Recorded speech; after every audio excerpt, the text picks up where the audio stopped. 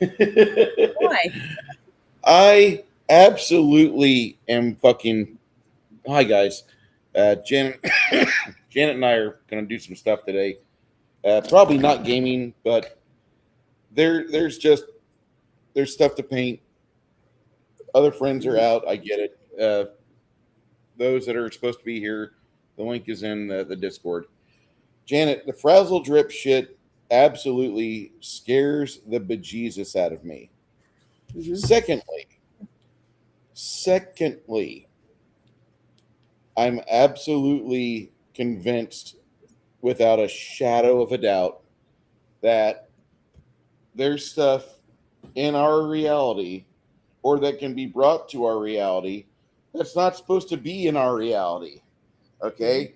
We're supposed to be in a low uh, a low threshold for paranormal.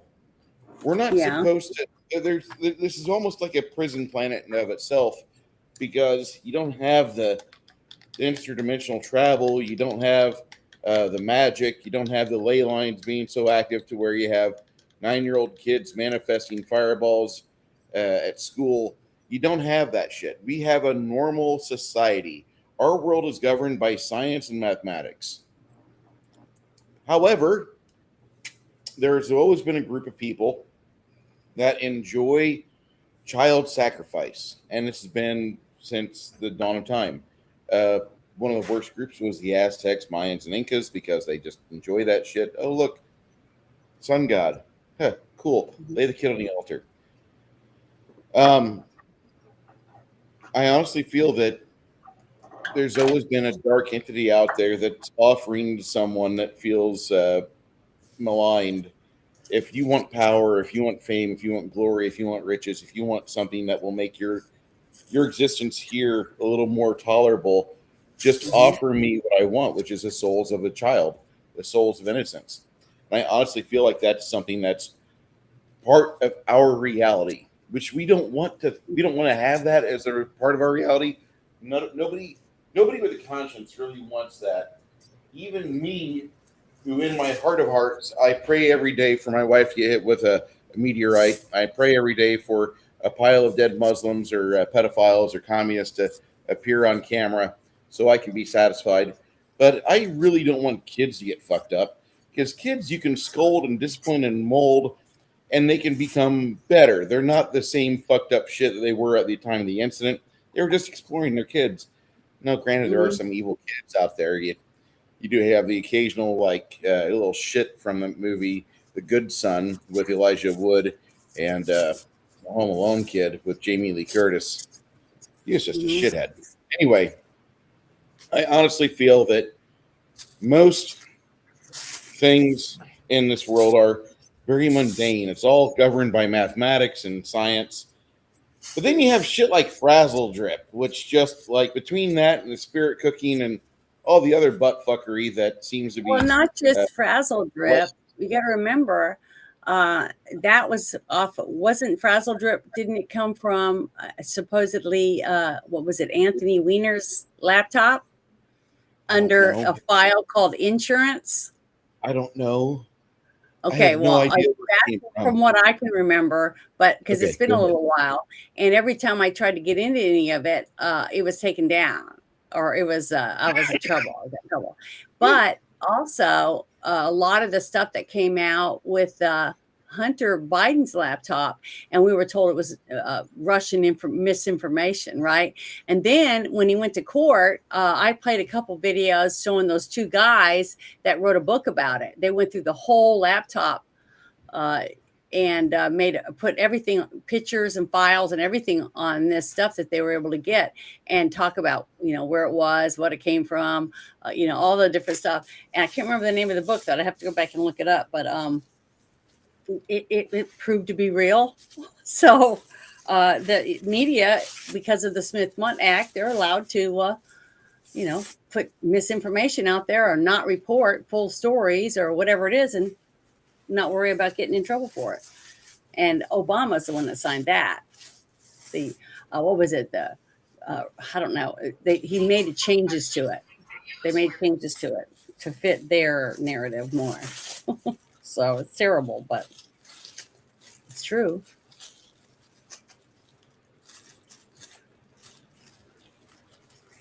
It's just hard to get anybody to believe you when they think you're a conspiracy theorist. And then when it's truthful, when it becomes truth, they just stop talking about it, and push some other narrative. Well, I mean, we're trying to sell commercials here. Do you really want to think that the commercials are going to get? I mean, we're not on the deep web. We're here on the YouTubes and the Rumbles and the Kick. So we're trying to sell advertising for these very fine people. I love using that word, very fine people. But you got to remember too, though, that's all changing because we don't really have just ABC, CBS, NBC, Fox, or whatever, those few channels anymore. I don't give a shit about those guys. I give a shit about where I'm at. I'm talking about for ads. I'm talking about for them to make money to sell ads. Now it's streaming services. And a person will pay a certain amount of money per month to get certain shows, and there's no ads, right? Because they're paying for it, unless they're using Tubi or some other one where that has ads on it, so that it's cheaper for the person that's watching it. What I was saying was that here we are on here, and the majority of things that we'll talk about don't really sell. The AI can't really say, well, I guess I've got nothing else, but let me just try to sell things for people that are ages 50 to 70. And that's what the AI will try to do because they see me or they might see someone else.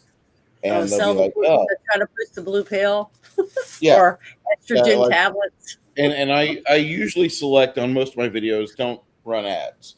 On my older videos, run ads. That's why you can't record anything off your channel. And once I figure out how to record and how to send you a duplicate copy off my channel, I will, but I work a lot. Excuse me. And I'm trying to also spend my time doing more and more stuff to where it taxes my body and I can get rid of all this cigarette smoke that's stuck in my lungs. Pain in the ass. The main thing is that whenever we talk about things like frazzle drip, that throws the flags out there, and we're not going to get any mainstream coverage. We might as well be showcasing a corpse of a Bigfoot, and say, hey, if you're on Rumble, or you're on Kick, or you're on X, or one of those things, that kind of stuff is okay. Yeah, but the people that watch Kick and Rumble, the people that watch Kick, Rumble, X, and would talk about it, they're not going to pay for cable anyway. They're going to pay for internet, and they don't give a shit if their kids want to watch Disney Plus. I'm not paying for Disney Plus. We're a good family. We're a respectable family. We are thought of very well within our community of people that we give a shit about. The rest of the community can fuck itself. And most people that will have Kick or Rumble paid for, they don't get involved with things like, oh yeah, let me get all the subscription services because I need CBS and Paramount and NBC, Peacock bullshit. They're not. They figured out how to minimize their bills, and they're gonna try to enjoy themselves on what accessible media they have access to. Mind you, when you have the internet, you're just one search away from finding exactly what you want to watch. That's it. That's all there is to it. So I need CBS. Hello. Hi. Crafting Gamer. Sorry it took so long. Majority of these people don't want to watch Scrubs. They want to know about the weird stuff. They want to know about hey, is Mitch McConnell still alive? They want to know is there's something on the dark side of the moon that the Chinese found, and they're out there researching that stuff. I'm not saying that the people that don't subscribe to the stuff, or the people that pay for Peacock and Paramount, the ones that are there upset that their Amazon Prime is out at the moment. I'm not saying they're less than anybody else. I'm just saying that they have a very low threshold for necessity and entertainment, whereas other people will want to watch a show that is going to challenge their perceptions and maybe verify some of the things that they've been told for years. The standard CIA hoax bullshit, like, oh, that's just a conspiracy theory. And Yeah. who knows if Phil Schneider fought aliens at Dull Space. The more I research about him, the less I think that Yeah. was viable. But I think the more I research about him, I think also Yeah. there was something at Dulce. It's just not exactly what he said. Go ahead. At this point, the word conspiracy and conspiracy theorist has about the same meaning as the word Nazi. It's like, what does that even mean now? 100%. It just means you can beat somebody in an argument. Hmm. Yeah. Yeah.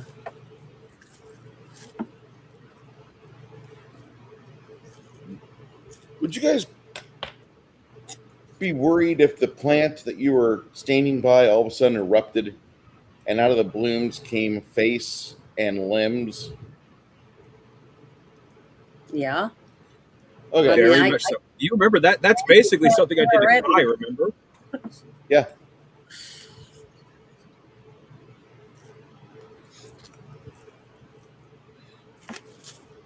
I gotta say, I love the sculpts. The guy did a good job on the sculpts. I just wish I didn't know about his personality. I Oh, really wish I had grabbed those. It's just like the Dungeons and Laser. Well, no, it's not Dungeons and Lasers. They do the StarCraft set, and I really wish I Bruce. had He grabbed probably that after feels the seeing same way about you. showing videos.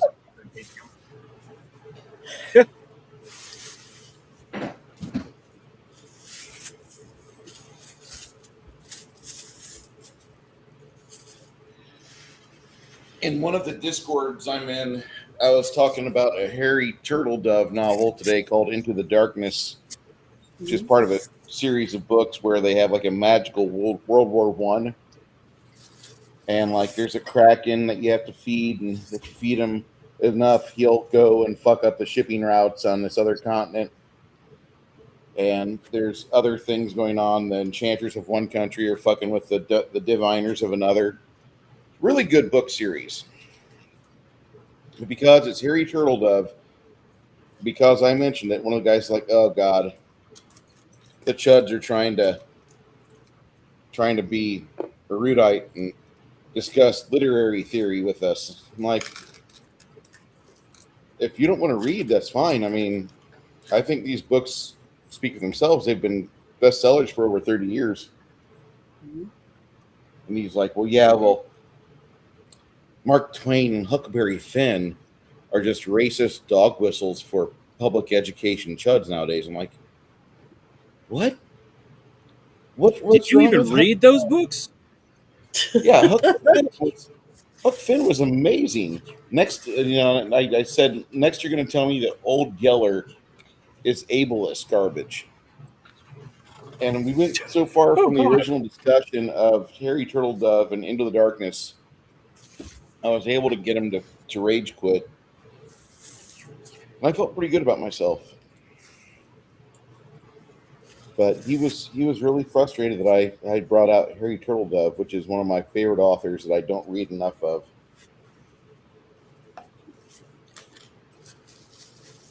Well, I don't know Harry Turtledove that much, but it's still it's very similar to what happened to poor Lovecraft. The man was not directly a racist. He was not directly a sexist. He just had a weird personality and was not very fond of women or people of color. That He, was he, more of he was like fond of women did you ever enough see the to, show Monk? yeah.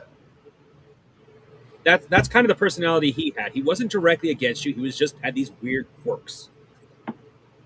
But everyone calls him a racist because of it. Well, he was first off a man of his time. Well, that's you always have to take that in consideration, which is part of the reason why I Yeah, described him like I did. and you're correct on your assessment. His former wife, after she was widowed, she said he was quite the adequate lover. When I if I Yeah. am lucky enough to die before a paramour that I had, if she says something so kind about my performance in bed, he was quite the adequate lover. If I ever get that compliment, I'm going to be high-fiving St. Pete. Okay. Yes, Oh, yeah. I had a good dick. You hear that?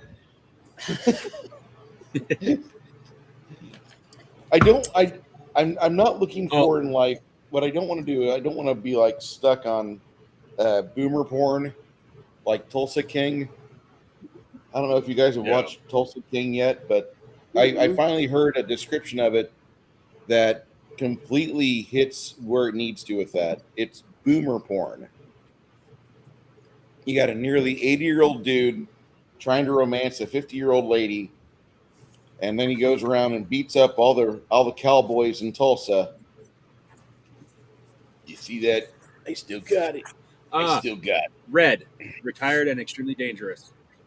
But that was good. Mhm. They acknowledged their age. That is true. And I do like movies. It was a fun movie.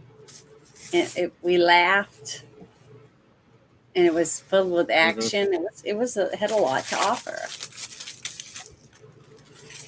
I want Helen to Mirren like. was I know. Mhm. Oh, Bruce. Yo, What do you think of the idea of a rifle that still shoots bullets, but it uses alchemist fire instead of gunpowder? ooh. Okay. When alchemist fire goes off, is there a pressurized change? Yes, I've actually thought about this quite a bit. I haven't written down the description because I want to make sure I get everything right. But the gunpowder would work like you do normal gunpowder, except it does have loaded chambers. Well, there'll be less if it has to be gunpowder because the way I'm working on it. But if there's alchemist fire, you put an alchemist fire in. It has two separate chambers. One where because it does require a prep. This is like a probably longer, if not, I won't say twice long, but probably about Nerdy's attack about 6 seconds, right? With his axe. Mm-hmm. The action that I'm thinking of would take about 10. Yeah, so about 4 seconds more. Because you do have to open a valve, which will automatically seal once it has the right amount of pressure in it, which is how much alchemist fire it gets ignited to launch the bullet. So hopefully, unless there's damage to it, it doesn't backfire back into the main bottle and the bottle explodes. But it'll actually be kind of let in. It'll pressurize it with it is slightly magical, which requires a little bit of maintenance, but it will automatically pressurize it with the right amount of air mixture to make it more a pressure explosion instead of a fire explosion.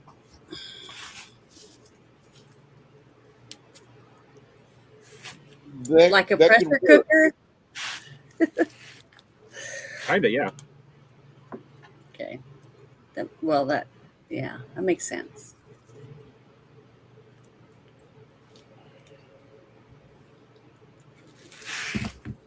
I was kind of hoping we'd be able to play today, but then we found out Thursday night that Nerdy wasn't going to be here. Why is he got something going on with his family? Yeah, he does. He's got. It's that time of year again. Well, he usually starts doing I'm not more going to stuff. say anything. I took off for my birthday, so I'm not upset. I mean, the fact that it's so good to hang out with you two today is good. Would I rather play my game? Absolutely. Do I want to play the game with everybody? Yes. We're getting to the end of the arc in Durbanford. Last time we played, it was funny because the party found a owlbear out of an egg. We literally had one of those moments where, oh look, a hatchling. Who was feeding it? Ogre. Oh. Okay. He didn't need to. He didn't know that it was so untamable, but like the only thing that he could have done really would have been to hire or enslave a black orc. I know that sounds racist, but you need the orkiest of orcs in order to do anything with a Pathfinder-esque owlbear. Because for some odd reason, those are the only two that really get along. They have to be a feral orc to get along with an owlbear. Which I thought oddly was enough, kind of feral orcs interesting. are pretty easy to manipulate if they have any level of intelligence. That is that I've noticed, at least with most Yeah. GMs. I won't say for a fact with you, but most GMs, if it's a wild orc and it has any level of intelligence, dear God, it is so trickable. Well, Yeah. I've never It's ever aggressive and in orky, any but it's game still I've innocent, played. for lack of a better term. No, sorry, Janet. That's all right. I was gonna say I've just never encountered one ever in any game Well, I they're played. very a truly So wild orc doesn't last long because orcs are horde creatures. They don't usually last on their own.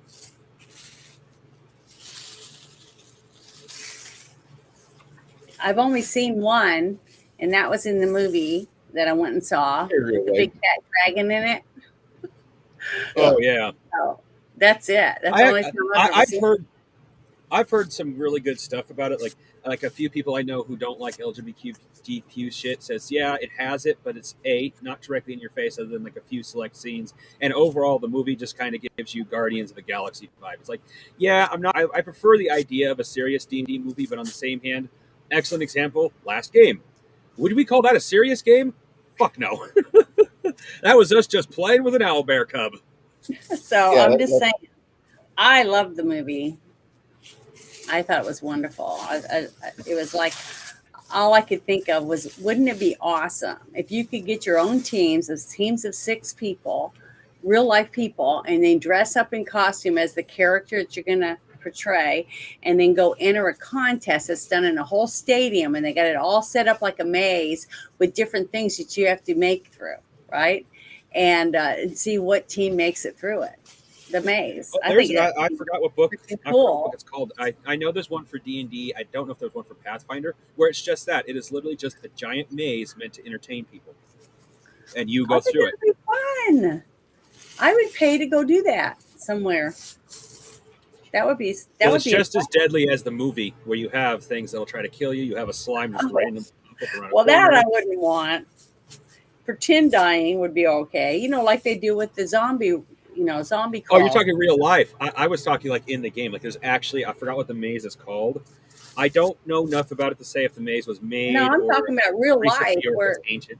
Oh, those do you and exist. me and Bruce and all of us could get dressed up and go and actually compete against other groups, and see Yeah, how we well actually we have work as a team and figure things out. I think it would be a fun. small Renaissance fair that shows up once a year. Now, unfortunately, they came and gone this year. I did not get the text. I got to find them on Facebook or something like that, see if I can get the notifications for when they arrive. But they usually have jousting, and at one point they were talking about having a corn maze because where they are, they could not necessarily corn maze. We have raptor grass up in this area. Once it's certain not everywhere, but in areas you'll have grass taller than a 6-foot man. Yeah. You can literally start screaming that line from Jurassic Park 2. Don't go into the long grass! Don't go into the long grass! That's funny. While running into the long grass like an idiot. And of course, I think he's like the third or second one to get eaten. Screaming, don't go into the long grass while running into the long grass.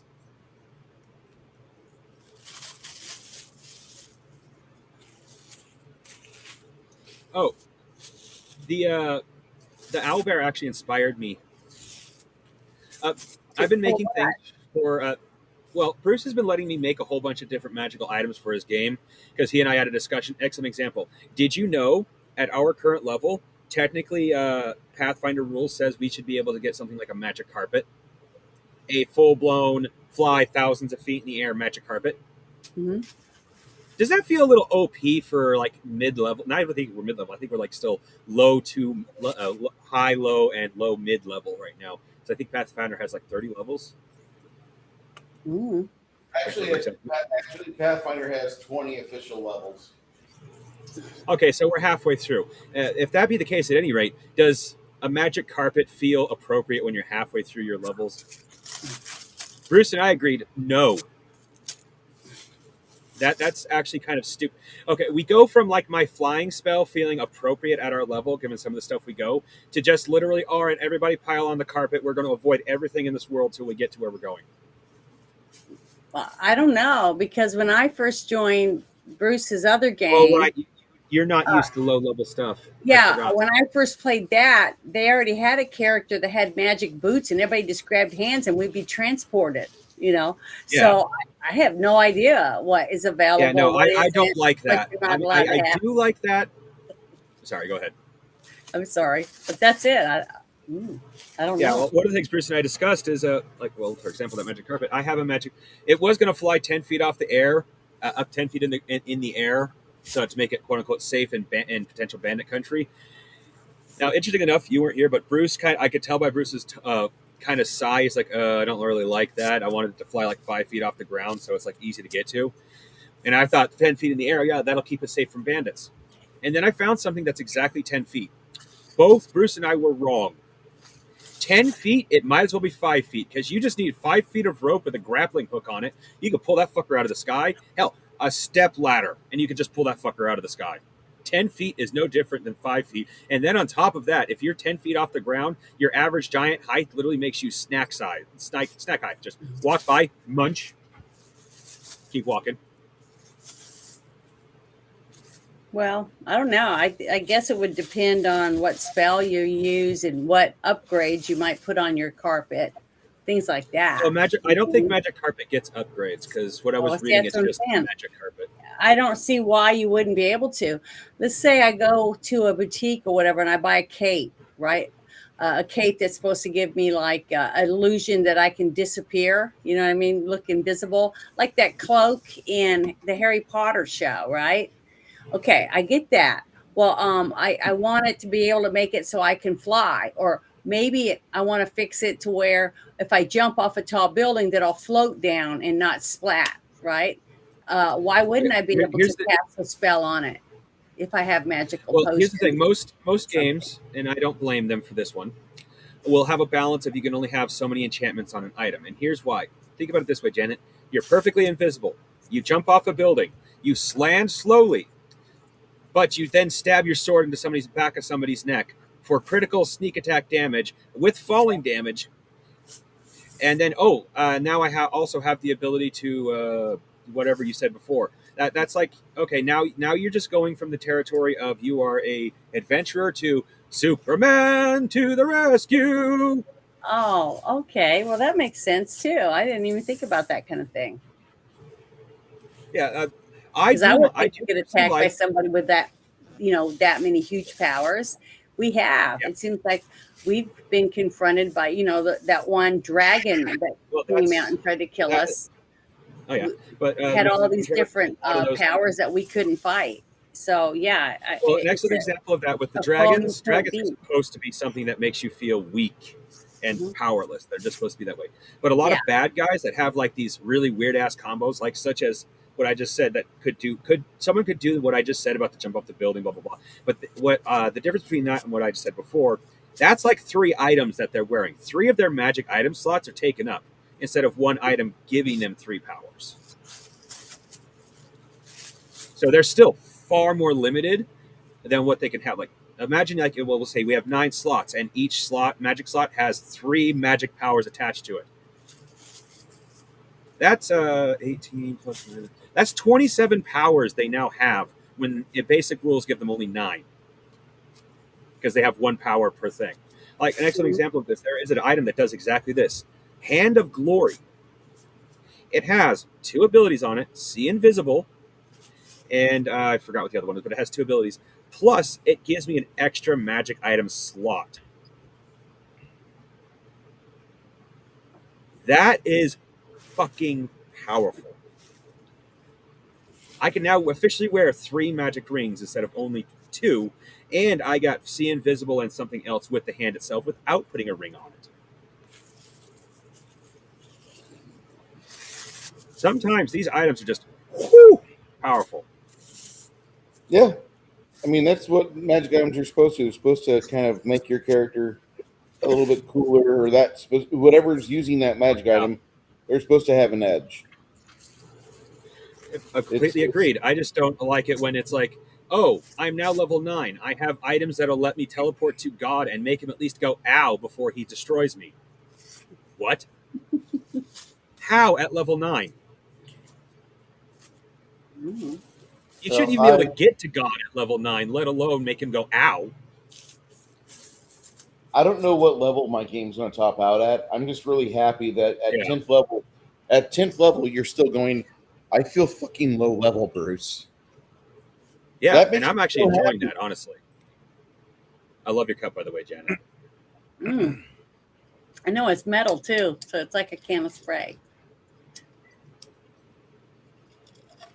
but it's not. But yeah, no, I'm I'm enjoying feeling like a low to mid level character. Sorry,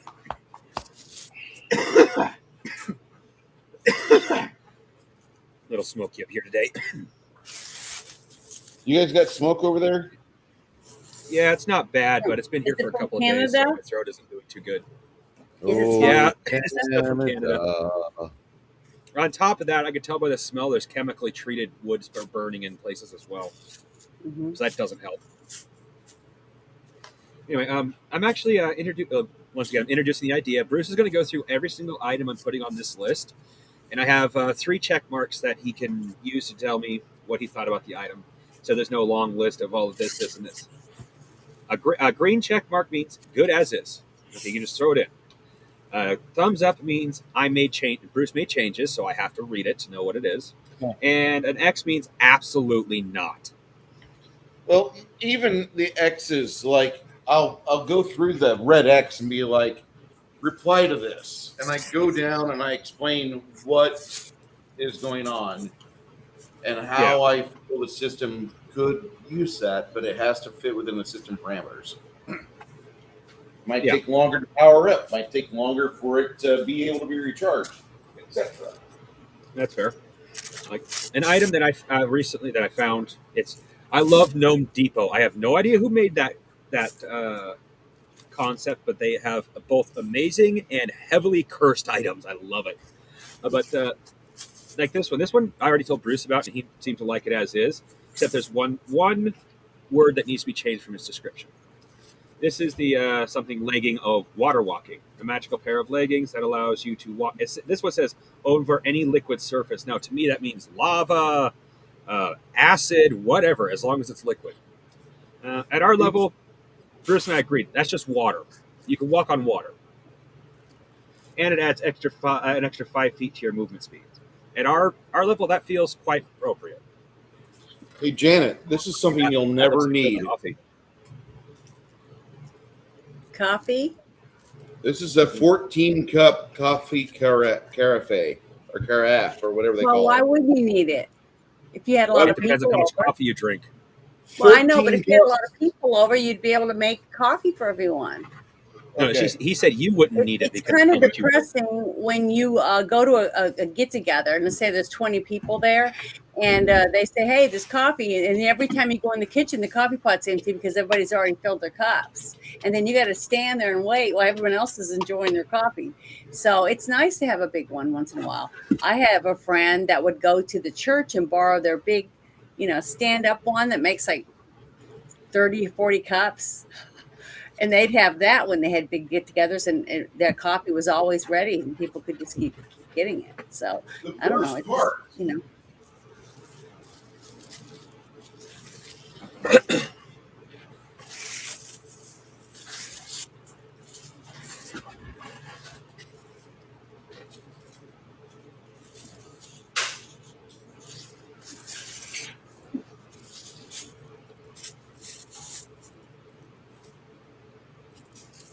Yeah, one of the things I'm also doing is adding what are called retrievable items.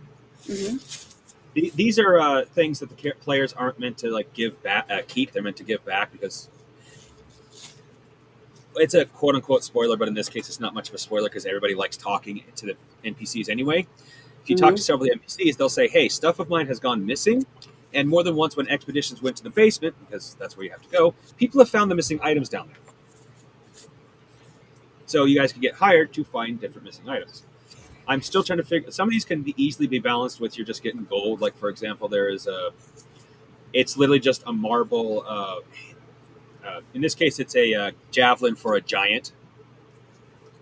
Javelin, not javelin. Gavel. Mhm. It has no magical enchantments other than it doesn't get destroyed when he uses it, but he takes it with him everywhere because it's still technically a weapon. But it was stolen and now it's in the basement.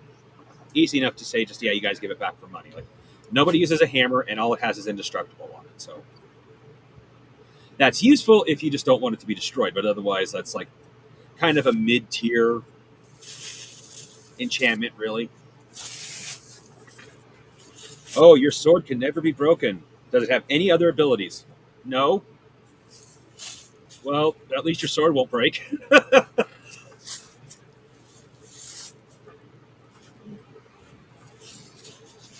Doesn't matter if he's ever in a battle and everyone else loses their weapons. No. Well, yeah, I'm just saying, but it's like excellent example, Nerdy's axe. It doesn't have indestructible, but it has flames, which is very useful depending on what we're fighting, because that automatically gives it magic damage towards like something like a ghost. Indestructible, I don't know. In Palladium, indestructible is kind of left up to the GM if it affects if you can hit something or not, because the magic item is magical, but it doesn't affect anything other than the item itself. It doesn't have an outward aura, something like extra damage or something like that would. So it's that part's really left up to the GM. So in Bruce's game, I don't know if indestructible would make it magical enough to hurt something that's incorporeal. I personally, as a GM, would say no, because it's such, in my opinion, basic. It affects just the weapon and nothing else. Mm-hmm. Or armor or whatever. Yeah, I wouldn't say indestructible is really a great enchantment. It's good if, like, we're going to go fight giants. And one of the things that giants like to do is they sunder weapons. Oh, yeah. While you're fighting them. One of my favorite... go ahead. One of my favorite examples of that is actually in a Palladium book, Mount Nimro. It opens up with a battle of max level players fighting a group of giants, and one of them gets cut in half because she tried to block a giant sword with her sword.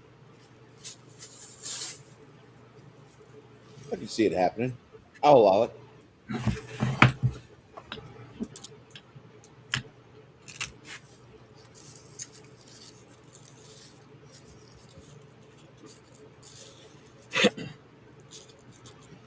Yeah, it's... You ever see that movie called Immortals? Immortals. Sounds familiar. It's one of the first Henry Cavill's first real big leading role, where he plays Theseus, and Zeus gives him a bow, and he's tasked with. Yeah, it's been a while, but I have seen it. Yeah, it was 2011. That movie's pretty badass. I don't think I've seen it. Great. At least I don't remember Henry Cavill being anything with as God. This was a movie he did right before he did Superman.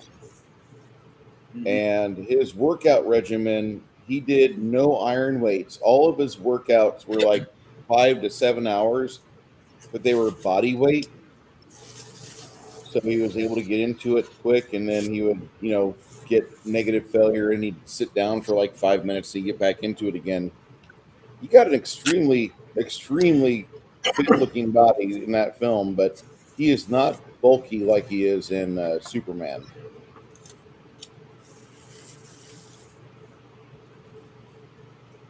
Well, that's one of the reasons why I know it wasn't fair. Somebody said Henry Cavill made a bad Superman. I disagree.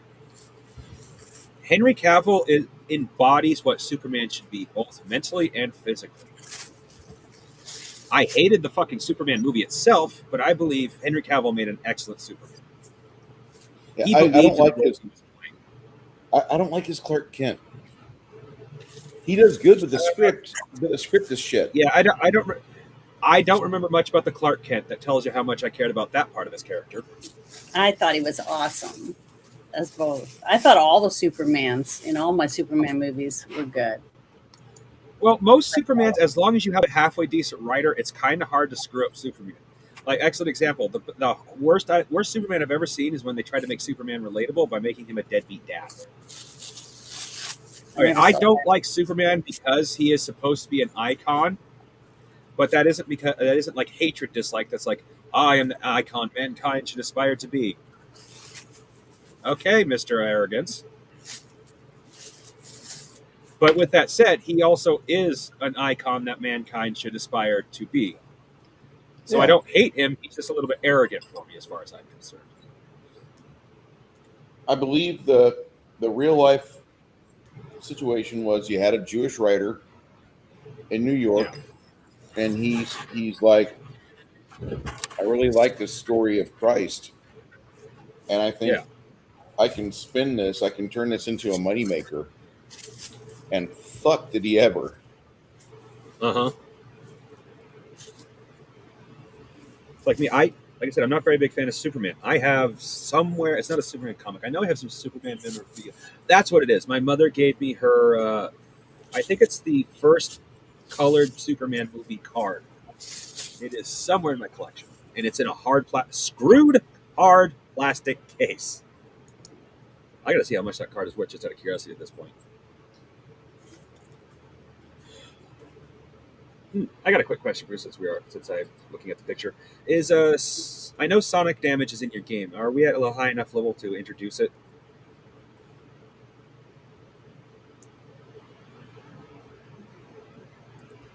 Yeah. Well, one of the weapons I was going to offer Quinn, our bard, was a sword. Was the humming sword. It literally looks like a tuning fork that does the appropriate level of bonus sonic damage.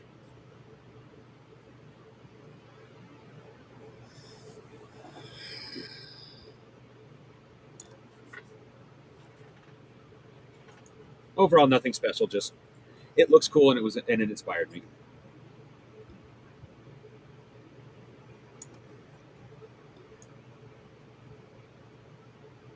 Oh, I think I hate mages. Why do I say that? I've introduced 4 fucking items that can mute a mage in combat. One of them is a set of darts. Though it can blind, it can though it can actually blind, deafen, or mute you depending on which dart you get hit with. Mind you, it's not. It has to pierce skin. So if someone's wearing armor, chances are they're not going to get affected by it. I got a set of shackles that will also bind a mage's magic. Let's see here. I have no. It's actually only 3 items. Excuse me. And I have the Ebola, which is just 3 balls on a string, which will actually also it won't mute the mage, but it will cut off his magic powers until he takes the damn thing off of himself. I'm a mage, and I think I hate mages. Best part is, we hardly run into the motherfuckers. Usually, if it's a magical creature, it's not human.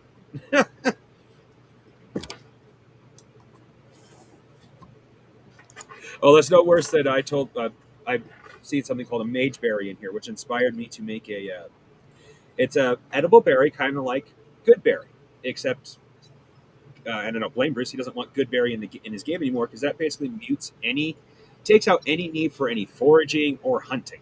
Like you can just I eat good wouldn't berries say all I day long. don't want it in the game. I wouldn't say I don't want it in the game, but I want players to be resourceful. Well, that's If why I they're like the idea of. Oh, go ahead. good, if you've got good berry in the game, like literally, Shoot. your character isn't growing because you're not out there looking, exploring, discovering new things to you. I'm not saying like you're not trying all the poisonous fruit that makes you die, but you're Yeah. not out. You're not typically like the player that casts Goodberry. I'm just casting this so I don't have to fucking worry about food. I don't I want to have have to that, worry. and I don't. I Well, many times had to use it when we were in the caves for so long because there was nothing to eat, you yeah, know? Yeah, that's what good berry's supposed to be for. Like I said, or like Bruce said, most people use it lazily. That's why I'm So we introducing go good starve. berry and introducing Goodberry and 3 other berries that go along with it. Now, the reintroduced Goodberry is still kind of like the old Goodberry, except instead of like filling you up, it's the reverse of rabbit meat problem, where you will die on a full stomach. You'll starve to death on a full stomach with rabbit meat. You will starve to death while fully neutral with full nutrition with Goodberry. You still have to have something to digest for your body to actually process the food. Goodberry will give you the nutrition you need, like if you're eating nothing but hardtack and jerky. Goodberry is a good way to put it along with it, so you get all the vitamins and nutrients you need. But you still starve to death with Goodberry. When I told Bruce that, He didn't. He's acting exactly like now. He didn't say no. I was trying to find that meme, not a meme, but that little video I sent you, Bruce, with Superman doing all those things. That was so funny. Do you know what I'm talking about? No. Okay, I'm gonna go back to my Discord and open it and see if I can find it because it was so funny. Oh, and I said wrong before. I said something else about the berries, but with mage berry, the mage berry, warrior berry, and rogue berry. It's not whatever I said before. It's actually dysentery, the extreme diarrhea, not whatever the hell it is I said before. Because the other one is like an infection, I think. You can get dysentery from all kinds of different shit. So that's the one I should actually be saying it has. I cast Taco Bell salad. That's not a good one. I think it's hilarious. Yeah, it was Yeah. terrible. I feel shouldn't. sorry for those people. I'm glad I didn't get anything like that. I hardly ever Janet- eat it at Taco Bell. It's more of a guilty pleasure place I- for me. I just don't see Janet taking her Hyundai into a Taco Bell and looking at the drive-through menu soberly and ordering. I just can't see it. Now, 20 years ago, could I see Janet fresh off the gambling boat with her girlfriend screaming woo, smelling like energy drinks and vodka, going to a Taco Bell at 1:58 20 years a.m. ago, would she even been able to drink? Barely. Well, I wouldn't go to Taco Bell. I would go to Waffle House. Oh my God. Janet at a Waffle House body I love slamming Waffle waitresses. House. Are you serious? Yeah, I love it. I just went yesterday for breakfast. Oh, that reminds me. I seen I this love meme grits years ago. It was with before- lots of butter and sausage, and I like the raisin bread toast with my eggs over easy and a glass of milk. It's good. that reminds me. Fuck. What was the character? Where is that video? Oh, it's making me so mad. Anyway, there's a meme out there. I seen this years ago before I really knew what the joke about Waffle House was. It's one of the anime characters that always looks for the strongest fight so he can get stronger. Then he's talking to a character. So in your world, this is where all the strongest fighters congregate. Yes, and then it shows a picture of the Waffle House. It took me until someone explained what's special about the Waffle House for me to actually get that joke. But once I heard it, I just couldn't stop laughing. It was funny. Anyway, what I was talking about before, Janet, Mageberry will give you for 24 hours increase your mana by 10 points. Not great, but not bad. Like usable even at late level because you can cast some low level spells with it. Problem with it, because that potentially gives you the ability to just eat it indefinitely, give you 10 extra mana points. If you eat it for a week straight, it gives you diarrhea. Uncontrollable diarrhea. Eat it for 2 weeks straight, it gives you dysentery, which could potentially be fatal.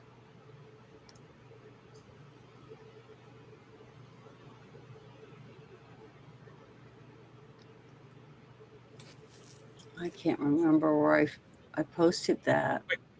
Quick question, Bruce. If I am correct, 10 extra movement feet in your game is stupid powerful, right? Yeah. Okay. Well, I'm thinking about the rogue berry being able to give someone movement in feet, and I was thinking 5 feet because 10 feet feels kind of powerful given the way your game works. These are supposed to be bonuses, not I love Waffle House. breakers. Why? I live in the South. People like Waffle House.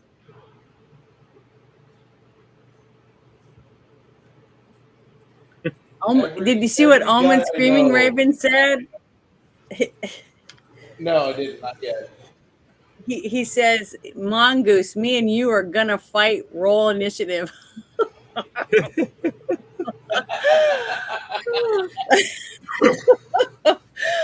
Oh, I think it's great.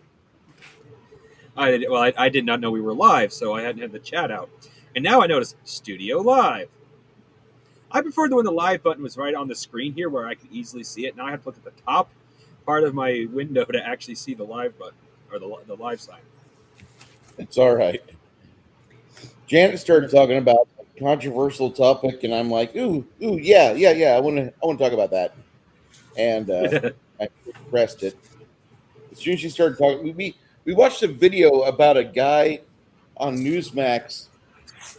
He found a 300-pound, 8-foot tall Bigfoot corpse and took it around in a coffin, in a glass-shaped coffin, showcasing it. And he had the DNA done. And DNA has been done on it. They said like 40% of the DNA was human, the other 40% was Neanderthal. That actually makes sense if you think about it. Lore Lodge just came out with a really good video because David Politis, this guy that I thought was a honest, hardworking, retired cop, he came out on a show called The Y-Files Basement, and they talked Mm-hmm. about David Politis' stuff. And even before Hardwick even talked about it with me, I saw this advertised on YouTube. So on Pepperbox, that's where Lore Lodge also is at, and I'm a Pepperbox subscriber, so I went over to Pepperbox and watched it, and it was very enlightening. But I did not realize that Lore Lodge absolutely hates David Politis, and there's some counter videos out there, but they all seem like they're just sycophants of David Politis. Oh, you got you know, they're not really based on any logic, but they accuse the Lore Lodge of falsifying the claims against David Politis. And I watched probably about 10 hours total because I watched the original video with AJ and Dave on the Y Files, and then Lore Lodge made a video every time that David Politis lied, which was 2 hours and a half that I'll never get back. Now I'm like almost 6 hours in, and then there were some conflict videos on YouTube that said Lore Lodge doesn't know what he's talking about, blah blah blah. But they're the same people that don't like Lore Lodge because when Lore Lodge came out and he had all his research for Martin Heemeyer, Killdozer, which came out completely different than the movie Tread does. They came out with baseless accusations saying that we didn't know what we were talking about. Even though Lore Lodge actually did the work and he went and got the diaries, he tried to transcribe all the shit off the tapes, which that's a pain in the ass. Heemeyer made tapes about what he was going to do with the bulldozer. For those of you who don't know what I'm talking about, there's a 2004 event called Killdozer. Just Google and watch. You'll understand. A killdozer Yeah. sounds like a giant bulldozer killing people. No, Is he that didn't. what it is? Oh. He drove around Granby, Colorado, and hit all the businesses and residences that he could in a bulldozer rampage because they wouldn't let him build a septic tank on his welding shop. Okay. So he went and bulldozed the shit out of all these places, and he got stuck in someone's basement. Then a cop came up and opened the top of the bulldozer and shot him. Wow. He had guns on the bulldozer. He never triggered them off. He had cameras so we could see what he was aiming at, where he was driving towards. He had all the stuff covered. When I talk about St. Marv, that's who I'm talking about. Because Marvin is a very big anti-big government anti-HOA character in modern American society. Not enough people know the story of St. Marvin Hegemeyer, as I just found out with you.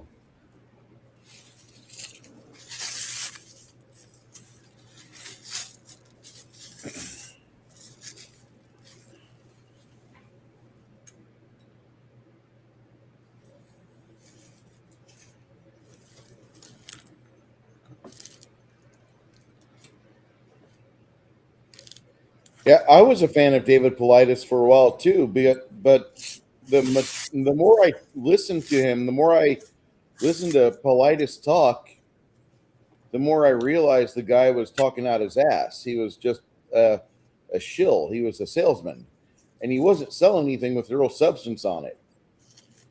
He's kind of like one of those guys that's got all these weird paper plates in the back of his garage, and he has a couple photos of flying saucers. But if you don't put things together, that's on you. Huh, that's really weird. All of these flying saucers look like a chicken coop feeder. Huh, that's weird. You know what I'm talking about. Well, did I share that video? Didn't I share that video with you of the two lights blinking You did. from my The one on your driveway? property. The one on your Yeah, property up in the sky. Yeah, you yeah. shared that with me. That was, to me, I was really freaking out. I really thought it might be, Well, you you know, a really should UFO be or something. because somebody's cow is missing. I'm sure of it. I don't know.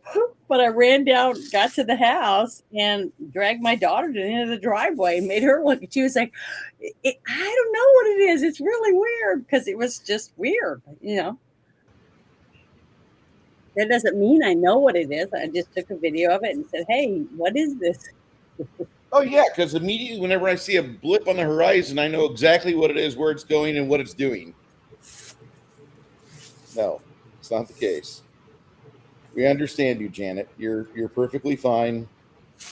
You're with friends. We love you. You see you see weird lights in the sky. We kind of get worried about you, like, oh shit.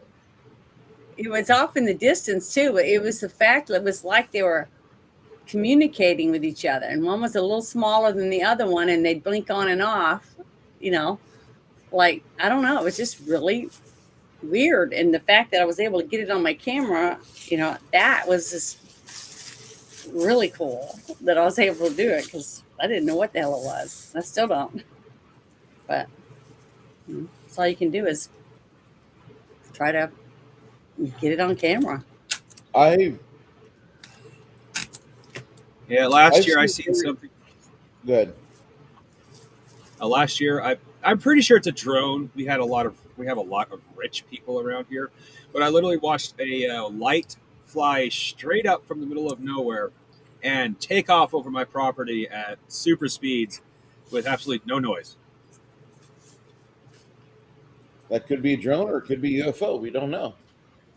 Yeah, like I said, I honestly don't know because we have so many rich people in this area. It could have been either. We also, like, as I've said many times on this show, I live in the middle of bumfuck nowhere, so it's literally a 50-50.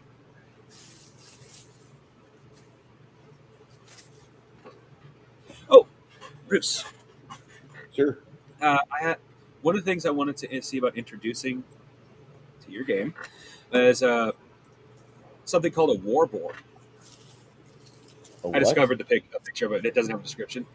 Basically, its stats will be almost the same as a owl bear, just a few changes to make it like a more boar-like. They were once used by a lot of barbarian tribes. Their use fell out of favor because they are heavily loyal. What I mean by that, they're worse than dogs. Remember the dog from Japan that just sat in one spot waiting for its owner to return? Mm-hmm. That's basically these boars. Every once in a while, they'll attach to a familial, or maybe the wife or the significant other of the individual. But when the individual dies, the boar usually just says "fuck off" to everybody else. So they kind of fell out of favor just from that being kind of a problem overall. But in the dungeon, there'll be a map to where you can find them, a little tutorial on how to tame them, which is kind of stupid easy because they were bred by a barbarian druid who wanted good mounts. Which led to an interesting idea. The war boars can also be milked like a fairly large, like most large animals, because these things are huge, big enough to be ridden. They produce a type of cheese that's kind of like blue cheese, except it's purple with green hues.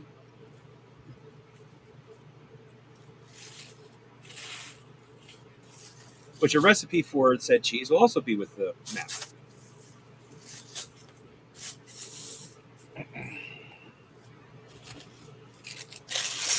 There's a few things I've been wanting to introduce, but you guys haven't been in the areas to get them yet.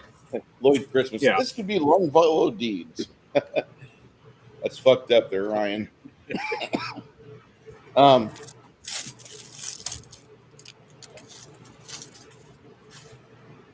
keep reading about various things because I have my final set of shelves that I have purchased up. There is some more shelves I can construct, but those will take me like another day together to do that.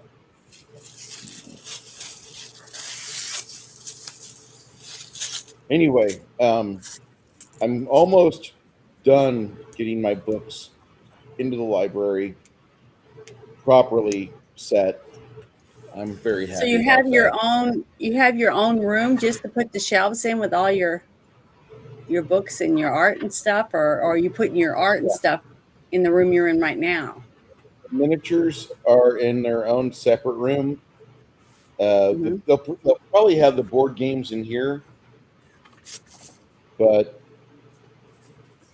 I haven't set that up yet. I will, but I'm looking forward to. I got to get a couple more shelves for the library because all the books I've got are going in there.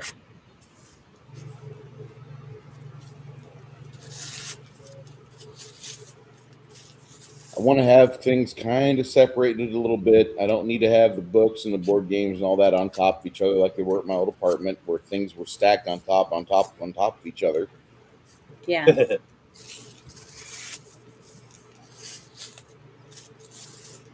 When I get my 2 ships put together, I want to hang them over there by my picture I made of Oh, of the Enterprise, and have them hanging from the ceiling. And then I'm going to have fishing line with the little shuttle in between the 2 ships. I think it'd be cool. that'll be cool. Just hang it from the ceiling that way. So that's what I'm planning on doing with it.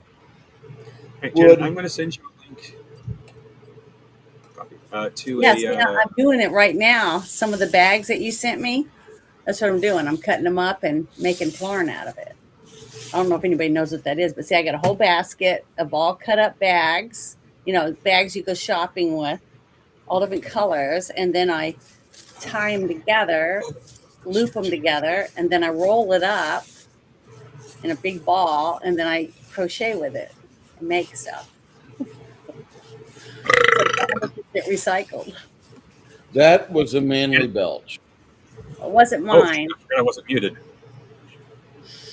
It wasn't me. Ryan Sorry, I try not to do that stuff on camera. Ryan says that Janet has domesticated me.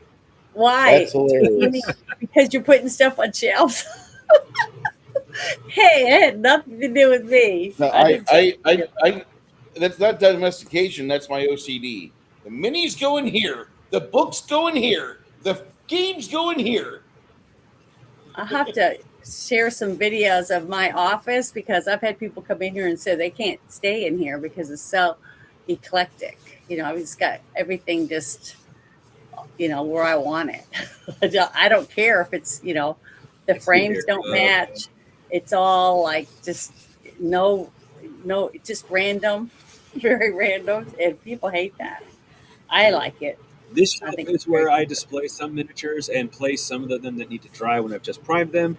This is all display miniatures mixed with, as in it's all miniature-wise, all display miniatures mixed with some stuff I need on a daily basis. The shelf below that is all unassembled miniatures. Mhm. Behind me is a pile of usually mostly leather, but some construction supplies for like making my own necks and stuff like that. And on that shelf is where all my primer is. There's a few other things mixed up there, but that's only because I don't have the space to place them properly. And then there is a pile of stuff there that needs a home desperately, but once again, too much stuff, not enough space. And this shelf consists of a mix of stuff that I use almost on a daily basis, depending on what project I'm doing. The top shelf is an absolute fucking mess, though, because it is a table, and as everybody knows, tables collect like a hoarder. Hey, Padre, how you doing, buddy? Padre says, I love you guys. I know I'm extremely abrasive and I don't agree politically a lot of times, but y'all are friends. Wish people could understand that. Yeah, dude, we don't gotta disagree. We don't gotta agree on everything, but the main thing is like we understand how we want to end up Oh, at the end of the day. That's all. But that look, I reminds want me. to show you. Look at this. This is my office, but look, see my little thing over behind me? That's where I'm putting all my Legos. I have a I see whole that in thing Nice. and it's all blue. lit up. Isn't it pretty? I got my tower, and then I've got my Lamborghini, and some of my stuff. But this is my and I Hold just put up. this up. Man, bring it back. Bring it back. Bring it back. See, and then underneath that, the drawers is where some of my comic books are. Nice. But yeah, see, I live in this room. This is one of my Yep. favorite rooms. I literally live in a 100 square foot shed. Well, And this I'll tell room you, is my full only of two shit. complaints is how cold it gets in the winter and how hot it gets in the summer. Well, no, I have a third primary complaint.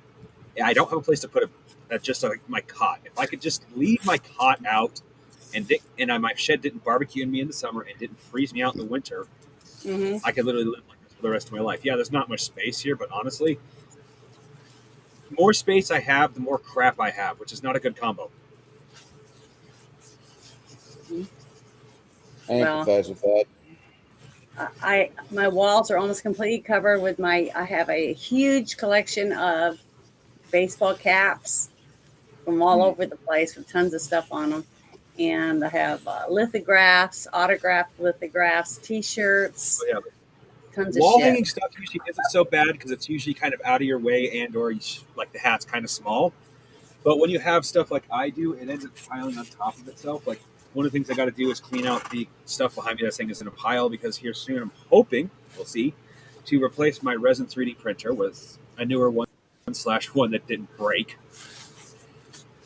I tried printing a very complicated bust and it cracked the screen. I didn't realize it. Ironically, it cracked the screen, and when I pulled this, because it only cracked the screen for the vat, when I pulled that off, it had also sealed itself, so the vat hasn't leaked since. Okay, you caused a problem, and then you half fixed it. The only problem is it also glued the resin to the LCD screen, and short of potentially damaging that to pop it off, my only option would be to replace the screen. Well, at this point, I could replace that 3D printer with the next generation for the same price I paid for it for this one. Mm-hmm. It's like, replace the screen, yeah, to be cheaper, or just get a bigger, newer printer. What should I do? Well, is it cost more to get a replacement or to fix the screen? Oh, it'll definitely cost more to fix it. I mean, buy a new one versus replace the screen. But the next generation now would Damn. cost me the same as when I bought this current one. Mm-hmm. So instead of being like, actually, I think it was like $300 more. Now it's like it's a little bit more like $350, but still, I paid like $300 for this one. So it's like, I might as well replace it at this point, just because it is. This one is A, broken, B, it is old, and C, the one I want is bigger. You can Well, print things in pieces, mm-hmm. but unless it's initially designed like that, it is a pain in the butt to put them back together. You see, It really is. get a ball of total random colors of yarn, or not yarn, Like, plarn, plastic yarn. Clark.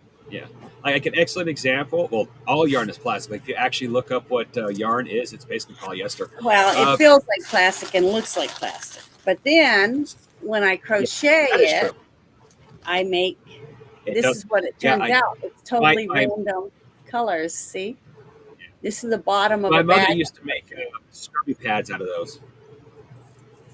So her method sucks compared So, to yours for putting the stuff together.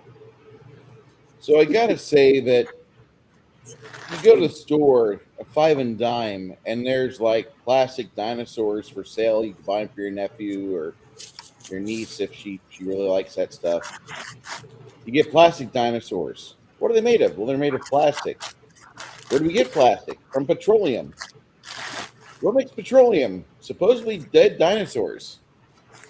So the They've already dinosaurs said that died. that's not true. The dinosaurs died, so we can make them back into dinosaurs. But Yeah, but I kids say thought And I saw something that said that's not true. That they were probably actually, doing that is a something. misnomer. That is a heavy misnomer. People don't realize that petroleum isn't just oil isn't just plants. It is actually microorganisms, fish, bones, basically Yeah, anything that lots of died and stuff. collected. Therefore, there is hydrocarbons. actually dinosaurs in oil. It's not composed entirely of dinosaurs, it's primarily plant matter, but there is dinosaurs in oil.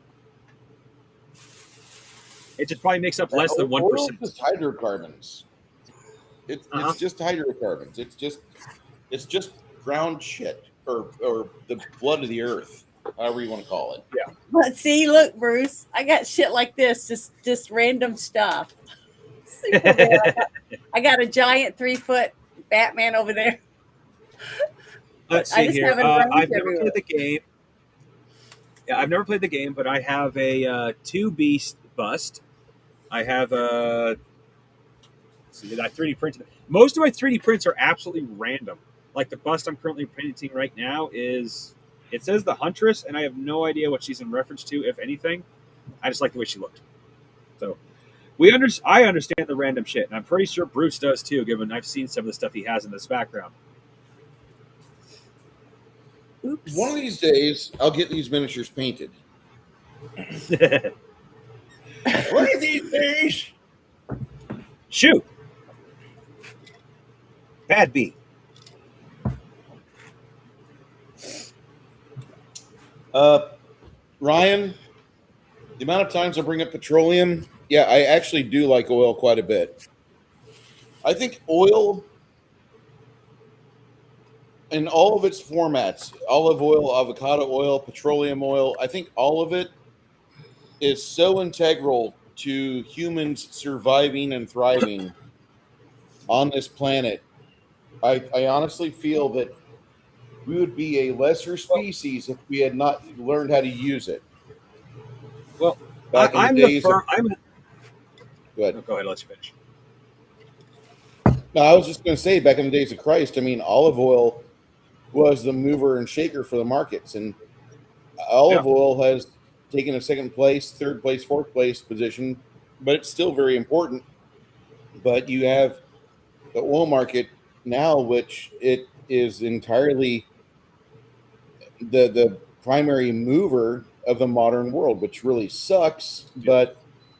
But that's the world we live in, and we have to accept that until we find a better way to have the markets move and prosper.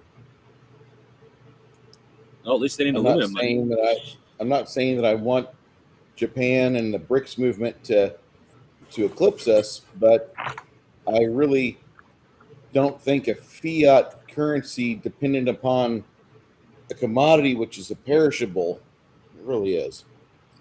I don't think Yeah. that should be the backbone of our financial engine. Maybe I'm wrong. Agreed.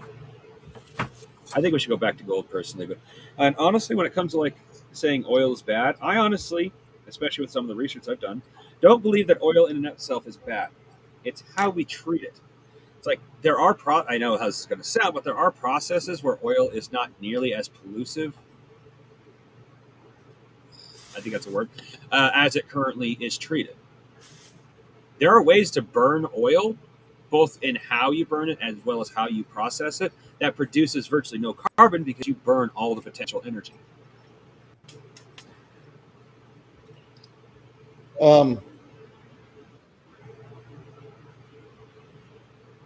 I don't know if producive is a word or not. It sounds kind of okay.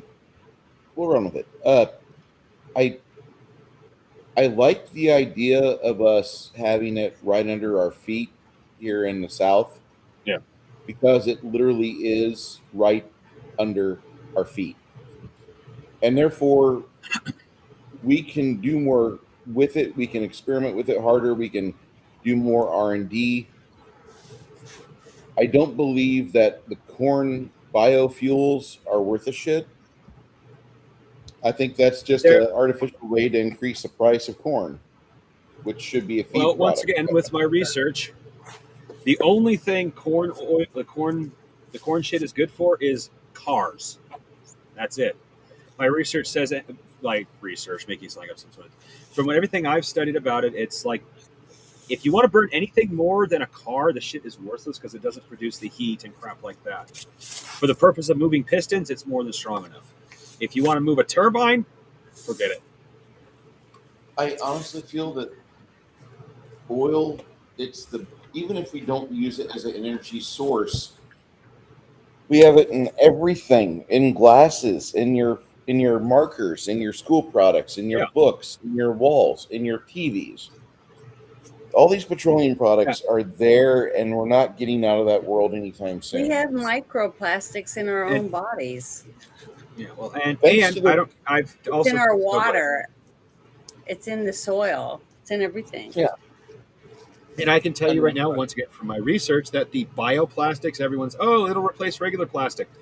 It's absolutely no fucking better. You have to do a very, very specific set of circumstances to break it down back to biomatter. If it just goes out in the world like everyone thinks it does, it'll just be exactly the same as regular plastic. We might as well just keep using petroleum plastic at that point. Mhm.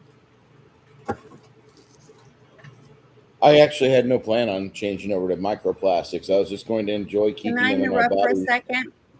Go ahead. Yeah. I just want to remind everyone that's in the chat. Tomorrow we're going to be watching the movie The Gauntlet, Gauntlet. starting around 12:30 in Discord. So if you're interested in joining us to watch the movie, because we'll discuss it afterward before we do the review. If you guys are interested, just let one of us know, and we'll make sure you get an invite because it's really fun to get to watch movies with other people. It's way more fun than Yeah. sitting by yourself and watching it, What is that especially about? It sounds something very you familiar. haven't seen before. So I haven't seen it yet. Okay, I'll shut up now. Thorinum? Thorium. What is it? It's a type of uranium, type of radioactive product. We can Well, use if it we're for going to talk about energy. nuclear energy, I think we should be. I think genuinely we should be doing a startup program or whatever the fuck the government wants to call it to start funding nuclear power plants. Mhm. Everyone claims that the steam that comes out is radioactive. It It's is not. literally, well, it technically is, but it's less than 1% more radioactive Well, than I mean, regular it's not water. enough to cause your little what is those things called you have to wear on your belt when you work at a Yeah, nuclear it plant? doesn't. Uh huh. Yeah, it won't even make Exactly. that go off. But we have two nuclear plants here in Arkansas.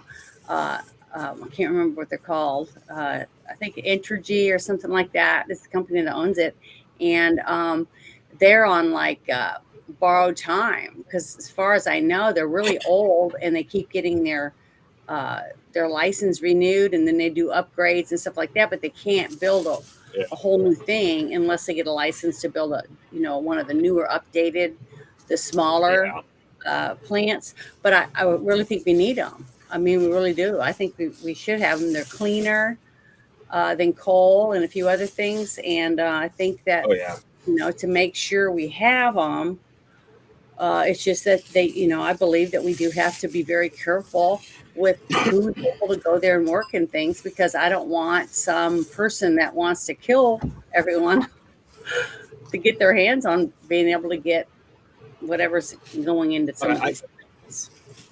I'll admit, I didn't know you could drink it, even in small amounts, but still. Well, But it's like excellent example nonetheless. It's a hell of a lot safer than people treat it.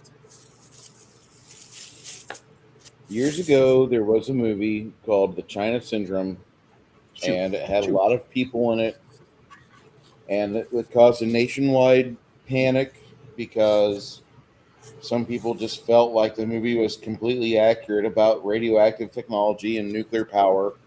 The movie wasn't. It was propaganda. Mhm. And it's not a bad movie, but there's a message behind it which makes it lowers the score for me quite a bit. Yeah. And I wish I could say as a film I can just enjoy it. I can't. I can't enjoy a lot of 70s science fiction because while some of them are entertaining, the 70s were a time frame, especially early 70s, where they like completely blamed all of the ills of the earth on man, and us wanting air conditioning and have nice big V8s. The And ship that you were on in the Navy, was it a nuclear ship? no, oh God, no. No. The I first know ship that I some of was the on, ships are the nuclear. first the first ship I was on was a steamer. It was McCandless. I believe it had two Westinghouse boilers on it. I believe I might be right, I might be wrong, but I believe it was Westinghouse. I could just go search it instead of painting miniatures, but I want to paint miniatures. I don't want to fucking research what I used to do. Um, it was a steamship. It was a steamship that we had boilers on it, and Mhm. then the second ship I went on had these funky diesel engines.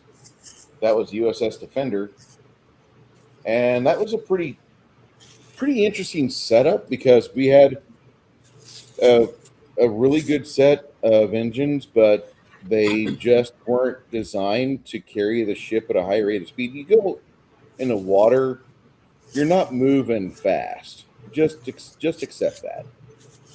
You're gonna mosey around the ocean. You're not traveling any breakneck speed. Don't think that your XO is Commander Riker. Warp 10. No, you're not doing that shit. You're inching your way across the globe.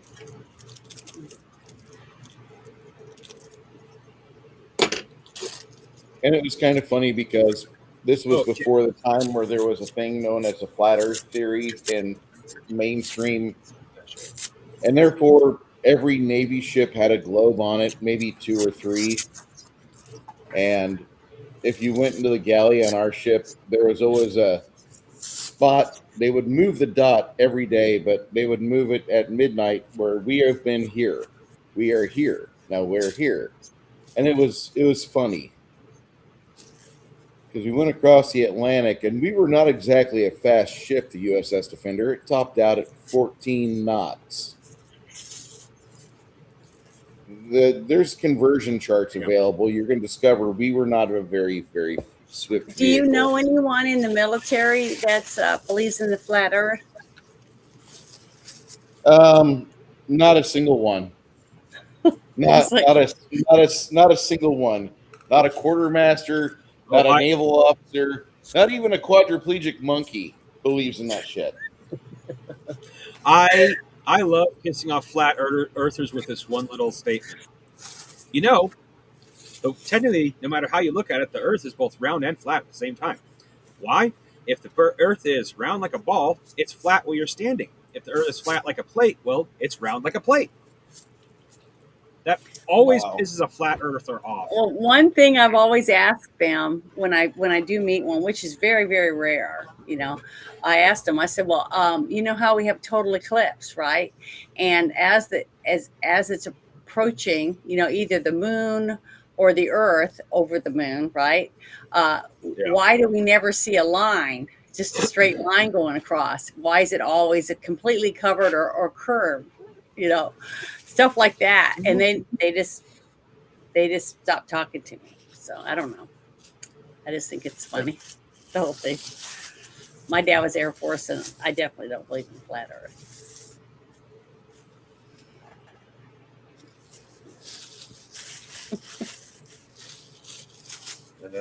Harrison, I have no idea, Lloyd.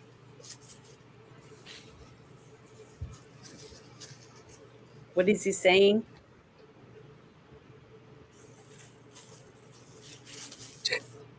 The moon is not a simulation. The moon is its own spaceship. It was towed into orbit. Oh my goodness. Okay. Well, the moon It's does it's a affect giant our space tide. egg of an interdimensional being that shall devour the Earth when it hatches. Yeah. Well, there's a lot of Incas that believe that. That There it was a a giant. tribe, the Dagon tribe, I believe, and they talked about the Fish brothers that towed the moon into orbit, and then they told us about the Sirius B and the other stars within that little star system. And we Yeah. didn't believe them at first, but then we found out there's a little bitty white dwarf sun near Sirius, and it's like dense as shit. And the Indians told us at the time, the indigenous person said, all the people of the earth could not lift it. It's so heavy. And then we found out, like, hey, they're actually right. Interesting. Yeah. How they I mean, how they Well, figured this is that one of my out. favorite things to point out. Like, this is one of the reasons the why Dagon tribe was visited by aliens. Yeah, They were it's stuff visited like by that. what they call the Fish brothers, Yeah, scaly humanoid folk. but it's stories like that that keeps me watching. As stupid as the show is, because it is genuinely stupid. Ancient aliens, Yeah, I because there love are that things they show. point out that make sense. Like, as an example, they have rocks in Egypt that have been carved to a smoother that they can tell that's obviously worn from time. But at the time, it was so smooth. It is something we cannot reproduce today with modern technology. There are there are also cuts in rocks that are so precise we once again cannot produce them to this day. There are arguments. I mean, there are lots of arguments about how long the pyramids would take to build, but the unifying argument between all of them, it would take longer than a lifetime to build even the smallest of them. How? I believe in aliens, so you're not gonna Oh, give no, me no, no. any. I'm not saying I don't. I'm just saying, like, you guys need any more proof that something was happening back then? It's funny. I had Really? You Chris. need more? You remember Chris from last night? Bruce, Yeah, Christopher. I yeah. had It's been him so on long. a special show I did. 'Cause I invited him specifically because he does not believe in any aliens or anything. He doesn't believe in any of that. And after they started releasing all these documents, declassifying all the stuff in the government, I pulled a whole bunch of shit and I invited him to join me.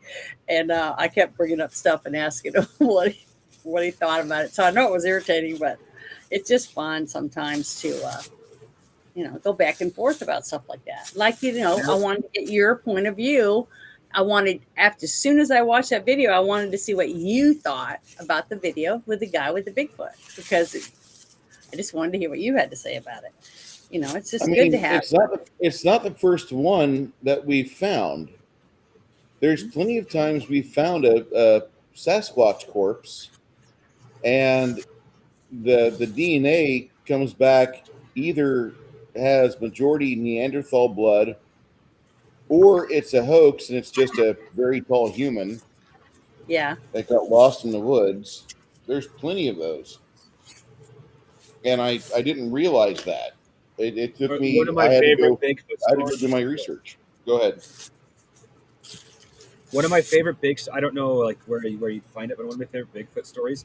One of those guys with what's commonly known as werewolf disease. All they're just covered in fur, basically animal furs. That's how their hair grows across their entire body.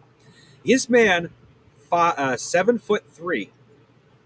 He loved to walk out in the forest, butt ass naked, just to fuck with people. Is I he from mean, no Oregon? offense, but if I was 7'3", Oh, and hi, Boosh. I would do it. I'd walk out in the forest naked because I'm seven Hey, foot Boosh, three and you covered want in to get hair. up here and join us? I can't write to you on uh, on the chat, but do you want to join us? Can he join us? If you said you'd send it in Yeah, Discord, right? yeah. Boosh, how long has it been since you've been live? He just said hello, so I have no idea if he's even replying or not. Janet sees somebody and she remembers them from years ago. I know. I haven't talked to him in so long. No. It reminds me of like the mainstream thought of like a guy. Like I remember when that one strange woman that I have no idea who she is, but she said I was very handsome. I was a very handsome boy. And you think Yeah. about that when you're 50.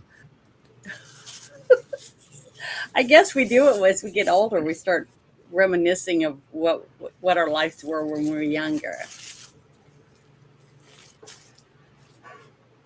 Oh, almost forgot. One of the things I was telling you about that gun I wanted to introduce, Bruce. One of the things I forgot to tell you, I should say. Mhm. I was thinking about also adding ability where you can open like the valve I was telling you about completely and dump all of the ammunition and all of the alchemist fire at once. This reduces the damage that each individual bullet does, but it then turns it into a shotgun. But it also empties it instantly, so it's useless as a gun if you do that afterwards. This is an axe gun I wanted to introduce because A, the picture I found looks cool. B, if you run out, it can hold them. I was thinking 6 to 10 shots, depending on what you allow. But either way, depending on how long the battle is, that is Nerdy's going to need a physical weapon at some point.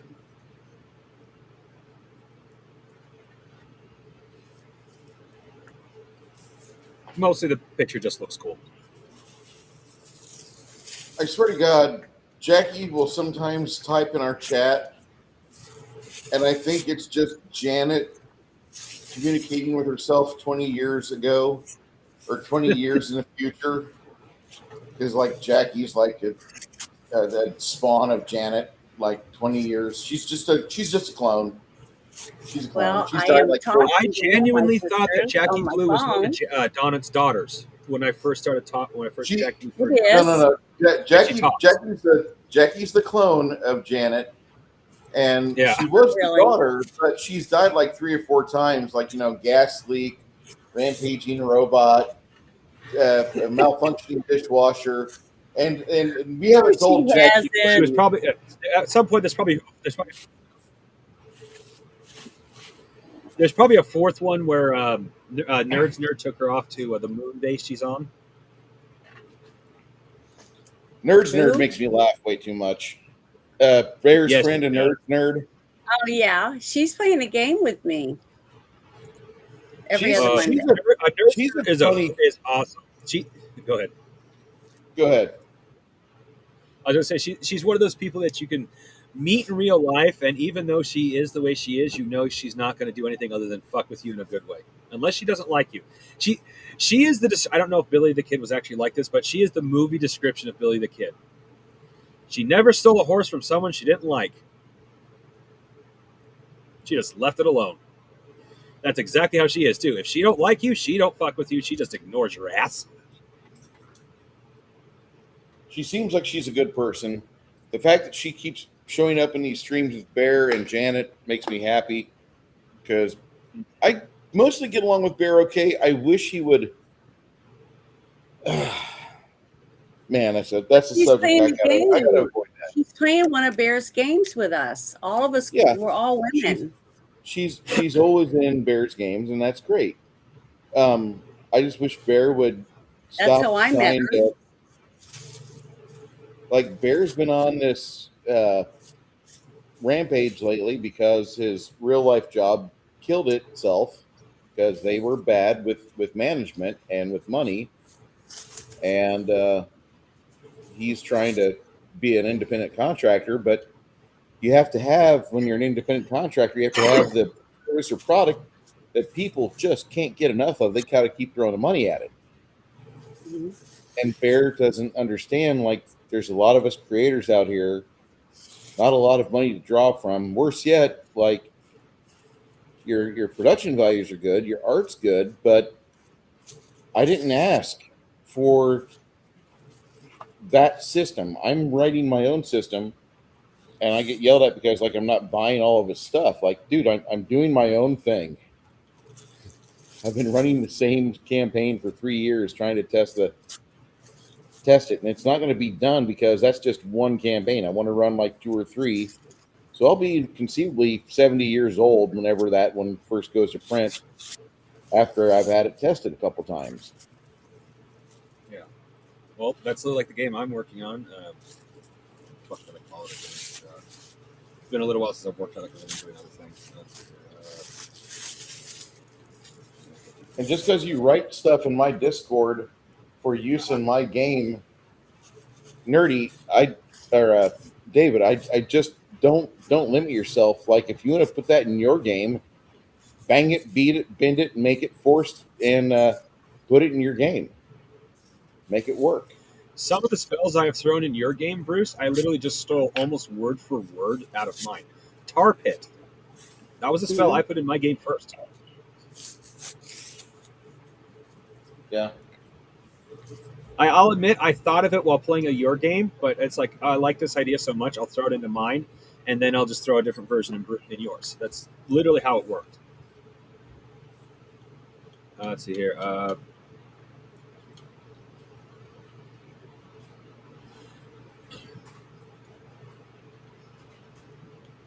want to start another example of that. Oh yeah, I forgot there's a few spells I actually wanted to take out of my game and throw in yours.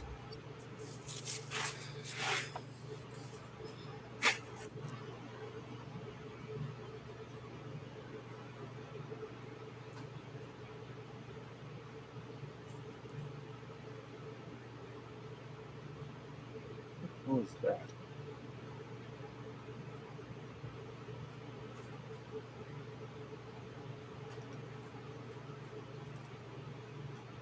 Janet, the reason why I said the clones of Janet, there's an old show that's really good called The Venture Brothers. Well, I was just saying, you know what she looks like. Yes, I do, and they look a lot like their mommy. The Venture Brothers are funny. You have Dr. Venture, and he's got his 2 sons, Hank and I think Aaron. And they met their mom one time, and their mom's like, "Oh my God, you boys look so good and so young for being 20." And then, like, Brock Sampson and Dr. Venture, like, they're not 20 years old. They're not 20. And she's like hugging on her boys, and it was like, "It's good to see you," because she doesn't have custody of the kids. And Dr. Venture's like, "They're fucking clones. God damn it, they're clones. They've died like 5 or 6 times. You know, just this rampaging robot. I've Yeah, never sneaking in the watched house." that. Oh my I've never God. watched that cartoon. You've Is never it a watched cartoon, that? right? Yeah, it's a cartoon. It's so No, good. I've never seen it. Oh my God. It's like, as someone who never watched the show that is heavily based off of, I personally didn't get it. But with that said, when it was made, it is actually pretty good. I just didn't I didn't understand most of the jokes, but there are plenty of jokes even if you hadn't watched Johnny Quest that you still get, and it's hilarious as hell. Like, yeah, you there is don't an need to watch episode all where of he Johnny just Quest to get a it. giant walking eye, and everyone's saying, "What does it do?" Well, does it do this? He's like, "Yes, yes." He's jotting something down. Yes, he does this. Oh, yes, yes, it does that too. Oh, what about this? Oh, yeah, it does that too. Are you just writing down everything we're saying? No. That's basically the entire show. It does that all the way through. I love the Venture Brothers. I think it's like one of the best shows on TV. I still think it's one of the best shows on TV. To me, it's better than Metalocalypse. And I think Metalocalypse is great because, one, it's a good show, and 2, it's funny death metal.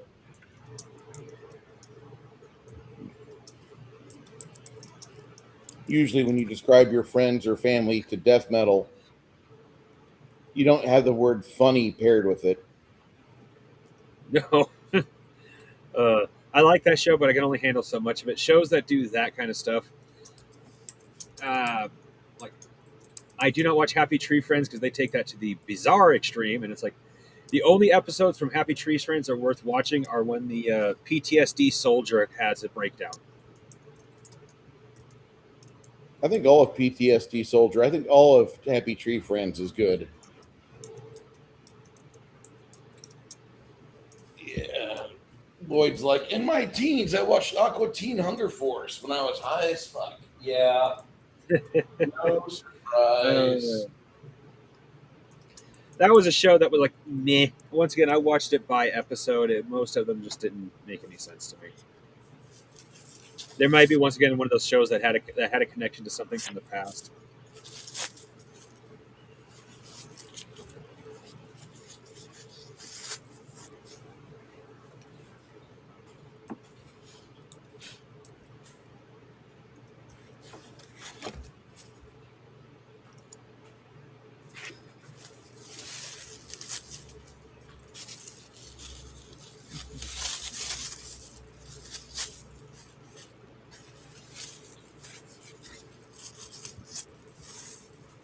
Oh, I gotta start painting that too. He's primed and ready to go.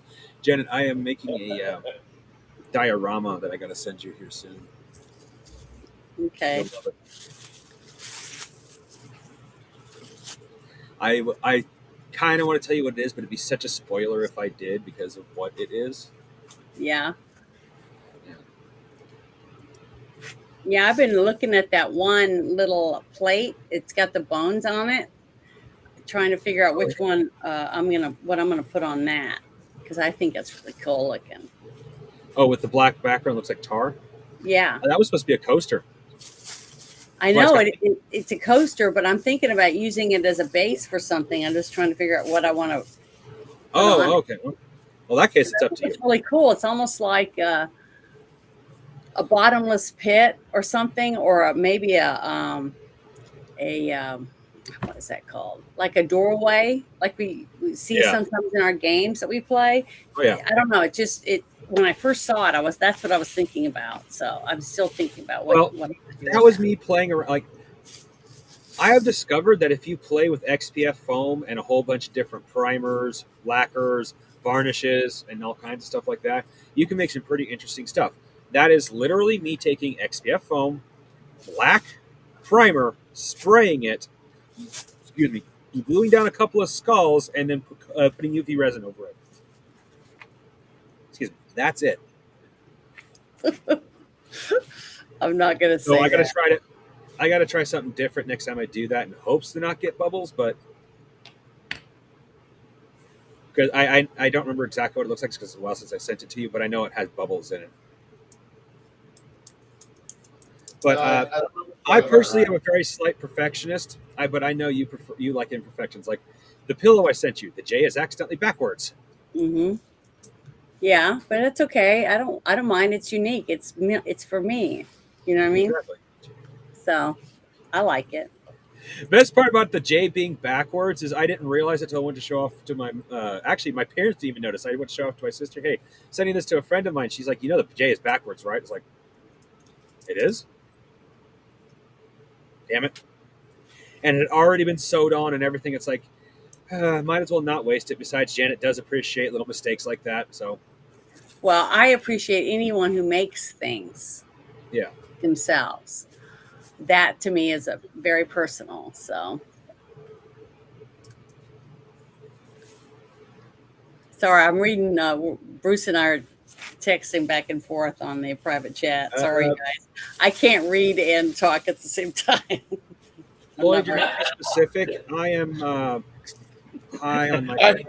We've found a woman who cannot multitask. No, I can't. I'm not very good at it. You're going to have to be specific, Lloyd, about what you're wanting me to talk about. I had to take my back pain medication, so I'm a little bit loopy right now. Oh, that's okay. We're loopy. I'm just tired. I'm just worn out, and my allergies have just been horrible. I don't know why. When you hear the word muscle relaxer, you don't think you're going to get high as fuck. But when I take mine, I get sick. I throw up. Oh, that's So why there's different pain relievers for different people. Mhm. That's why they don't just hand out narcotics to everybody because, well, excellent example. I cannot take morphine. I found this out recently when I had to go through surgery. I take something like oxycodone. Okay, you get the normal plugged up. Great. I take morphine. I am not going to go anywhere near that toilet for at least 48 hours. Lovely, huh?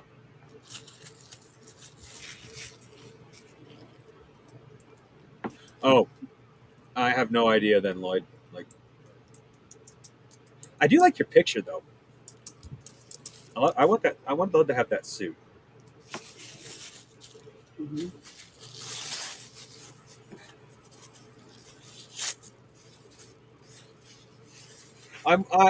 I've never actually been in a suit, but I have been told by multiple people, including someone in a suit at the time, I have the body structure and face that would look good in a suit. I do like the idea, honestly. Well, it's like my sisters. I hardly ever dressed, girly growing Yeah. up. It wasn't even. I was probably in my maybe 30s, early 30s when I started really actually, spending more effort into wearing jewelry. And, I wore a Yeah. couple rings and things like that. Hardly wore any necklaces or, just some people just are late bloomers when it comes to that kind of stuff.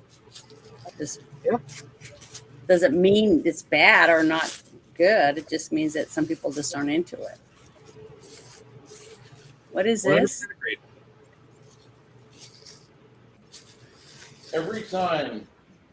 Every single time that I realize something has gone on that I was right about, Mm-hmm.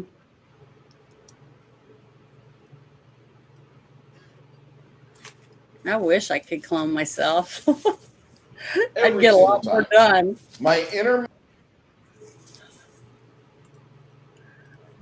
I'd get a lot more done if I could do that. yes. I thought about that a few times myself. What could I get I done? think a lot of people There was have. a clone. Every That's why no, that Janet. publicity was so good. What?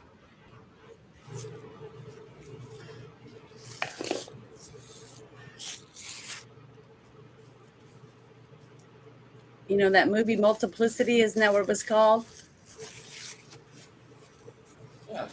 That was clones, right? See, a lot of people Yes. think about that, I think. So, I don't know.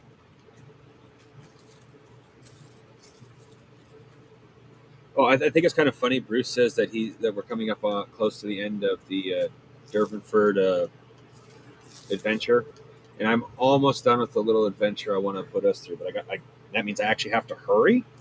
So, because the big thing is, I have to put in all the descriptions of the characters and all the descriptions of the items I want to introduce. So Bruce has time to go in and say, "Yay, nay, Auchenlay," or whatever.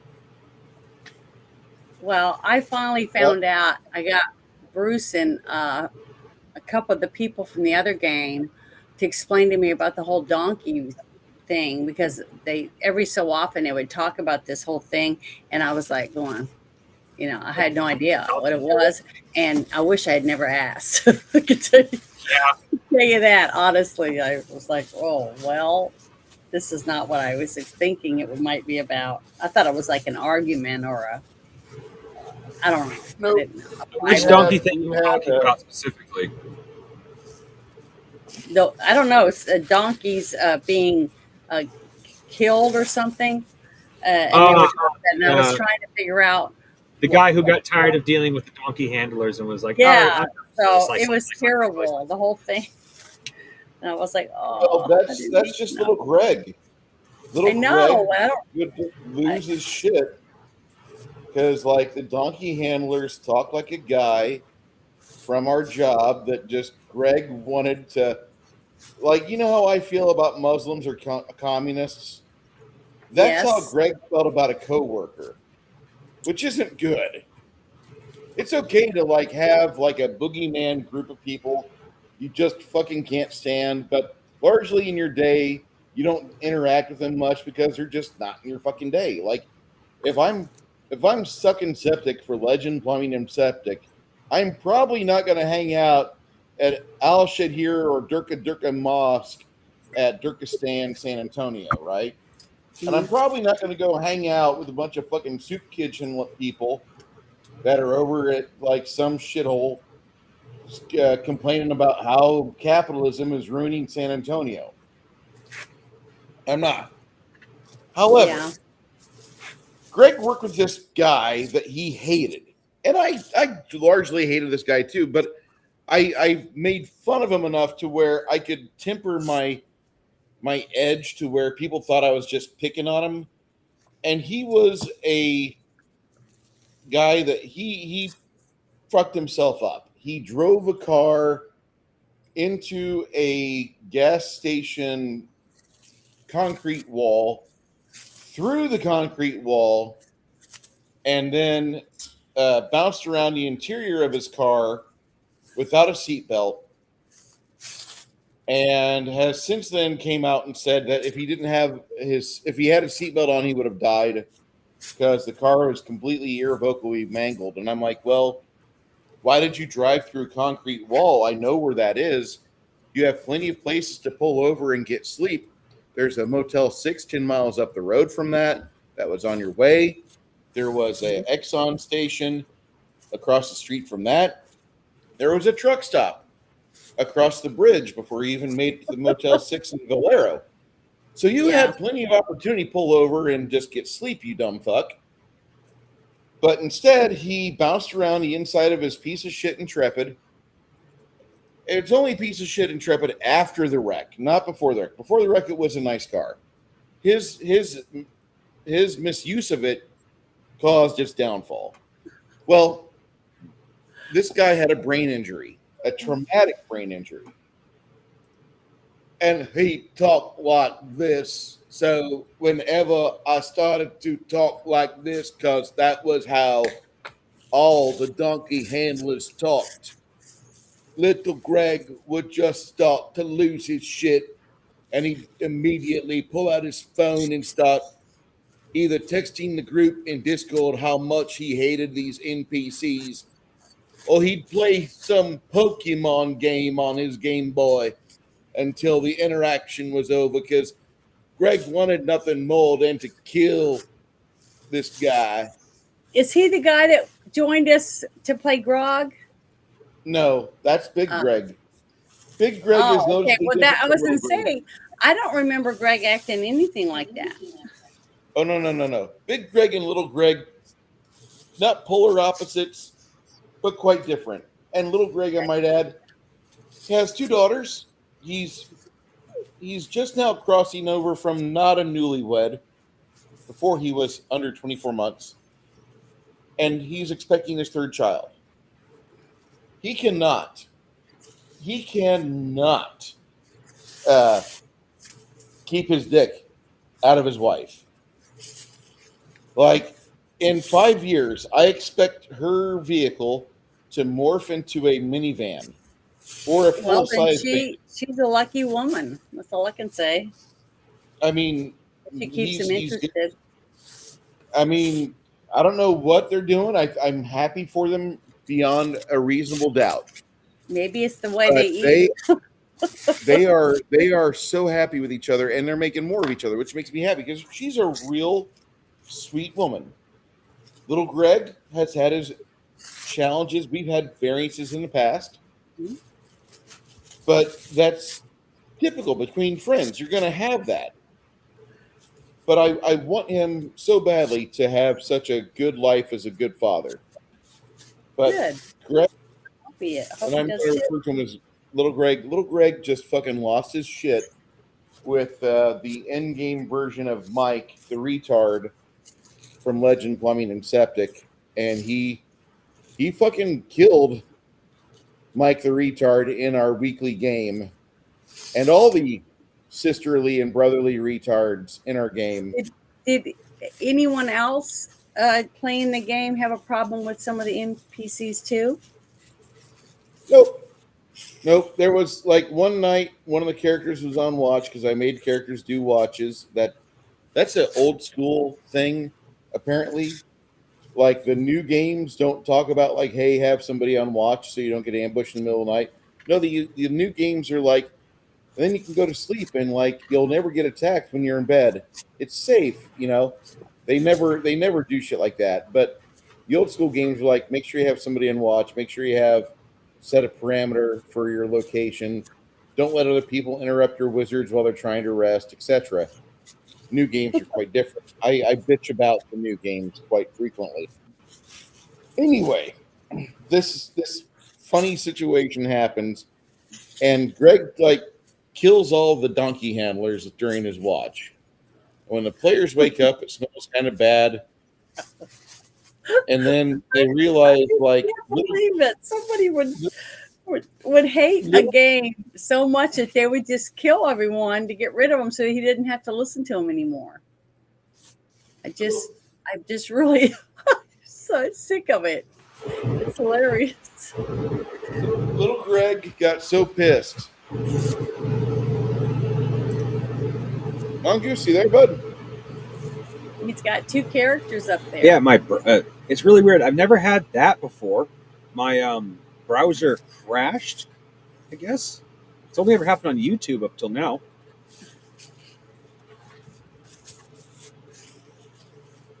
So I always Interesting. thought that was a YouTube thing. Nope, it happened here. Well, anyway, little Greg ran off with that character, and he made another character, but he told me, please never make another character like Mike in our game because he'll kill it too, and he'll destroy a paladin's career, making sure he doesn't have to play with Mike ever again. Well, the thing is, did you think that maybe I knew one person on X that we did spaces a lot and stuff, and when anyone would come in and say that the R word, he would get very upset. And so Why is it finally, I always asked white dudes get upset about the word retard or faggot? Well, the when I asked him about it, he told me it's because he had a friend that was, and that people were always mean to him. So he didn't like people to do that. So I said, But okay. So but every so sometimes often you are going to meet someone, and in my own family, one of my nieces uh, are called that, and she's in the Special Olympics and stuff like that.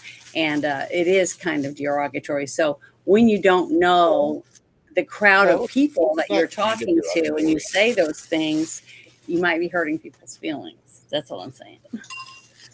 Listen, making fun of people because they're acting like a fucking retard, because they're acting out of character, imbecilic, or they're just low functioning fucking people trying to punch above their weight. It's okay to call them a retard. For some odd reason, imbecilic and retard, you can't fucking do it anymore. And there's some people like Don Lemon, when he opens his whore mouth, you're like, you're a fucking retard. Shut up, Don Lemon. Nobody cares about what you have to say, you little fucking flower faggot. That's it, and that's all there needs to be said. Now, if somebody in New Hampshire gets upset because I said that, I mean, how dare you speak the truth? But holy fuck, like I, that doesn't mean that I'm making fun of my special needs cousin, my fictional one I used for this anecdote. Yeah. But I'm I'm saying that like we used to be a proper country where freedom of speech meant like, hey, you can do this. Granted, you can't go into Dearborn and give out Bibles or the Gospel of John. They'll arrest you for that. But that's because that's really not America anymore. I don't know how that works. But if it's not America, let's bomb it because it smells like oil. It's full of brown people. Come on, let's go.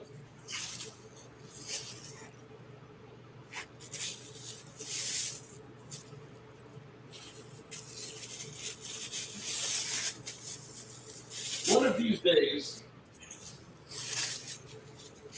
one of these days, all of you will leave me. You'll get tired of my casual racism. You'll be enlightened people. You'll be like, I don't like Bruce. He has casual racism. And I don't want to hear things as they are. I want people to embrace each other and just like give little handshakes. And I want to role play. I want a live action role play Demolition Man. Well, I did make a comment that someone I was playing a game with got upset with, and I didn't mean it in a mean way. I just said the ship was coming from where the Wuhan laboratory was, okay, in the game, and I was hiding in the shadows, and I was trying to see who was on this ship, and I was watching it.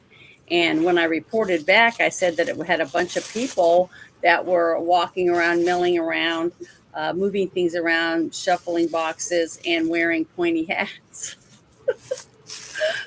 Ones that wouldn't know like that. And they kind of got mad at me because they said that was racist. So it's like, okay, I wasn't using it. I didn't use it in a racist way, but apparently they took it that way. Was this on your stream, Janet, or was this somebody else's? It was on another person's stream, but I was playing a game. I was playing a character, and that was what my character saw. So, but I wasn't meaning it in a derogatory way. I was just explaining what I was seeing on the boat. So, yeah, it's what I'm saying. So sometimes it doesn't matter what you say or how you say it or what context you use. A person might take it that way no matter what. I mean, it's just that's not on you. That's completely on them. Well, sometimes, but that's what I'm saying, because you just didn't either think it through or you were just not thinking in that term and they took it that way. So you can't be other people. You can only be yourself and try to navigate the best you can with what's in front of you. And that's it. I mean, well, nobody's perfect, right? That doesn't mean it's wrong. It just means that you're not them. We're different people.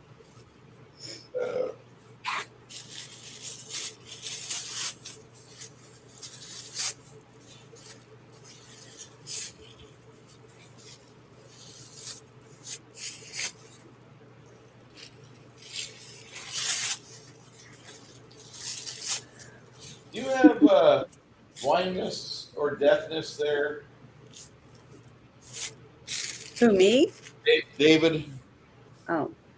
Crafting, do you have blindness, Spell? deafness? No. Yeah, spell. Nope. All right. I was going to, like I said earlier, I was going to introduce darts that did that, but they don't have armor piercing, and you have to get them into flesh to actually mute, blind, or deafen somebody. But I don't have a spell that does that. Do you have shocking grasp? Yes, I do. Yeah. And that was a base spell. Okay.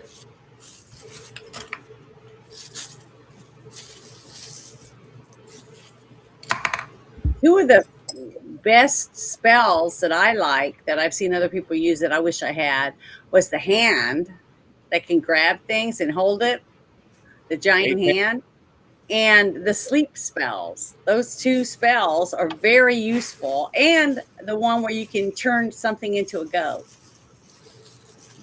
Well, I have researched. No, go ahead. Those are real good spells, all three of those. Everybody loves Baleful Polymorph, which is why they tried writing it out of the book. What does that mean? No. The people that write Pathfinder tried to take away polymorph because they felt like it would be misused. What's polymorph? Baleful Polymorph is turning things from whatever it is into something else. Chris uses Baleful Polymorph to turn enemies into goats. When I turned Shasha into a dragon? Yeah. Okay. Sorry, that's what I'm saying. I have a hard time with the terminologies because I don't realize that's the same thing. I don't, you know what I mean? Well, the school of spells is called transmutation. Mm-hmm. And all of these people out of the Pacific Northwest, not including our friends Josh or Dave, are really, really sensitive about those things because they feel this is their hill to die on. I don't know why. Um, for a game that has magic in it, it makes me sad that the magic would be still forcing you to run around in a combat wheelchair. Which I was wanting to do this today, where the party, like about 7 years ago, I was running a game, and Max Leal, our friend, was in the chat, and he witnessed me bring a party of wheelchair adventurers into a dungeon that had a super deadly dungeon in it that everybody in the Why were world they in knows about. wheelchairs? Can I ask that question?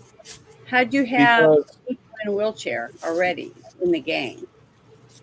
because there are a group of people in the tabletop role playing sphere of creators out there, be it the books or those that are just making videos.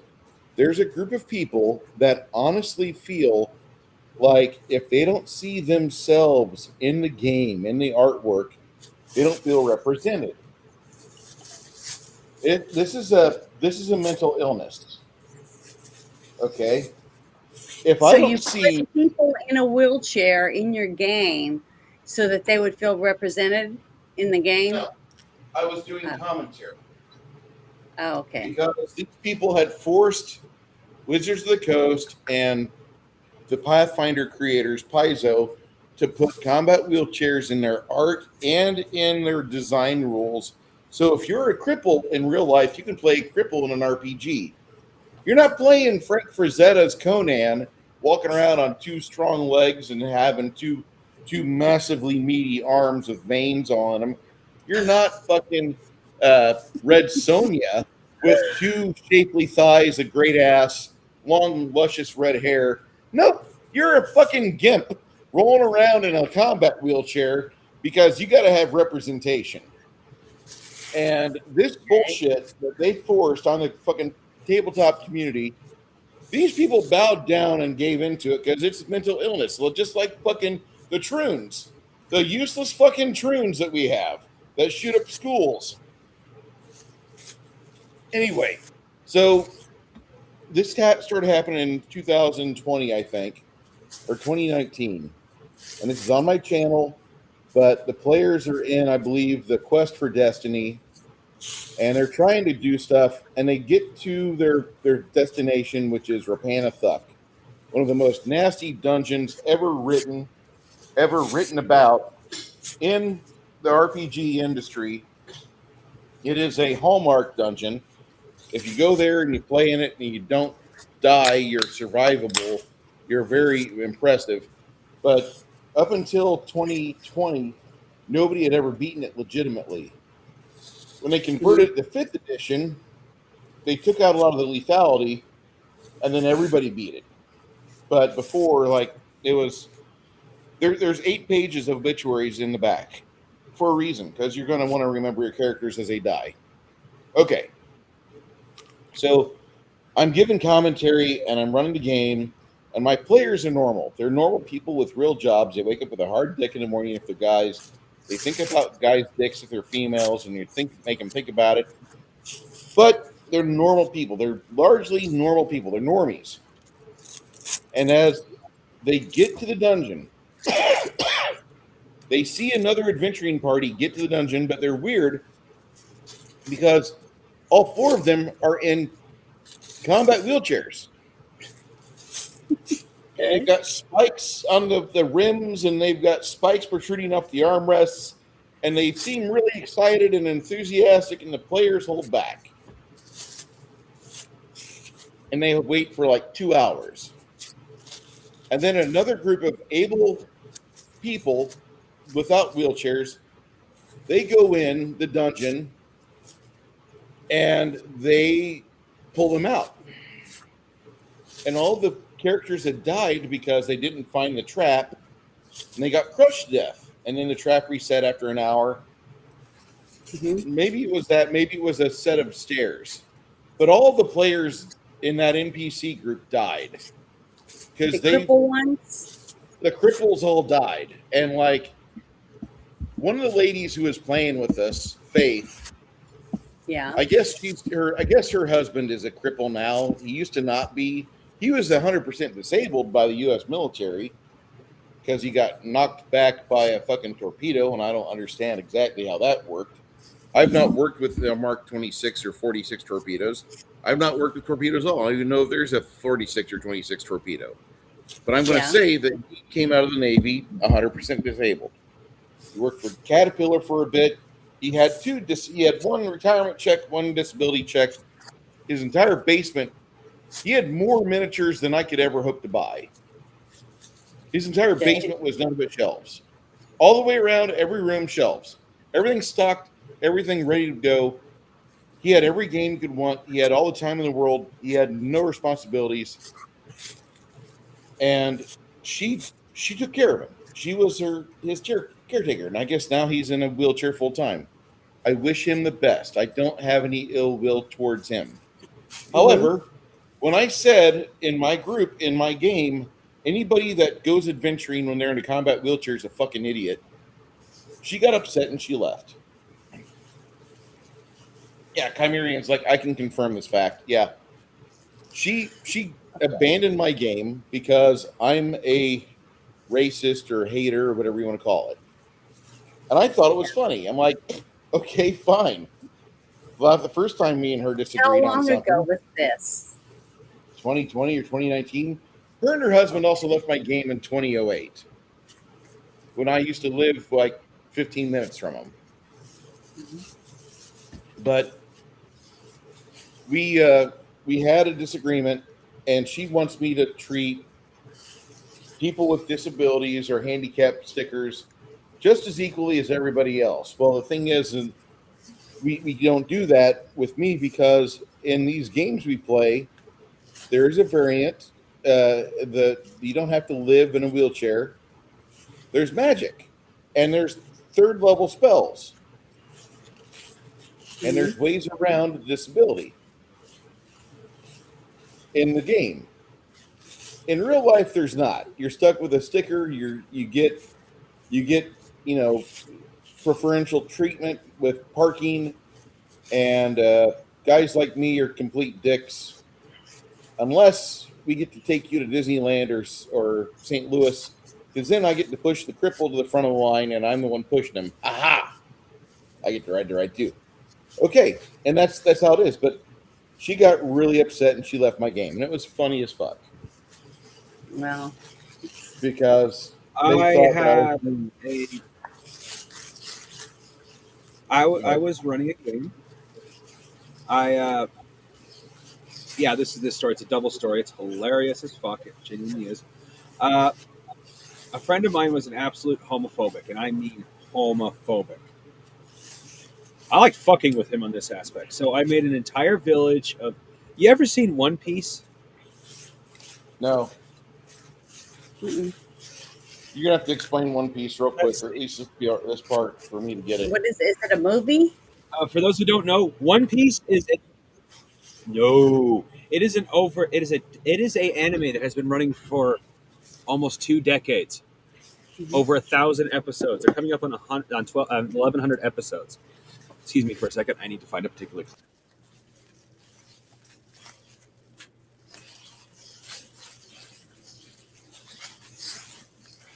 Definitely a lot of episodes.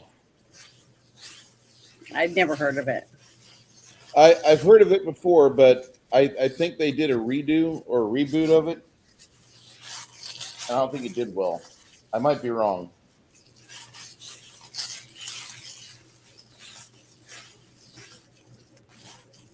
I don't know what it is. Hey, Kai.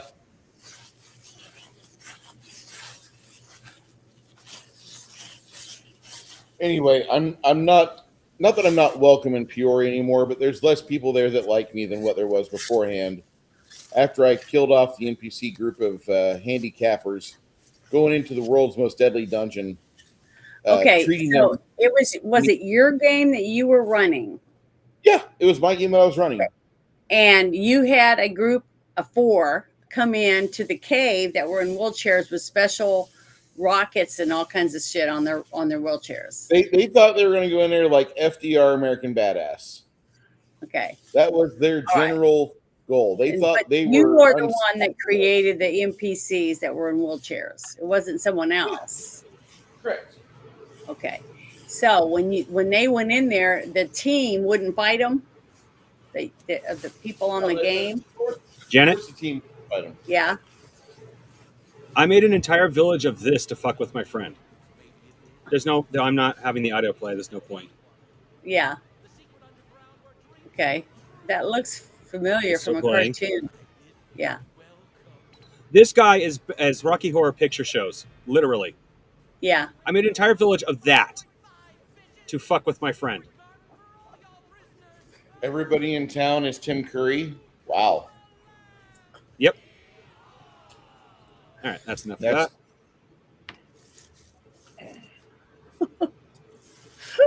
Here's where it comes to this. I'm comparing to.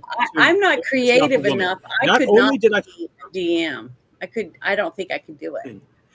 I don't think I could be a GM. But here's where this ties into Bruce's story about him getting slapped. I made this village, fucked with my friend. I started describing all of this, and at the end of the thing, well, probably halfway through, really, one of the females there said, "I am an absolute sexist, homophobic bastard," slapped me across the face, and walked off. Ask her for marriage? How is making an entire village of that homophobic? Because you thought you were making fun of it, I guess. I guess, but I wasn't even making fun of it. I wasn't like treating it like a joke. I was treating these were serious people. They have trade. They have money. It's just the fact that in my game, they aren't directly accepted. But hey, there is a king whose son leads this place, and he is the reason why this village exists. The king flips them off to the side and says, "I will treat you like a village. Just don't interact with me," and shit like that. Yeah. Maybe that's where she felt it was homophobic, but the fact of the matter is, I gave an entire village of transgenders a village. Yeah, I gave a whole bunch of transgenders their own village, which was protected by an official king. Okay, I guess protecting these people is homophobic. But that's what I'm saying. It depends on the person who sees what's happening, the interaction that happens during when they're seeing it, and how they interact with the person that's doing it. See what I mean? Yeah, whether they would see it as whether it's bad or it's good. And if they're in a bad mood or they had a bad day or whatever, that could affect it also. See? So I don't know. I'm just saying. Yeah, that's one thing I can think of about why. Because I knew this person was, when I made that comment about the hats on the people on the boat, I was doing it because where the boat came from and who I assumed would be on the boat. Yeah. So I wasn't trying to make it bad or anything, but they were not in a very good mood before we started. So all I did was make it a little bit worse, I guess. So, you know. Oh, Janet, before I forget, we're only I sent you a link to I sent you a link to a brush air compressor. Like you can get air compressors and airbrushes there. They are on the expensive side, and I do mean expensive. But as someone who has used someone has used both the brushes, because a little story behind that, and the airbrushes, they are. I haven't used an airbrush yet. It's for makeup though. It's for like skin, makeup. What kind of do you? Is it one of those handheld ones? Yeah. Do not use it for anything but basing. It is crap for making shade and stuff like that. But you can use it for basing. I only use it to like make green or blue skin. You know what I mean? Oh, so you use it for basing already. Then it's fine for that. Well, no, I'm saying like if you clean it up, you can use a thin down regular paint or a airbrush paint through it. It just gets really spackly, so you have to coat it thoroughly. Just be careful of that too, because you could lose detail. But either way, I sent. I'd have to get a new one. I would get a new one if I was going to paint with it, because once I put paint in it, I don't think it would still work well for makeup. Well, I can recommend everything but the air compressor on that site. but that's only because I haven't used the air compressor.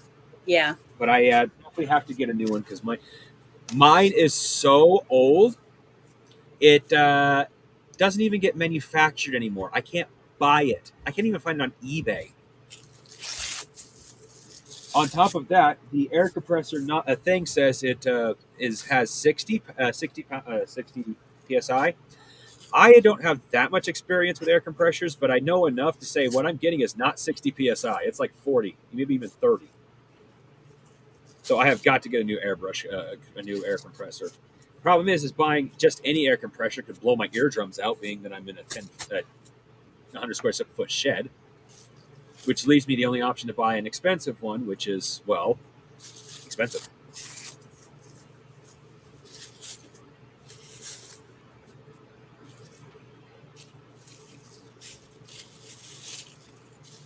I'm gonna have to go get me something to eat. I'm starting to get really hungry. Yeah, I got a few things. I think I got a few things. I'm trying not to eat any bread at all because I've been so itchy. Yeah, don't blame you. I got a long list of things I have to eat for my kidney stones, which is interesting. Bread is on that list as recommended. But anyway, I realized last time we played, I described the vampire of the head vampire, the Bordello. She sounds very advert expectation type vampire. She's not directly meant to be. Yes, she hates the undead. Yes, she loves mortals. She still looks down on you like a vampire, and she still treats mortals to a degree like cattle. Yeah. It's her backstory that makes her prefer the mortals over the dead. She got married. Her and her husband were on their honeymoon. Before anything could happen, a vampire busts in, kills him, converts her while she's still a virgin. Well, you can guess what happened from there. Why? What happens if you're a virgin and you get bit by a vampire? She'll heal her virginity.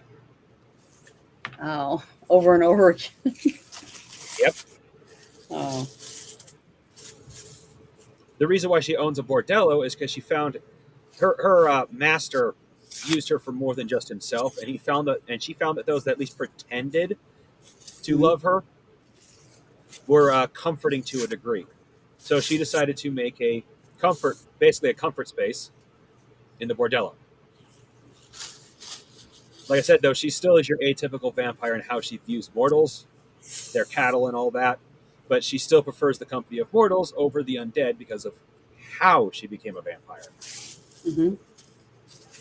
and how she was treated by the pack. I'm using pack in a general sense. I don't know what a group of vampires and their followers are called. I don't know. I'd have to look that up. A gang? I don't know. No, it depends on what Bruce wants to call them. Some games call them different things. Like there is a game that actually calls a group of vampires a gaggle.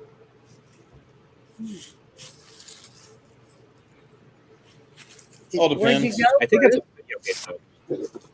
I had to get a photograph. A friend of mine didn't believe me that I had this many miniatures, so I had to go grab a photograph of the minis room. Oh, the dragon miniatures or something else? No, just the miniatures room itself. Oh, I'm going to eventually look like, since I know I'm coming up on, if not have already surpassed 1,000 miniatures. Most of them unassembled. Yeah. Yeah, that is a lot. I also have one the size of an infant. Really? Literally. Yep. What is it? A Knight Questoris. It's a Warhammer miniature. My local drugstore has started selling a lot of different miniatures, including the occasional Reaper stuff. I buy the Reaper stuff when I can, but mostly it's Warhammer now, probably because it sells. So I, like Bruce, I'm not very fond of where Warhammer GW has been going with a lot of their shit, but I do want to support my local drugstore / they're selling their stuff at eBay prices. So unless it's like a rare miniature, it's cheaper than buying it from GW. Hmm. In fact, like the Knight Questoris, He didn't come vacuum sealed in plastic, which suggests to me they bought it off of eBay or something like that, or maybe buying like the damaged packages, because one of the packages I did buy have damage. And oh yes, not only are they selling everything at eBay prices, they have a 15% off discount if you're a member. Which, of course, I'm a member. Have either one of you ever used Roll20, the website? I have not. Have you, I don't have Bruce? a need to.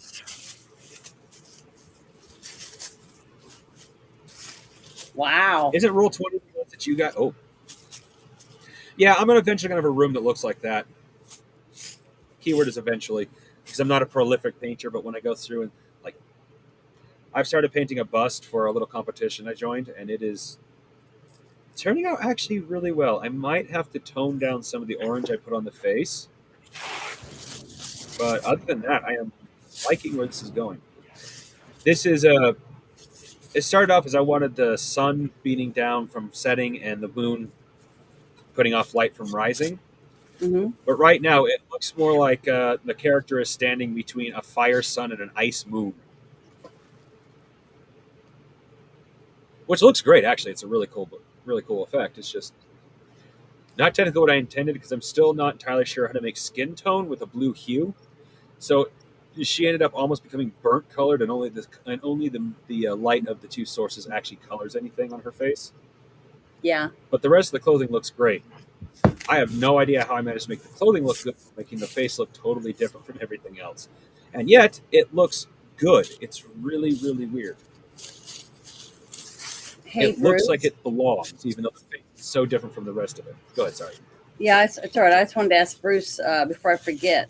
Are you gonna put like? I saw that you had bought pieces like for a bridge and walls and stuff. Are you gonna put that in there with the Hold on. miniatures? I Or didn't you gonna buy have those. separate? I did not. Those were not purchased. Those were gifted to me by Mr. Crafting himself. Oh, I will be no. putting those together.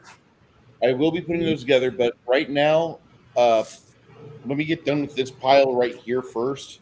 No, I know, Um, but what I'm asking is, since you're doing the walls, and the shelves and stuff, and you're putting certain things, are you going to have a special area where you put like that type of stuff, where you put your I floors have that you enough lay terrain. down and I have enough walls space. and tables and stuff?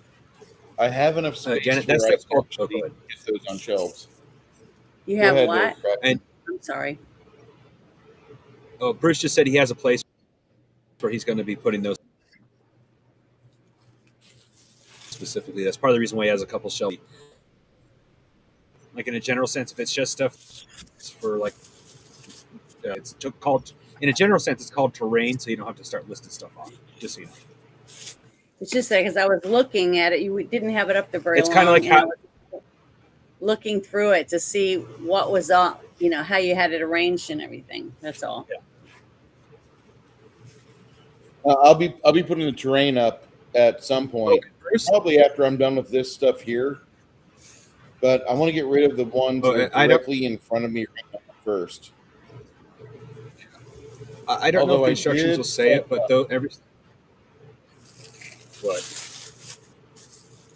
No. I fucked What'd you up foobar? yesterday. I bought another $200 of miniatures from Reaper. They're not all miniatures. Reaper has a special going on right now for $20. You get 6 randomized paint pots of the new stuff, and then they give you a Sophie miniature, one of the 3 Sophies they got. And I'm like, ooh, there's like 200 different paints and 3 different Sophies. I'm gonna try it. What's So a I Sophie? ordered Yeah, I don't got Sophie. $20 right now. It is Sophie a very. is She's a very the famous succubus succubus in the Reaper line. Okay. She's the Reaper mascot with I had nice I succulent had a. thighs and big breasts.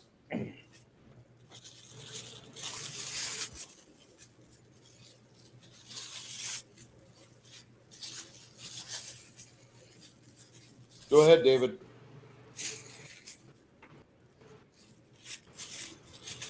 Oh, Sorry, my computer kind of. I actually had a Sophie miniature. I regret selling it on eBay because it wasn't until after I sold it I realized how hard it was to get my hands on the because it was the pirate one on top of that.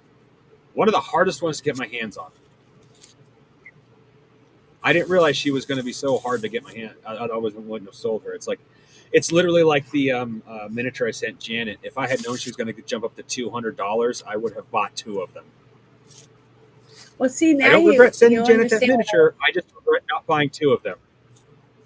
Go ahead. that when I made that picture that has the heroes and the bad guys, in the line, Yeah. just lines like that, and I was trying to find the little 2-inch characters to put in front of each of them in the shadow box because I thought that would be so cool when I was thinking about framing it for a kid. And I ordered all the different characters, but I couldn't get what was his name? Deadpool and Yeah. I can't remember the other guy's name. The robot guy from the mean robot guy that tried to take over. What? Ultron? Yeah, Ultron. That's it. Sorry, I just went blank. Oh, next time. And they were so expensive. I will let you know. Just for a 2-inch character, I was like, that's more than I'm even selling what I'm making. You know what I mean? Oh, yeah. I can't afford to buy it. Janet, so I just painted 2. Next time you have a problem and it worked. I will let you know when I get my 3D printer. Next time you need something like that, let me know. Deadpool is fucking everywhere. I have a Deadpool Space Marine. I intend to make an entire unit of just Deadpools for one of my Space Marines. Well, when I made that exact one, it was right when the first Deadpool was coming out. Yeah. And they liked Deadpool. So, and then the next thing I know, I know through the roof, the price for them. So I know Bear doesn't like it, but occasionally I do like when they do stuff occasionally. Like, what would this character do in this universe? Like, I've seen several of them for Warhammer. Mm-hmm.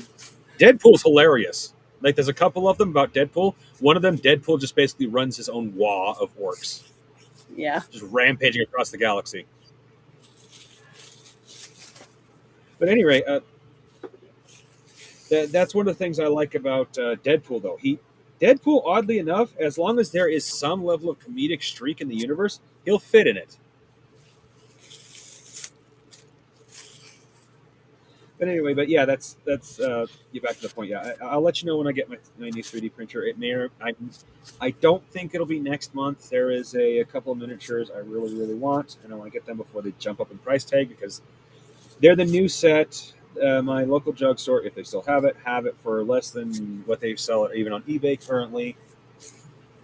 So hopefully I can get that. We'll see. If I can't find it for a halfway decent price, it's going to be skipped over for a 3D printer. I also have to get an external storage for my computer here because there's a lot of games it can run, but most of the games that I really want to play require more data than my computer can actually hold.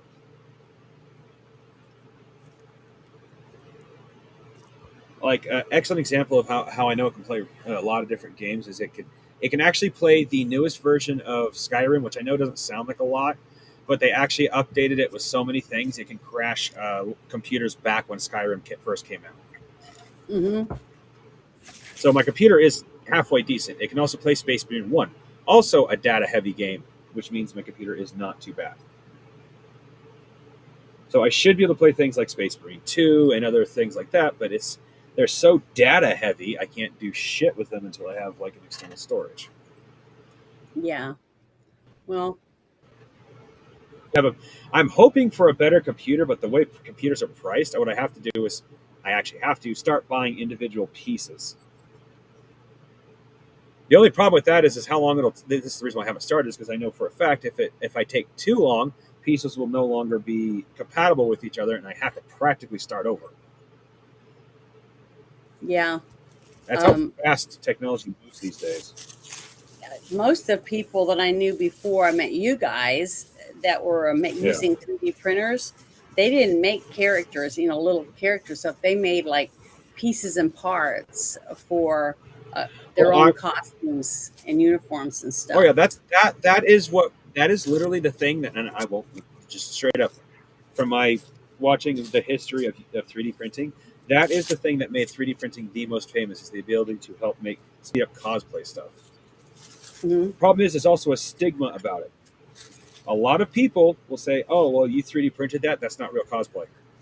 You didn't hand sculpt the foam, and you didn't spend 3 hours sweating to death Yeah, trying but to make the perfect nowadays you edge.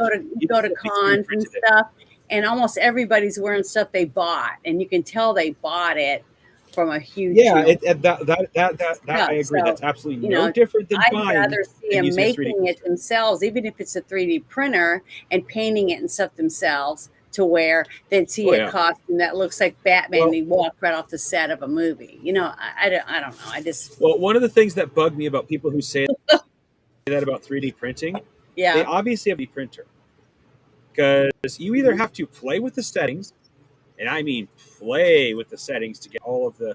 If you're using an FTM, which is best for cosplay, you have to do a lot of yeah. setting playing to get the things to go lineless, because otherwise you have blatant lines. And if you don't do that, you have to either use filler primer, which can destroy certain details, or you're spending hours sanding it. Because the stuff you want for a cosplay is going to be the tougher stuff. Therefore, it's not exactly easy to sand. And dear God, whatever you do not use electric tools to sand it. It grinds down faster when you use electric tools than you would ever imagine.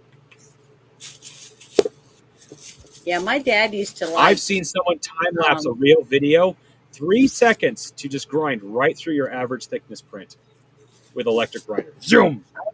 I used to watch my dad, and he would sometimes make little boats out of matches and stuff and put them inside of like Oh, those are so bottles. pretty.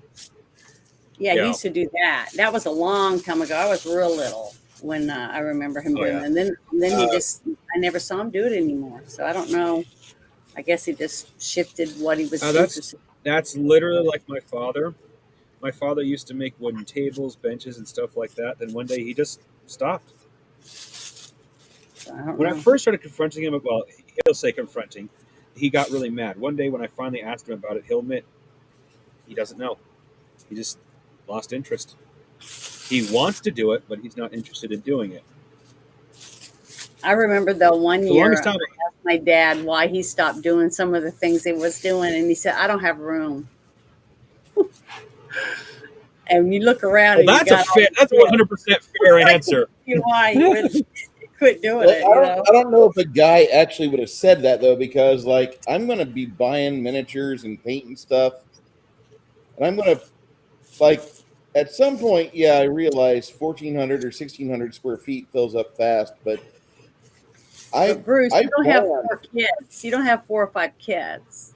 No, I You don't see got four what or I mean? five kids. I mean, If you had I four or haven't five been. kids, you wouldn't have as many miniatures because you wouldn't have as much time to paint them, and you wouldn't have the space to put them in. I mean, No, and I I can wouldn't. understand what my dad was saying when he said, Janet, it has less to do with space and more with money in that case. Trust me on well, that that case. too, but that's what he Here, told me. He just here's said, something I I can don't tell have you. the room.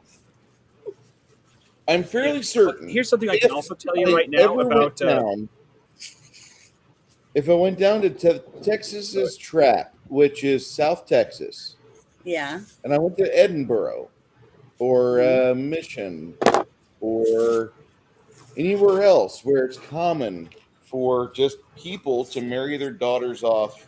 You're 17 without kids. There's a white guy in town. Go suck his dick and marry him. And that's kind of what they tell all the ones that don't get married at 15 when they have their quinceanera.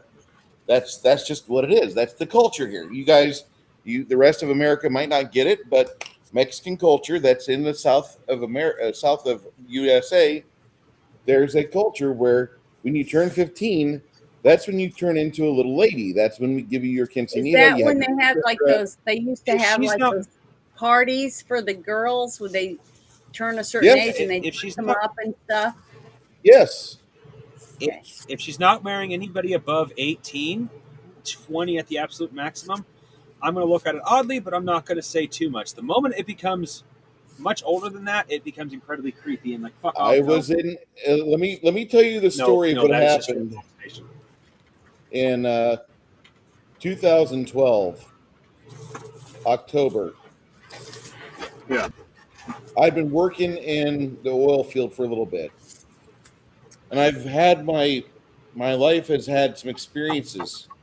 I've had my perception has been widened. And a friend of mine said, like, "Hey, what are you doing on your days off?" I said, "Nothing. I'm just going to probably go in a hotel room and play on my iPad, go buy a hooker, just normal shit." He's like, "What?" I said, "Yeah, usually on my days off, I go up to San Antonio and I buy a hooker, or I'll stay in Corpus Christi and play D&D with some friends." He's like, "You get laid?" I said, "Yeah, I absolutely do." "No, do you got game? Do you go talk to women?" I said, "I don't want to talk to women. I want to get laid. I want to just go fuck. I'm not here for the convention or the talk, or I just want to get laid. That's it." And he's like, "Why don't you come down with me?" I'm like, "Okay, cool." So on the way down there, we drive like 4 hours to his home in Edinburgh. And he's like, "This is there's a party that my family's putting on for my daughter. And you're going to be the only guy there that I probably want to hang out with because I hate my wife's family. I absolutely hate them to the ends of the earth. I think they're boring as shit. You're the only guy I've ever met that's like, dude, you fucking talk about some weird shit and that keeps me entertained. I'm not sleepy around you." So here I am hanging out with Raul the First. And I call him Raul the First because there's like 3 friends I got named Raul. But he was the first friend I made when I was in the oil field. So right down there, first day I'm there, I meet his family. He's got 8 kids. Raul's kids swim. So we get there and enjoying myself, just kind of sun myself in the back. We do a little bit of yard work. I help him with some stuff at his shed. But then day 2 comes of our 3 days off. And this is the day where he's like, "Hey, listen, I've been seeing what you wear on your time off. We're going to need to get you some clothing for this get together." So we go down to the store and I buy some stuff which I would never normally buy, but they don't have like a JC Penney there. They have like a Western wear place and nobody speaks English.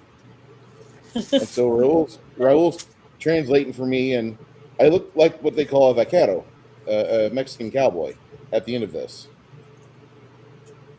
And afterwards, we kind of have some laughs, but then I go to Specs, which is the local Texas beer house, alcohol store, and I load up on the beer that I want. He's seen it on the shelf all of his life, but he's never thought about it. I buy a 12-pack of it. The fucker won't stop drinking it. I've got to go buy another 12-pack. He gets drunk as shit before his daughter's 15th birthday. This is probably where our variance happened, because I was like, "You drank all my fucking beer. I had to buy another couple 12-packs because I'm going to be here Are all you the guys days around off." the same age? He's Or about is 10 he- years younger than me. He's about 10 years younger than me. I'm 38, 37. He's shit. He was 28 and his daughter was 15 going on 16. And this is not his first daughter. He had another daughter that was 17. He had a daughter under that was 16 and 3 months. And then him and his wife waited a few weeks and they had a third child. He got started young. That's all I'm going to say. So Raul and I, we go to the KFC hall, and I've not seen anybody whatsoever all day except for him. But he's drunk as shit, and I get there, and I deposit him with his wife because his wife is like, "Oh, Raul, you're fucked up." He's like, "Man, this fucking Wedo got me drunk on this fucking white beer, this dark beer. This dark beer's good." And the show starts, the party starts. All of a sudden, the doors open, and I see their daughter, and she's really pretty. She looks like Belle from the Disney movie, Sleeping Beauty. She's dressed up like Belle. And I'm like, "Oh, wow, she's so cute." He's like, "Man, we're trying to get her married off. Shut up. She ain't cute. She's going to make some guy's dick hard." Like, all right. Okay, that's cool. Next. And then, like, her sisters come out, and one of them is like 17. Like at that cusp where like could be treated like an adult if you did something like a murder or like something bad, but mostly we're going to treat her like a kid. And she looks like a kid. She's still a kid. It's like watching John Benet Ramsey during the child pageantry. Like all these Yeah. kids come out, they got their makeup on, and like, okay, you look really pretty, but there's like part of me that's telling my dick, don't you dare get hard. Well, I'm a new guy in town, and of course, the 17-year-old, she comes over to me and she's like, "Hey, we're going to be playing some music. Do you want to dance with me?" I said, "Sure, I'll dance." And immediately when that starts, when I say yes, I'll dance, like this thing gloms onto me. And Rule's like, "Oh my God, hey, I didn't even see this coming. Like, have you thought about getting married?" And I'm like, "Yeah, plenty of times. You don't have to buy a hooker anymore. He could marry my daughter." Raul, shut up. You drunk fucker. We'll talk about this sober on our way back to work. And as the night goes on, I kind of like tell the 17-year-old, like, "Hey, listen, I don't have to dance with you every slow song. It's good." And that gives the door open. That opens the door to all the other young fucking kids wanting to dance with the old man. And his wife, Raul's wife, tells me, like, "Oh, Bruce, it's normal here. Guys will come in town that are 20 or 30 years old, kind of like you, mate. You're a little older. But we had a 50-year-old marry one of the 18-year-old girls once up at Quinceanita." And I'm like, "That's not my goal. I don't want to do that." As much as I appreciate the attractiveness of these young things, I didn't say I want to keep them. I don't even want to fuck them. I'm good. Are you gay? No. I just know the amount of drama this little Latina shit can cause. Well, at that point, the guys can speak English in the room start laughing. But I've become every woman's enemy when I say that. What were there other guys there besides you that were looking to There's like marry these girls? there's like 10 other dudes there, but like the entire graduating class of this kid, like there's 45 young girls, and all of them are trying to be attractive and cute. But her friends were given the authority by her celebrating her quinceanera. They could dress up too. If the ones that she liked and her sisters could dress up trying to get some guy to start courtship. And I'm like, this is so weird. I've never been to a place where I felt like I was at a cattle auction. Yeah. And That is weird. But that's what I'm saying. When you bring people over here, you're bringing their culture with them. So it changes over time. Hold on. Wait a minute. We never brought them here. These guys were here on this side of the river for the past 400 years.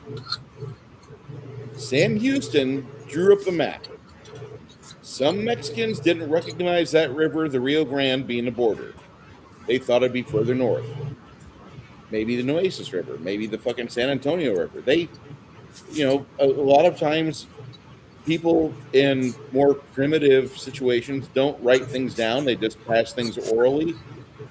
Mm-hmm. But it was so funny because I'm here just trying to have fun, and I danced between drinks. And eventually what happened was I got to the point where I was getting just fatigued. I've been dancing for the past 3 hours, and Raul has passed out. His wife has given up on trying to keep him awake. And I'm like, "Give me the keys. I'm going to sleep in the car." And I crawl in the car, and about an hour later, I don't recognize the door opens, but a young one gets on top of me. And I'm like, "Whoa!" And it's the fucking 17-year-old. I'm like, "No, you're not doing this with me." And I call Raul, and Raul pulls his daughter out. I'm like, I'm disrobing. I'm not pulling my dick out. I'm not getting anywhere near your family, dude. I like you. I like your wife. You're good people. But this isn't the way to do it. Like, if anything ever happens, it'll be different. His daughter got heartbroken. Well, the thing is, to me, that isn't good people. Kind of pinch out. Sorry, that's not how I look at it. What happened the next day was his sister come over. She's like 33, divorced twice. Yeah. And after being teased, after smelling perfume for the past 2 days, and a woman that's of age being around, and she's like wanting like, okay, fine. And so I took her down to the local hotel, and that was where I slept the last evening. And then I grabbed Raul, and we went back up to Midland because that's just what you do for money. And then Raul got popped for cocaine about 2 weeks after that, and I don't know what ever happened to him. There's three Rauls I was really good friends with. That one there I call Cocaine Raul or Raul the First. But he was an interesting guy. I don't say he was a good guy. He was interesting. Well, yeah, my mom, I came from a family of 5 girls, and I never went to anything like that. I never heard of anything like that. And my mother would never have You're approved. you're not Mexican. Just like Yeah, I'm thank Italian. I've never goodness. heard of this Thank shit. God. I've never heard of this shit. I only found out about it because I live here. Yeah. That My you would level never of do that tolerance happen comes in from the fact Illinois that where you most live, girls. would you? Sorry. All right. Uh, my level of tolerance comes from the fact that where I live, it's not that uncommon for girls to be courted from the age of 15 by a crazy old man until she's old enough to be married. But that is because, Oh, like I told Janet on one of our shows, the one that you missed, Bruce, because you were working, or I forgot what, you couldn't make it to the show. Where I live, we are almost entirely a retirement community mixed with loggers. And since that's good paying jobs, people do not leave those jobs until either they die or forcibly retired, I get leaving it. most of the young men to leave, find better paying jobs, and then which naturally causes the culture of gold diggers.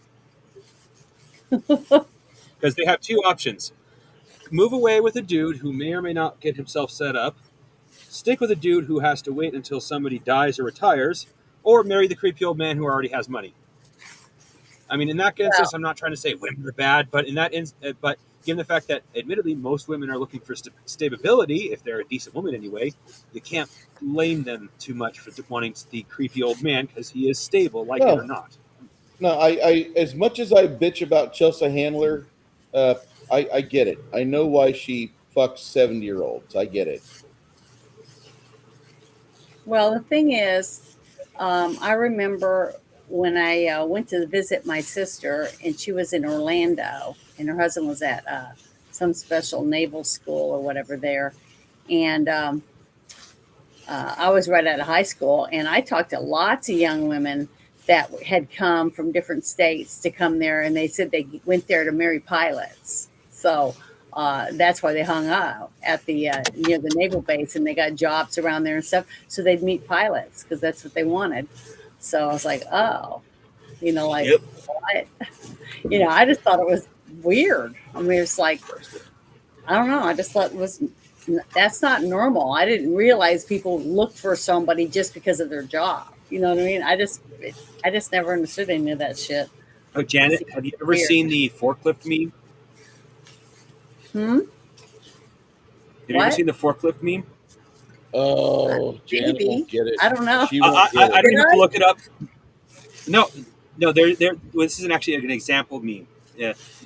What you're just talking about. There is a meme where people don't do speed dating or crap like that anymore. But anyway, there's a meme where someone says, where a woman asks a man, "So what do you do for a living?" He says, "I'm forklift certified," and it pans out to the room, and every single woman twists her neck to him. Why? Okay. People who are forklift certified make 6 figures or more a year. Not Why? really. That's But not why? true. Well, that's the meme. I don't know if it's true or not. I'm not forklift certified, but that's what I worked at everyone I believes. worked How's at that? a place called Menard's Home Improvement. I was forklift certified. I trained people on forklifts. I gave the Yeah. test. I only earned fucking 23,000 a year. That's still good money. Not great, but good.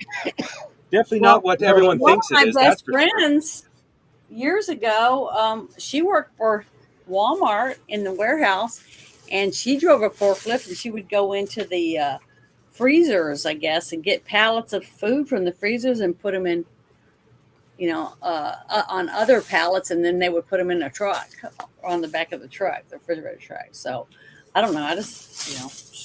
I never really asked her how much money she made or anything.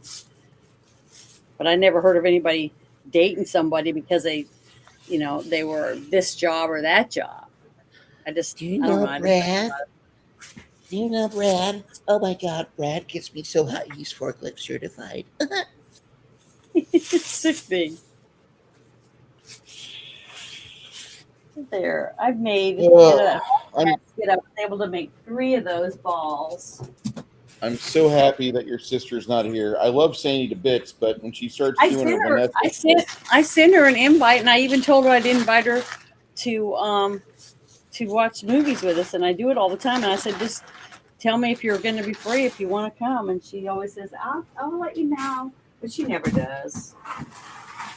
I don't know what she well, does. I'm just saying I'm really happy she's not here because she has that British thing she pulls, and that drives my heart nuts. I'm just like, Oh, ugh. you like girls with accents? I try not to. The only I thing I try could not. do is something I remembered from a skit we did in school, and it was, he taught me to walk and to talk and to dress like a regular lady. He gave me real class, he did. And that's the only thing I can remember. But that's the only time I could do it. So, if you practice, you can do it. Yes, you could. You can make stuff. It just takes practice. Anything you do, you have to practice to be good at it. Every time Janet or Sandy come in the chat and come in the panel and start making different sounds with their voices than normal, it's like, up testosterone check. Yeah, dick still works. I still Well, got it. I still but I'm got just it. saying, you can do a lot of things if you practice. Like I was telling someone the other day, maybe it was Christopher or somebody, different things that we've done, for fun, or for money, or to try to get our name out there or whatever. And I try to do lots of voiceovers or make little funny videos, because the guy that made my intro and outro for me, Joe, Mhm. I can't remember his last name right this second, Stimata or something like that. I can't pronounce it, but he had his own YouTube channel, and he had a couple other radio shows that he did and stuff. He was a real nice guy, but he passed away. But I made a couple videos for him, and he wanted blonde, really pretty blonde, and me to, stand at a certain angle and just weird shit. So I did that, and I made intros for a couple of his shows for him. But I had another friend that contacted me and wanted me to play a bimbo, and they were making a video. They said they were making fun of someone, but I don't remember exactly who they were making fun of or whatever for the video. And so I told them I'd make it, and it was a video, and it only had like my chin, okay, and my chest, and I'm in a workout outfit, and I'm, just doing elliptical like that, and they're supposedly doing a video chat with me, the other person, for this video we were making, and I'm on the elliptical, and they're inviting me to go on their show, this talk show or whatever, and that they want me to dress in a certain outfit or whatever. And I'm like going, oh, Larry, I just don't know if I can do your show, because the last time you had me on there, that top was so small, and I had to keep really moving around and trying to hold my hands up there because my nipples kept trying to pop out. You remember? That kind of stuff. She was a stupid blonde. So, I love doing that shit. It's fun. But you have to have a little script ready to go, to do that. And I've told you to try to sign up for that, Bruce, that website, Yeah, audio, and do some of I, your voiceovers of, I some gotta of the get my sound voice. effects and stuff that you do. I need to quit smoking for about a month, and I'll be able to be back into it. Well, you were doing it the other day, doing skeleton Yeah, and there's stuff. times when I start talking and I lose my fucking lungs. I don't know what the fuck it is. So Well, I gotta. just write a couple little Bruce, scripts like, if this is Skeletor and I just want to tell you happy birthday or whatever, and just put some up there and see what happens. Bruce, You I might just make a few shared a dollars. picture of. I decided to go ahead and share a picture of my monstrosity that is known as the shed I live/work in.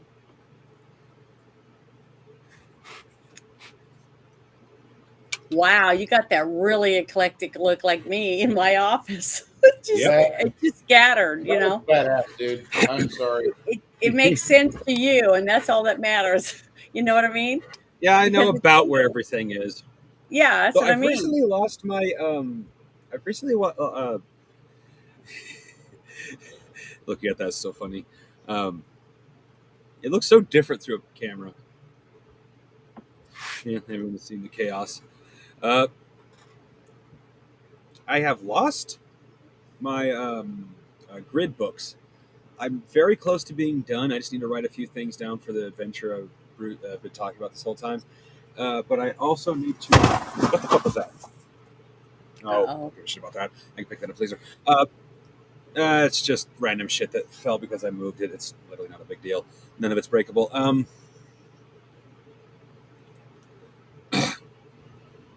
I got to find my grid maps because I want to make out the maps and set up a few pictures to send Bruce so he can make the grid as we go, or maybe just read them out loud. I'd probably be easier just to read them out loud versus send Bruce a picture.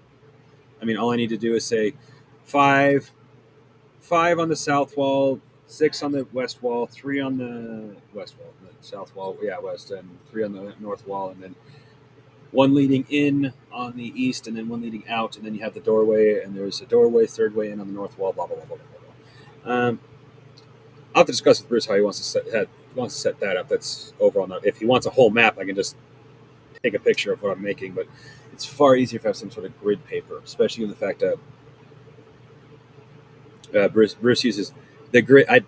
I like how Bruce uses the grids to making the maps easier, but does not directly use them for the foot space. Yeah, he has a foot space attached to them, but that is ever flowing. I have seen that. Hey, Bruce, Yeah. there. I just sent you a text. I just received something and I wanted to share it with you.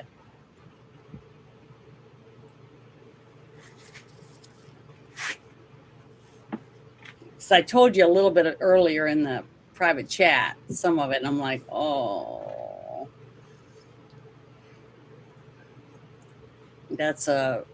I took a photo of a text from Sandy. You were talking about her, that you text me. Isn't that weird? Well, the meme that people know when you're talking about them and will uncannily text somebody you know or blah blah blah blah exists It's for a reason. it's Same with the one, weird. oh, if someone's talking about you behind your back, you sneeze. People just Mhm. somehow, I don't know if they know or if it's literally just the universe pranking everybody, but it just happens. Far too often to be a direct coincidence, honestly. I don't know. I think it's like something to do with wavelengths, or you know, Yeah, I know I really a lot of believe that people you a lot of people have make a fun of women when they say they have a magnetic, feeling. thing Yeah, that goes on with you with your brain. And especially if you're like yeah. a twin, or you're related to the person, or you're real close and you have um, uh, I don't know, a sense. I think I believe in Yeah, that. And I think that, one of the things a lot of people like to do is make fun of, especially women, when they say something about, well, men too, but people say something about their feelings. Oh, this feels creepy, or this was giving up bad energy. It's like, uh, you realize that is a bodily sense, right? Like, I'm not even joking in the whole conspiracy or I'm magical. No, humans actually produce a magnetic wavelength. Each one is different per person.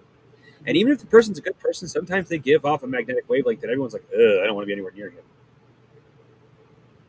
People tend to forget there's actually a biological thing to the aura people have. Humans are ridiculously sensitive to electromagnetics. To the point, if you're like my shed, well, mhm. normal humans had in this thing, they'd be freaked out. Actually, I've seen people start panicking in this shed. Not like panic attack, but they start like looking around and start getting fidgety. This thing is surrounded with unshielded wires, so technically it's producing a shit ton of electric magnetics, which is common to make people feel anxiety, as if they're being watched, or that they're paranoid. Supposedly, it also makes people taste copper, but I don't know if that's true or not. I don't know. I know that I crochet a lot and I do a lot of typing and other kind of crafts. And I bought me some of those Yeah. copper fit gloves because every so often, like my Ooh. thumb will start hurting and stuff like that, and I'll wear those and I can do it a lot longer before Well, having any it's problems. yeah, just straight copper doesn't produce electromagnetic field. It's when you put electricity through it. Hmm.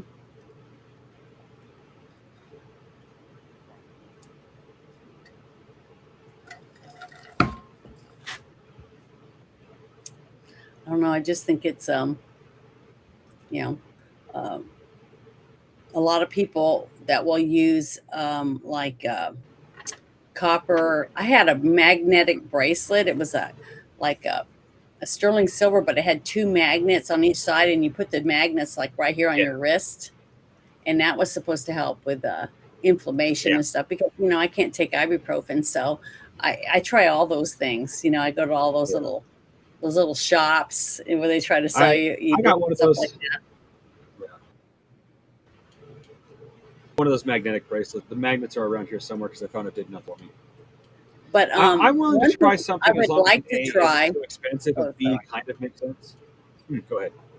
I was I done. was just gonna say one thing I would like to try, which I've never done, but I've talked to other people that said it worked for them, is acupuncture. Mm. Because Acupuncture has been I scientifically proven to swear they said actually it work because works. it doesn't just. Well, here's the One of thing. my, It's actually, she like I said said, she did her scientifically proven to ear. work because you're That yeah. they stabbed her in the ear with a bunch of needles and they left them hanging there, and then they burnt something, and then they put little on a couple of them. They put these little piece of cotton on there and set it on fire or something. I don't know what all that Okay, that entails. that And makes absolutely no sense. I don't know. I don't know what it was, But but she was telling me they had smoke coming from it and stuff. And then she said that it helped her lose weight. So I don't know. They supposedly have well, acupuncture for all kinds of stuff that I can I help. don't know about the whole burning thing. That just seems like honestly superstition. But Maybe it is. acupuncture I don't itself, know. part of the reason why it actually works, it's Hmm. scientifically proven, is because acupuncture doesn't just stick needles in you. They actually stimulate the nerves. That's why acupuncture in the right hands can actually do wonders, and in the wrong hands can actually paralyze people. That a lot of people make the joke about, like, have you ever seen the movie Dragon's Kiss? Hmm. Mm-mm. What's the dragon? Now this particular move doesn't actually exist. You don't have a nerve that's going to start causing you to bleed from it, paralyze you, and then bleed from every orifice of your body. But there are nerves in the back of your neck with the acupuncture strike, just with that tiny ass needle. You're paralyzed until that needle is removed. Hmm. You literally cannot move. I can believe that. I mean, they've been doing that kind of stuff for centuries. But Bruce, did you see my text? Uh-huh. I don't know if Yes. you can hear me or not. Oh, so I think I'm going to Yeah, go he over said there yes.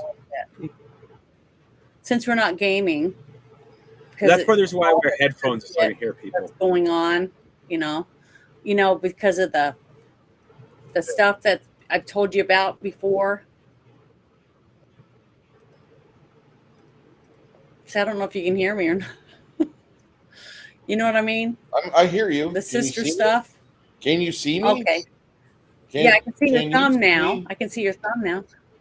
Okay. Yes, I see I your was thumb. okay. Okay. But you didn't Now respond to the I don't text, so know. I didn't know if you got it because I took a picture to show you because she says that she's there with her at her house, and she went to that last night, So you want to leave and me? I didn't go. And you want to leave? You want to leave me in crafting and go hang out with your family and the people you grew up with Yeah, I'm and thinking leave about going something to over there you? for a little while because I keep getting messages from different people, and I'm wanting to um, try to do so. I don't know. I don't know what I'm going to do, but you know why I wouldn't go, right? Yes. Okay. Well, see, I try to be good and I try to be nice and I try to be fair, but sometimes it's like, I just can't get a break or something. I don't understand it. Just I don't understand. It doesn't make sense. So it's like, well, but maybe since Karma's saying we didn't have a game today, maybe maybe I should go over there for a little bit. So I'm thinking about it. I just wanted to make sure you knew because I didn't want to talk about it. You know, the other stuff. But it's not going to upset you, is it? It's No. okay, right? You guys Yeah, can you hang want to? out. Yeah. Today's I'm just a gonna go paint over there. stream. That's it. Okay, well, you guys, thanks for letting me hang out for a little while. Talk to you guys Always fun. later. Have a good day, See ya. Jan. I will. I'll talk to you later. Okay. I'll be here. Okay. So Probably, let me. probably do a show later with Kai. Oh, that's right. That's right. Okay. Well, um, you guys have fun, and I'll probably talk to you in a little while because I don't think I'll be over there very long. But I just want to go over there and say hi and whatever. And see what happens. But you guys have a good day, and I'll definitely be ready for tomorrow. I gotta get some pictures and kind of find out because I haven't seen the movie and find out what I'm gonna do for tomorrow, if something. Yeah. All right. See you later. See ya.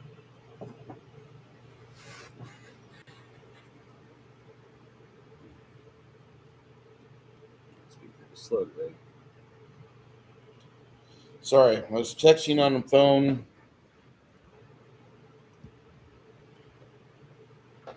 No, that's okay. I was just checking out one of my daily grab games and it's being slow to load.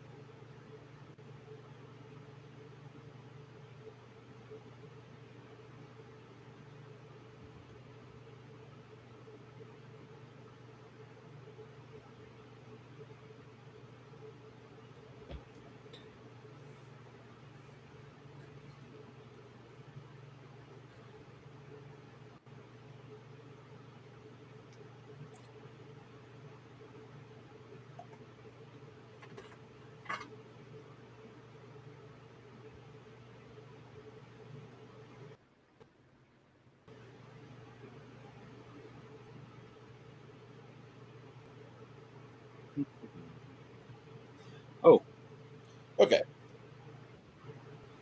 is there a chameleon spell in? I presume there's a chameleon spell in Pathfinder. A what spell? Chameleon. Chameleon? What type of chameleon Yeah, spell? like the one that lets you change color, well, quote unquote, change color so you can blend in with your environment. Yeah, it'd be more of an So, illusion phantasm type spell. well, I found this really neat looking cloak that's multicolored that with scales, and it looks like it would be like a chameleon cloak. I was thinking about throwing it in Six Nations little pile of things you could potentially have.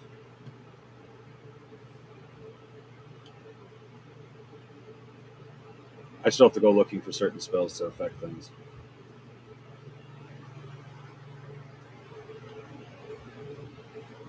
But in some cases, I can just quote unquote enchant something. In other cases, I have to make something new, or at least alter it. Like magic carpet. Good God, the ability to fly that high at level 9. Why? I mean, at least the spell fly feels like it costs something, you know?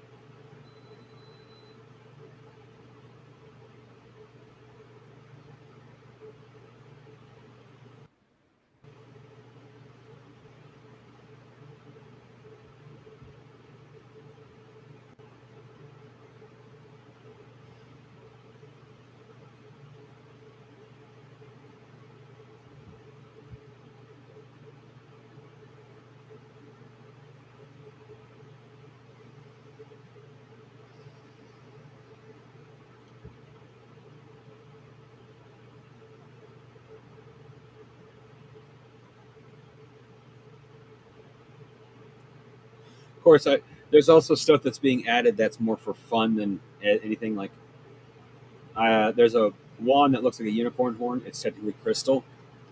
It just does phantasmal steed, but it looks like a unicorn instead of a horse.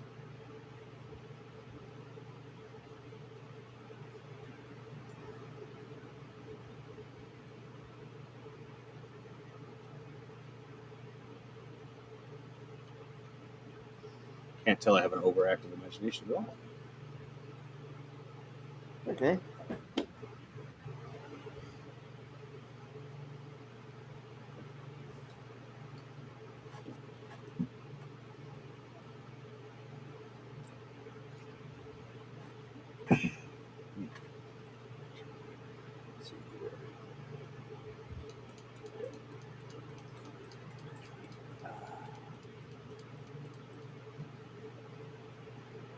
How far away is Silverwood amusement park from you?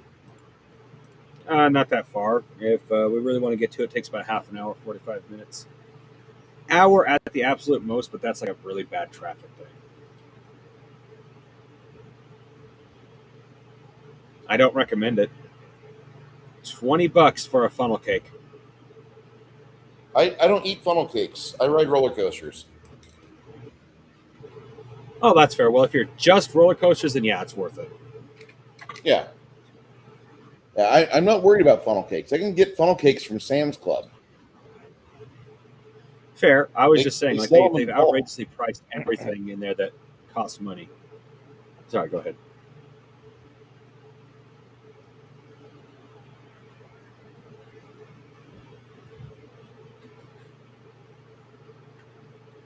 You were saying something, Bruce? Or have I dropped? No, I'm just saying. I'm just saying that I can buy funnel cakes in bulk for $20. That's fair.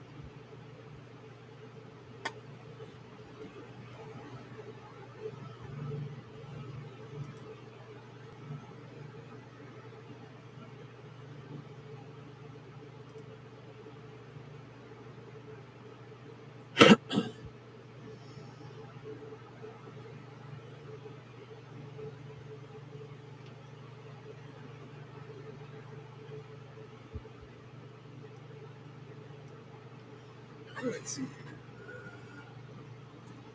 Yeah.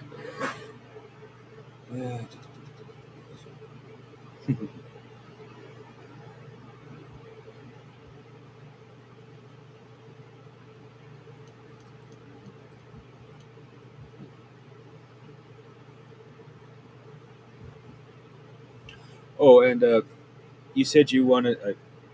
It's something kind of I think kind of funny is that you said you didn't want us to do the adventure I was planning until after the one run. That's fine.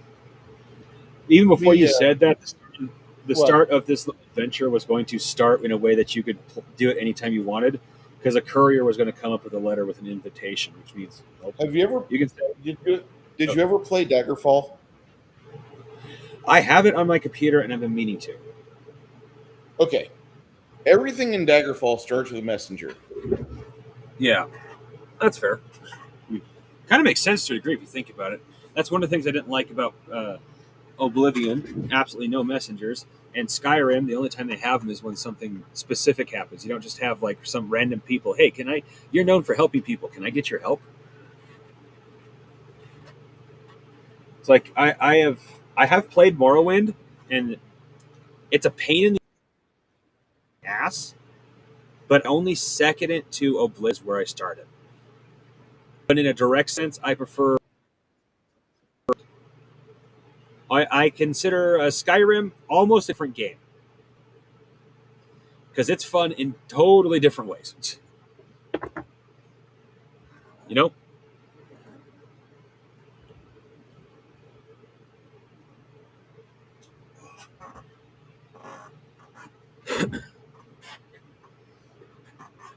I mean, the only thing I wish that Morrowind did that I don't want a compass with a map marker. That's fine.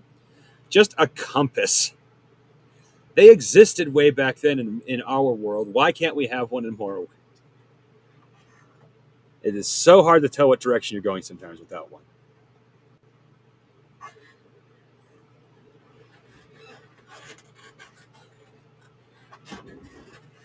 I actually kind of enjoyed not having a. Oh, that was uncomfortable. I kind of enjoyed not having a map marker, simply in the fact that you just had to like figure it out. Adds a whole new level of exploration to the game, which is all sorts of fun.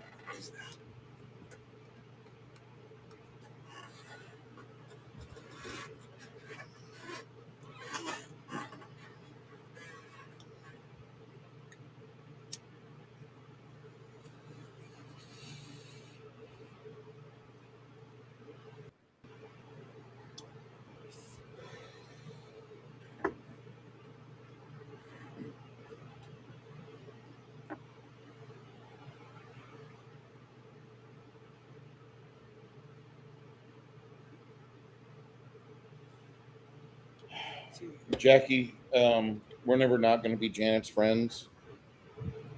She's one of ours. She's one of us. One of us. One of us. The only way we'll stop "quote unquote" being friends is if she completely cuts us off, and even then, we'll be Yeah. still genuinely worried about her. We're gonna be dropping emails to her and still missing you. Day 571. Day 571 of being without Janet in my life. It's quieter now. Nobody interrupts me when I talk. I miss her.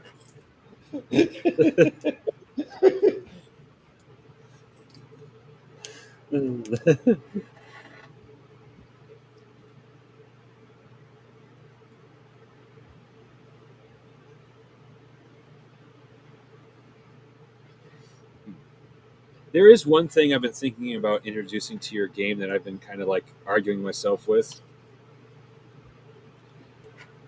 Obviously, there are, especially with the way your world works, there'll be things like Nephilim, the half demon, half angels. Well, just like with a half orc, you can get a orc with human strength. Human strength with orc intelligence, the worst possible combination. What would be the worst combination for a Nephilim? Worst combination for what? A Nephilim. Well, both demons and angels are conquering Ooh, species. Warlock. Oh, they actually exist already? Okay, that worked. I should have asked. I should ask D20 a little bit more about this kind of stuff. Yeah. The fact that it's a Google-like setup makes it very useful. Okay, well, the reason why I was asking is I was thinking about throwing in something called a cosmic jester. Their one and only purpose is to entertain divine beings. Especially now that I know that a terrible Nephilim already exists, they're just cosmic beings that have one and only purpose: entertain the gods. And they're so good at it, these things could even entertain Orcus himself.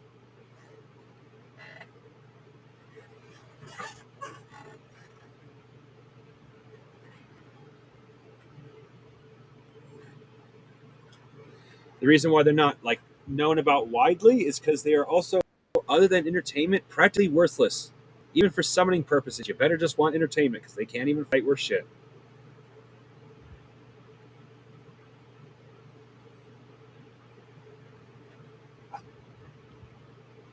Though they probably would make a good distraction.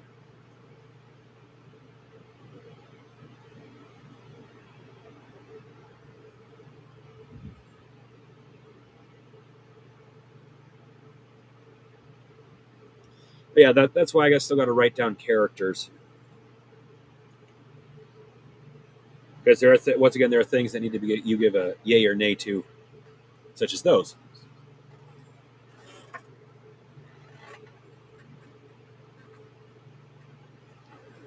There's only one character I want to introduce that I'm not showing you because that is a spoiler, and I'm quite confident that you would not mind, mostly because of what it is specifically.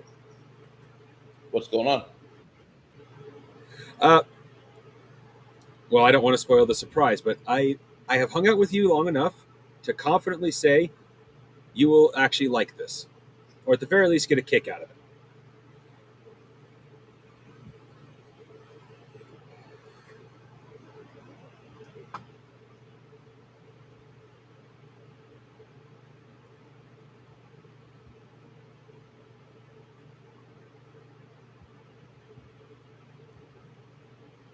Let's see. What's up? Oh, just looking at some of the stuff that I'm planning on putting words to in the game. Oh, this is something I can actually talk about right now and get your thoughts on. One of the things I was thinking about putting in is it's like a cloak with 2 extra arms on it. It adds haste would not affect it, but it adds an extra turn to an extra action, I should say, to whoever's wearing it.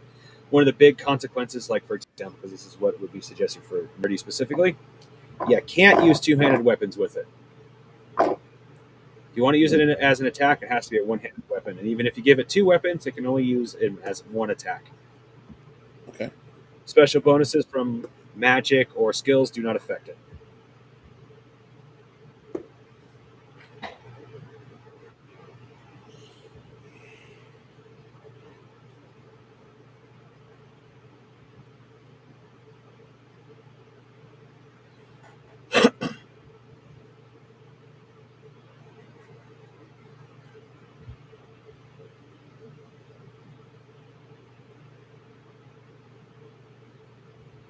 Well, maybe base skills such as I don't know.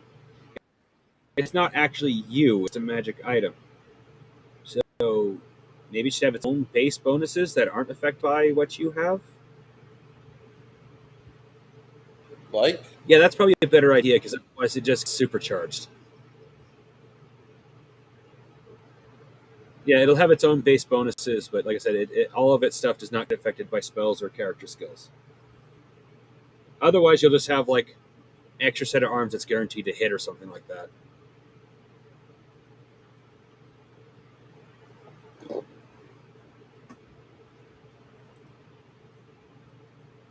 I am trying to make things that are usable but not overpowered.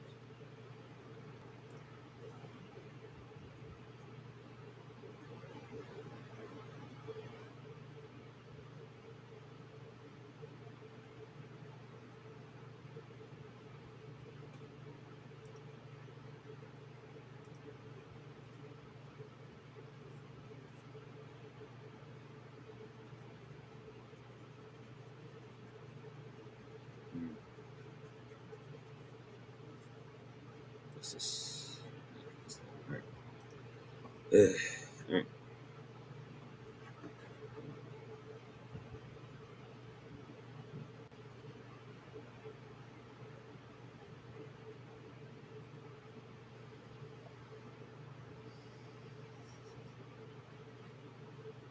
Finally found a way to keep the bugs out of my shed.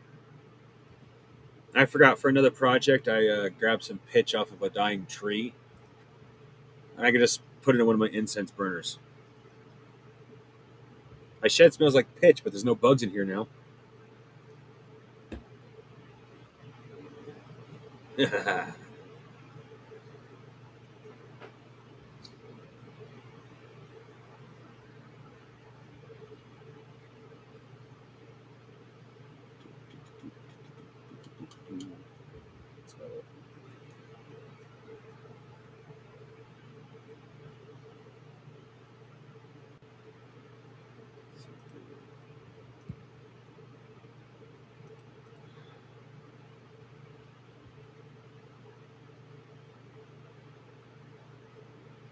And the internet slow as fucking down. Of course it is.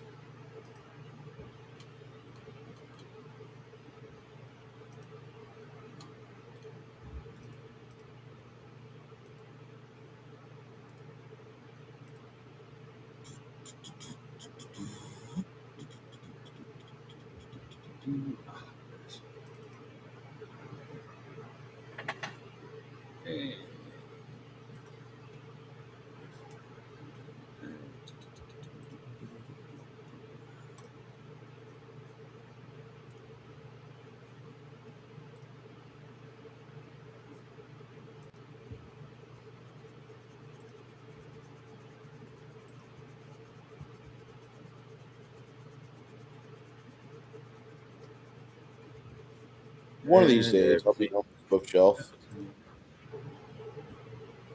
Yeah, I need a bookshelf. Well, I can't do it out here, but I need a bookshelf myself. If I ever get more space. Simply in the fact that I have over a dozen Palladium books. I have the first omnibus of Gotcha Felix, which I've been meaning to read. And I have a couple of other games such as Space 1989. I can't remember. I have to double check that one. There's one of the steampunk books that Kai suggested.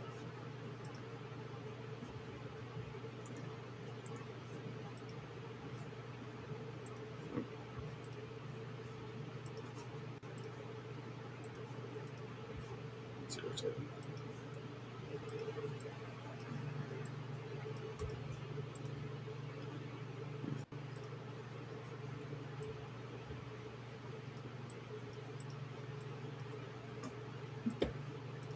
I have to use the restroom. I'm sorry. I've been drinking all day. Not beer. I just started beer. Been drinking coffee all day. And this is kicking my ass. Yeah, I'll be so right have back. I. Okay, let's see here. What the hell is that? Oh, that's that. Okay. Sorry, just checking notifications. Let's see here. What else? I don't care. That's it. Don't care.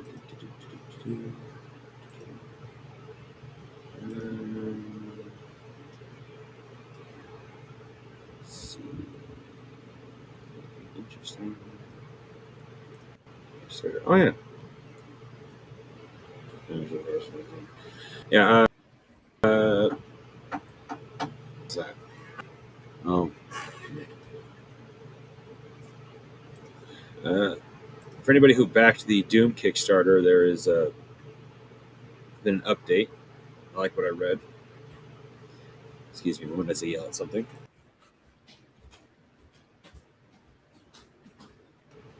Anyway, what did it say again? I forgot already.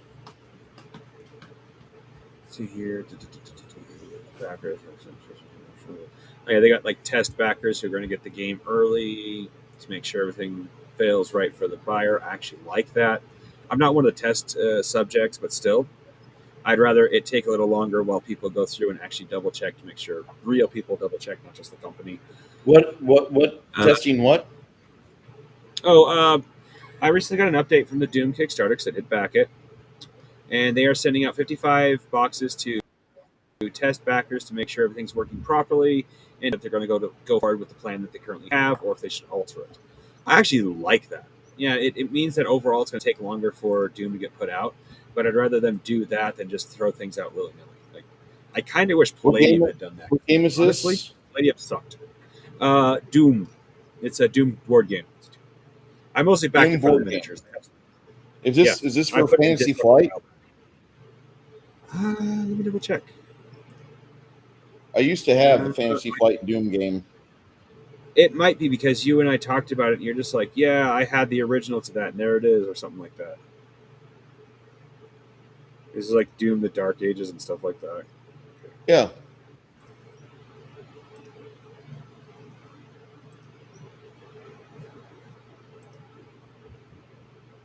Okay, here we go. No, it's still available for indirect backing. It's fine, but come on, show me a picture that I can. Did you get into the undead encounters from Game Found, or no? Yes, I did. Yeah, I probably should. I'm not like I shouldn't have done it, but shouldn't have done it for as deep as I did. I kind of went for all the dice. I didn't go for the dice. I went for all 15 of the monsters, though. Yeah. It says Doom or a board game will be available. It's Doom 1983 and Dark Ages. Let's see here. Doesn't. I have no idea. Let's see here. Come on, give me a good picture of both boxes. So I can show. All right. Yeah, that's good. That's actually probably got us because it's kind of not a great picture, but this is what I backed. I can't even download the picture with the way it's put up there, so I have to show like the tab. Though it's still open for backing if anybody wants me to put the link in chat. throw the backing into the private chat, and I'll copy it for you. All right. I absolutely love the miniatures. Well, the old miniatures were pretty badass. Yeah. Have you beaten Doom yet? Doom 2016 yet, or no? Yes, I did. Holy shit, that was fun. Much better than Doom Eternal. Doom Eternal was just okay. Doom 2016. We are going to throw monsters at you, but we're going to throw them at you strategically. They will spawn in places where you can almost never hide on the map. Blah blah blah blah blah blah. Doom Eternal. We're going to throw so many monsters at you, you want to throw the controller at the screen just because you're spending 15 to 20, maybe even 40 minutes fighting one fight in one arena because it's just spawn after spawn after spawn after spawn after spawn after spawn after spawn. So their strategy in the first game was use terrain. Their strategy in the second game, overwhelm you with wave tactics. And not even like the wave tactics that are fun where you feel like a god. This is wave tactics where, like, if you don't put everything perfectly, you're dead. Even on the lowest setting, it's a pain in the ass at higher levels of the game. The DLC, fucking forget it. You have to be a click master because they send waves of things that you can't even kill without special combos. Imagine fighting 3 different creatures that have special combo requirements to kill them. I'm good. I wish I was joking. That was so. I gave up on the DLC. I finished 2016. I finished Eternal, but I did not finish Eternal's DLC because it was redunculous.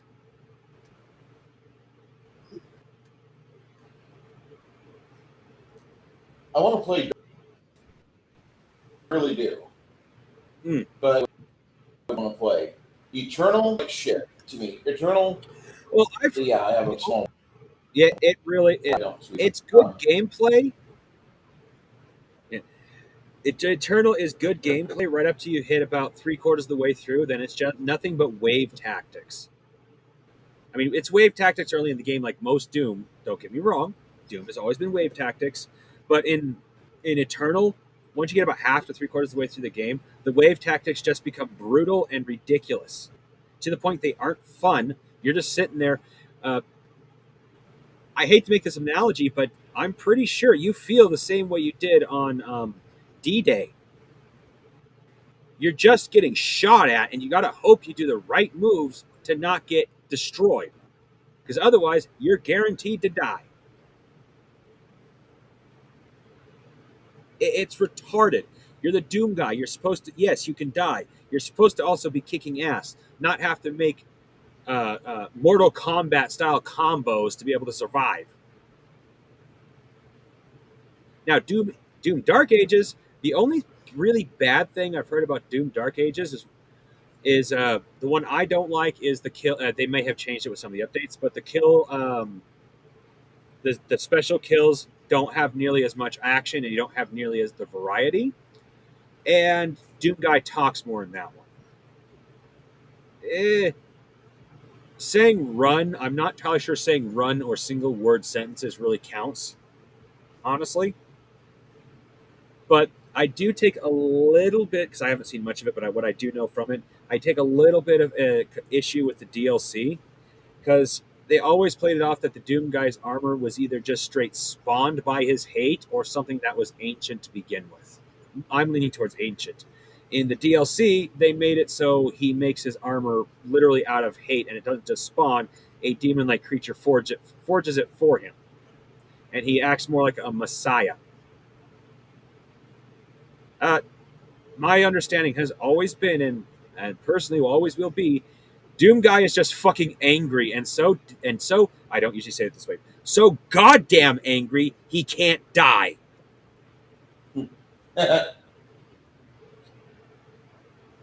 That's always been my point, my understanding of Doom Guy.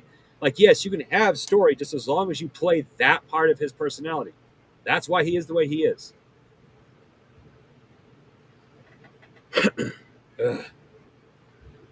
Any rate, but otherwise, I've heard nothing but good things about Dark Ages overall. I've heard the way the combat works in that one is much more strategic versus just wave tactics. You have shield bouncing, which actually looks like fun. Later on, you get spears. I've heard complaints about the spears, but that's more of like personal preference type of combat anyway, so I don't really count those. So it genuinely looks fun. It from everything I've seen, it looks better than Eternal by far.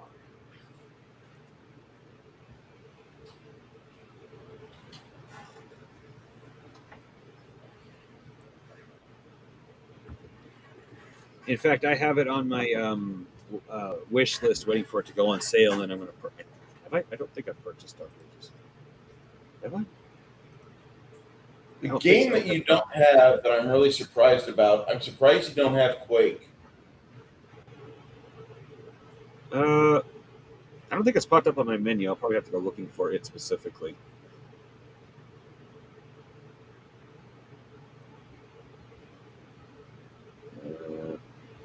I have Bolt Gun.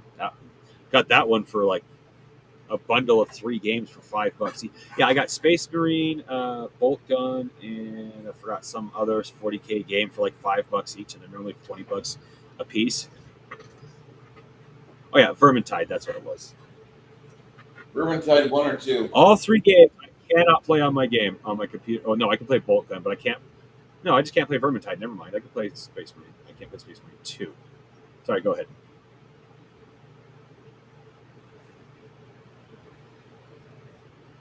Crocheting's a pretty badass skill. Yeah. What do you think clothes used to be made of before the loom was invented? Either that or skins. It's not. Yeah, it's not just like a badass skill. Like if anything ever happens in the way of the world collapsing, that'll become an invaluable skill, just like leatherworking. Clothes are important. In fact, I am currently working on a design in my head. I have to write down a few plans for making my own pair of boots. I got a cowhide rug that had a defect from the cow skin itself, and I want to see about using that for the boots. The thing is, I gotta like take the cowhide itself, the rug itself, and wrap it around the inner part on my leg and see how that reacts long term, and to see if that's going to be something I need to line with. Probably some sort of cloth. But either way.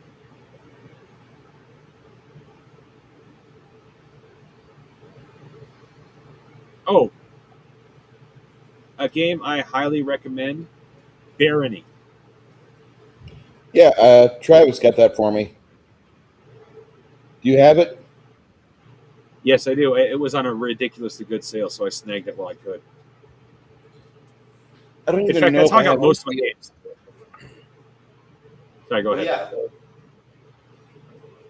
That game is awesome.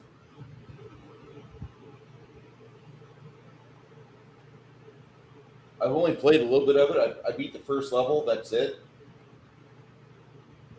Yeah. But I really liked it. It carries a little bit of spoilers, but given the way Barony works, it's kind of hard to be directly spoiler other than the storyline. But Barony is definitely not a game you play for the storyline, because it's your basic storyline. You're killing Satan. Okay.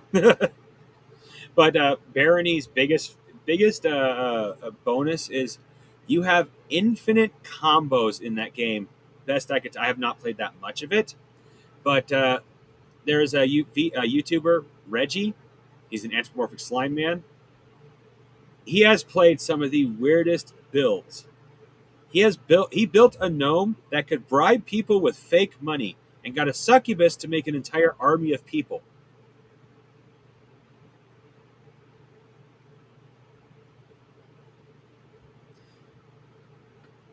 Like this is why I love the idea of the game. I haven't played enough to know like the full game, but the idea itself. In Barony, it has a base. You can recruit followers depending on the skills you have. Blah blah blah. Well, it has a limit. If you, in that case, you recruit a succubus, she surpasses that limit. She's like, "Oh, you have a limit of 5. Here's yeah." She's like, "Oh," she literally goes, "Oh, you personally have a limit of 5. Well, here's 5 more. Here's 5 more. Here's another 5. He was running around with like 20 people at one point. And a couple of those people had their own followers.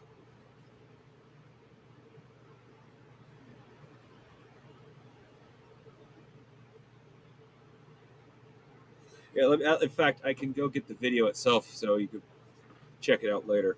Let's see here. Cool. It is. I'm looking at the DLC of Deserters and Disciples right now, and then Legends and Pariahs. Yeah. It looks good. Myths and Outcasts looks good too. That's all the evil monster races.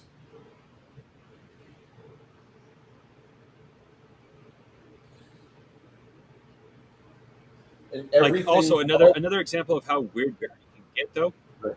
Oh, go ahead. Let's finish. No, I was just saying, like, even if you just buy the regular game, you'll be able to play it with people that have all the DLC. That's awesome. Oh yeah.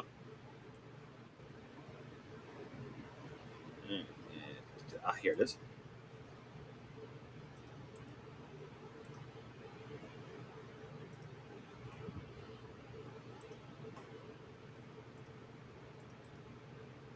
All right. And there's the video.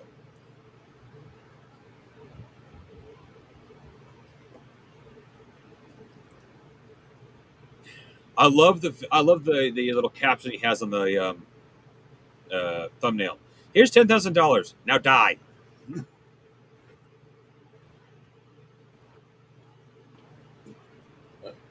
Oh, but like what I was saying is like the weirdness of Barony. There is a bit where you have a self-choking necklace, and that's how you regain mana. Oh, it was partway through. I forgot about that, but I don't know where he is currently. Oh yes, he loves jokes.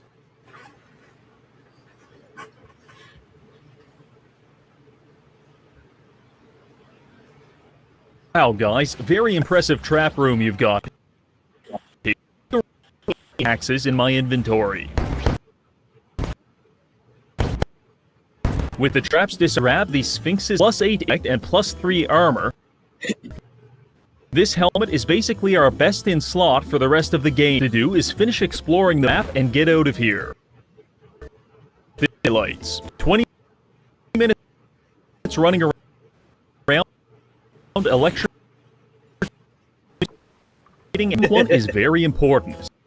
So listen closely. As a gnome, no one wants to be our friend. Take talk with an NPC stab, though our only option is to deceive them into compliance by manipulating the currency. What we do is run around until we find these pieces of... Then we cast a magic spell on it, and suddenly it's valuable because we said so. Then we take those artificially monetized items and for us. Congratulations, we have now established our own fiat money system, but way worse. Because it's not banking at all. You're gonna work for Shmuley Goldstein until you die. You're a lightning staff gnome that fights enemies from afar? Very cool. But the second that staff runs out of charges, I will be sending you to the front lines to fistfight a troll. And when you inevitably perish, I will be selling all of your personal belongings to the nearest pawn shop. Point is, with this technique, we were able to enlist a small posse of delinquents as our bodyguards. In fact, got really lucky and recruited a succubus. This is terrific because the succubus can seduce units into joining our party even if we're already at the party size limit. However, it is completely broken. Regardless, levels of the dungeon were a confusing experience. In 60 seconds, I found a book on how to be an alpha male, found a that literally chops, but I almost got killed for followers. I didn't tell them to do that. They just inherently know I want it, which is what makes them good followers. Eventually, we came across a series of merchants, at which point I was obligated to spend an hour min-maxing. We added here's boots to our collection to allow us to practice most important our eating skills in gold, which bumped us tax bracket into wealth level 3 bad. All of this was done just barely a town and certainly not a mine. Minetown is actually a religious site for members of the free market. Whoa. That doesn't like. If you're playing one of those non-capitalist slop classes, for us, this is huge. But Reggie, how can I maximize my Minetown? First things first, buy a tinkering kit. This allows us to deconstruct pretty much anything and use the scrap quirky items like landmines and bear traps. Start luring innocent people into secluded parts of the map and killing. Use tinkering to turn the other half into glass bottles. Destroy the plumbing system by draining every last drop of water. 20 minutes of this, all civilians should be doing. We can even further. To level up our mysticism by breaking every piece of furniture on the map. No chairs, no beds, only experience points. Then we use our... Now that the town has been plunged in this, we can turn the torches into bear traps and place them randomly in the street for good measure. What it means to become honored Minetown by extracting every single experience point from it, we can move on. This brings us to a transitory level. These are basically free treasure levels that we get when moving from one biome to another. However, do not mistake that for meaning that they're safe. I have personally grown men cleaved in half by cleverly placed mimics on more, but that's okay. What we're really by mining through this, we can reveal a secret portal. I recommend 99% of players. Because the baseline, luckily not long ago, we picked up some boots of levitation from a therefore, problem solved. But why do we even care about the underworld? Well, I'll tell you. It's because deep within the underworld, there is a demonic shade known as Artemisia, who wields the lead bows, so to play bow and be back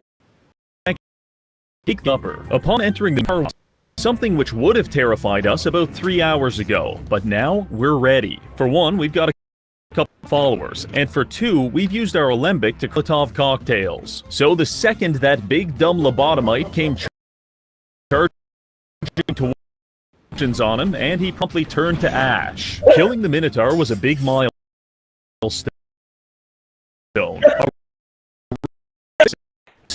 Circumstances of the world. Now, he molests back. With that taken care of, we finally encounter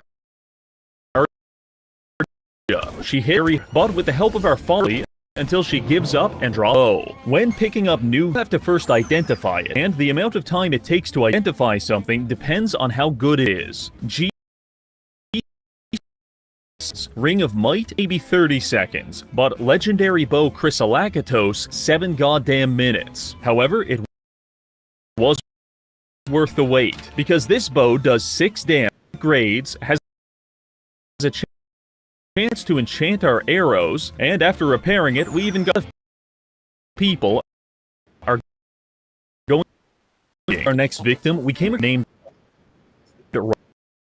Robin Hood at shoving a fist nose, but then remembered his entirety is based around robbing rich people. So obviously, we put a generational beating on him and recycled all of his clothes into landmines. With that taken care of, we finally escaped the underworld and returned to the dungeon. Just time to enter the next swamp. If you gave me the option of being shot in the head or spending 5 minutes in the swamp, I tell you not to miss. Because not only is the swamp teeming with goblins, but they've tripled the defense budget, and there's traps everywhere. Regardless, we push forward, painstakingly exploring every corner of the map in search of treasure, and we found it in the form of spells. Fun. Not because they're useful, but because they're literally designed to troll your team would repeat their controls and give them motion sickness. Once your friend realizes bulimia, he'll probably try to attack you back, which is when you're going to cast Grease to lather. Maybe for good measure, you'll also cast Ignite to kill him in a horrible grease fire. This is the essence of male bonding in Barony. Unfortunately, Kleeper stopped returning my messages, so we had to settle for griefing the local goblins instead. However, all of this dicking around did come at a cost. Greasy tins of food. But by this point, we've completely run out, and we're starting to take Holy Goldstein refuses to die with anything 100,000 pieces of we push through the pain. Eventually, we hit Alonius only for like a piñata and feast upon his innards. The chest was full of cheese, cream pies, and grade sloth, which should keep us running for the next few levels. Probably the only important develop was that our sons of new allies. In fact, she even managed to recruit a legendary zombie named Coral Graham. Powerful, and he also has three of his own followers, so our party is now 7 or 8. As with any secret level, this is an dangerous place with exceptionally valuable loot. Our first order of business was to make our way inside the castle, where we will find tons of boots. But the second we touch anything, 25 zombies are going to and try to kill us. So prep entrance with and after that we position legendary boots in order to start the show. Almost immediately, the first wave of zombies was upon us, rushing down the entrance, only to find themselves. We pushed out of the keep to start the zombie extermination process. I was expecting this to be the hardest part, but to my surprise, our succubus just armed every zombie we came across, and within 30 seconds, now commanding a small-scale undead army which took the rest of the map and grabbed all of the loot. Notable finds include a shitload of gold and a spellbook of curse. Being able to remove curses is high-level utility meta are cursed, and if you try to read Labah any longer. We were also able to increase our tinkering to level 8, which means we can now craft the single greatest item, a leather backpack. And with this backpack, we've now lit up with our anti-gravity boots, which are estimating a giant helium balloon attached to our back. With all of that taken care of, it's now time for us to proceed to the next Sand Labyrinth. This is known for its absolutely labyrinthian maps filled with bug people.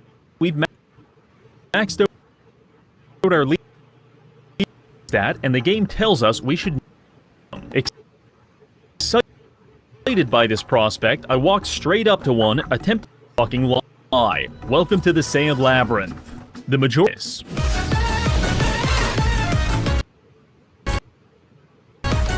The only to death was because we found a ring of slow digestion and a sweetgrass sprig. Both of these items start to somewhere around 30%. This gave us plenty of time to dick around, and also one of my favorite NPCs, Potato King. He's a goblin with a jester hat, a beard, and a certain indescribable aura. So naturally, I equipped my nicest gem, ran up to him, and threw us be at our follower limit, because it didn't work, and the giant fight broke out. At which point, I was forced to execute him with blood magic. Felt like strangling my own foreign rain state. Rather than confront it. You know what? Fuck you. Followers to equip his replacement Potato King. And just like that, it's almost as if it noticed the Potato King's legendary mace, Sharer. If all of the legendary weapons in user be the Redditor, because it is much like a Redditor, we ignore it. The only reason we put up with this in the first place is for the ability. This is our mana regeneration. That effect scales dramatically as our mace goes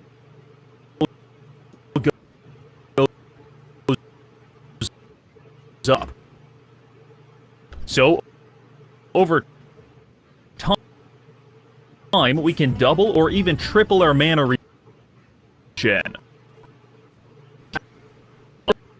Plus, I like our odds. So our party pushed through the sand.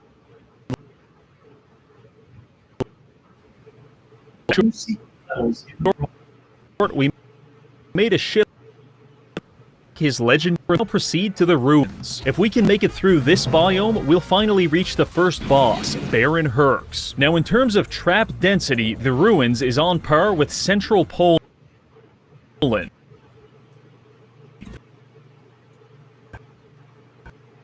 Because these fuckers are everywhere. For traps. So it matters. Spikes.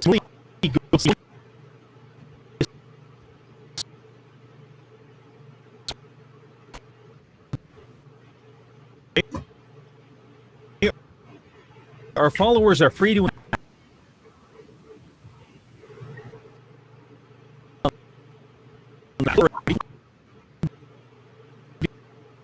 be one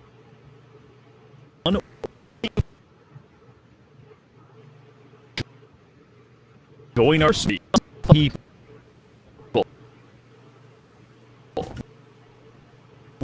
from the industrial comp terms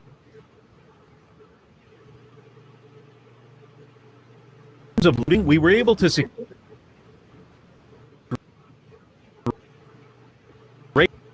long as are balanced only by the fact and degrade, but now we can just ignore that and become immune to all magic in depth. Going to lie, this build is getting absolutely filthy. Building off of that, we were able to find a merchant and push our gold reserves past 20k for 40% buff to mana regen. In terms of spellcasting, God level sorcerer. There's just one more place we need to visit to solidify our status. The Mystic Library. Proceeding through a secret portal, we arrive there, containing some of the strongest spells in the game, and also several people we can murder for the crime of existing. A plan to kill but personally, I prefer an improvisational jazz mindset when it comes to these things. A little gang beating here, a couple of fireballs there, and maybe a few potions for good measure. There's really wrong answers. After converting the equal popular XP bar, we took our time pilfering the archives. Noted a spell of Vampire Aura, Greater Might, and the best one was a tier 5 spell that drops a comet on your enemies. Very tasteful. With all of that taken care of, we're now ready to proceed to the first boss as an evil tyrant. Low, more read, the more I like this guy. Put him down nice and easy. Arriving on floor 25, Herx's arena comes into view. Just beyond this point lies Shmuel Jet, which is why we're going to utilize our ultimate technique. Casting spin on him like 500 times to centrifuge his brain into a slurry of we enter the arena, spawn Herx, and blast him with a only for absolutely nothing. thing to happen. Dear God, he's immune to being to mush with shitty fashion way. Oh, I called in our 25 had them bleed.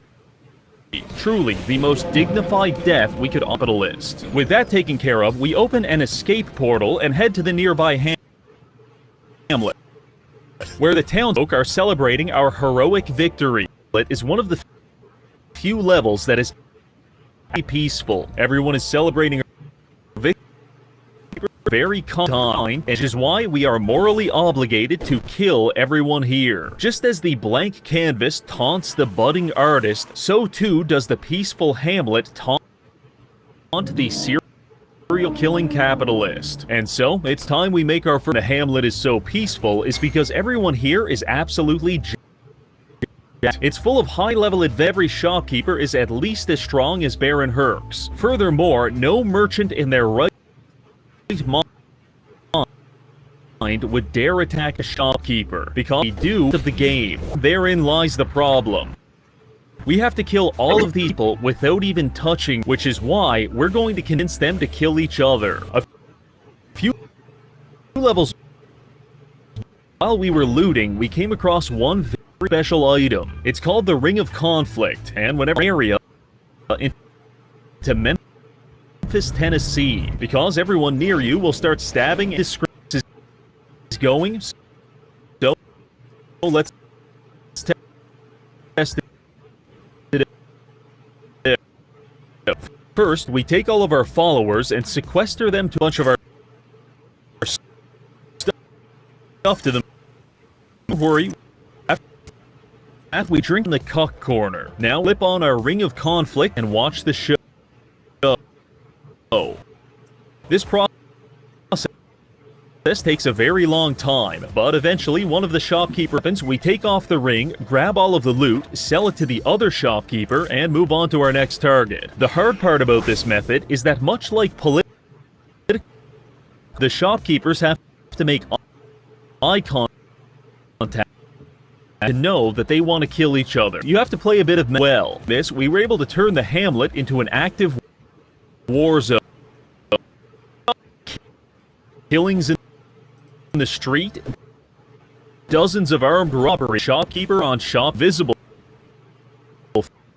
For most of this, no one ever caught us, except can go one of two ways. Either this guy is being ironic and he actually sucks, or he's about to eat for our colon. This our own don't affect him. In fact, at one point we were getting jumped in to help, at which point the cleric literally beat him to death with his bare hands. All I could do was watch. The only way we were able to stop him was to just wail on his armor until slowly each individual piece was destroyed, at which point we finally started damaging him. Once we put him down, we were free to finish killing everyone and selling their inventory to the only remaining shop. We had accumulated about 5,000 gold, which put us halfway to my personal dream of 100k. Now, for the final touch, we head to the sewers, where we encounter the worst judge of character I have ever by something like that ourselves. Ah yes, I couldn't agree more. Anyway, we trade a few items in Hamlet and head into mines. This biome gets real. No more estrogen maxing goblin femboys. It's all suffering from here on out. But that's hard times make weak men, and weak men make me hard. So let's get watch it. Trees. Only 10 minutes. Furthermore, we're experiencing a crisis. Barony is one of those really quirky games if money weighed you down.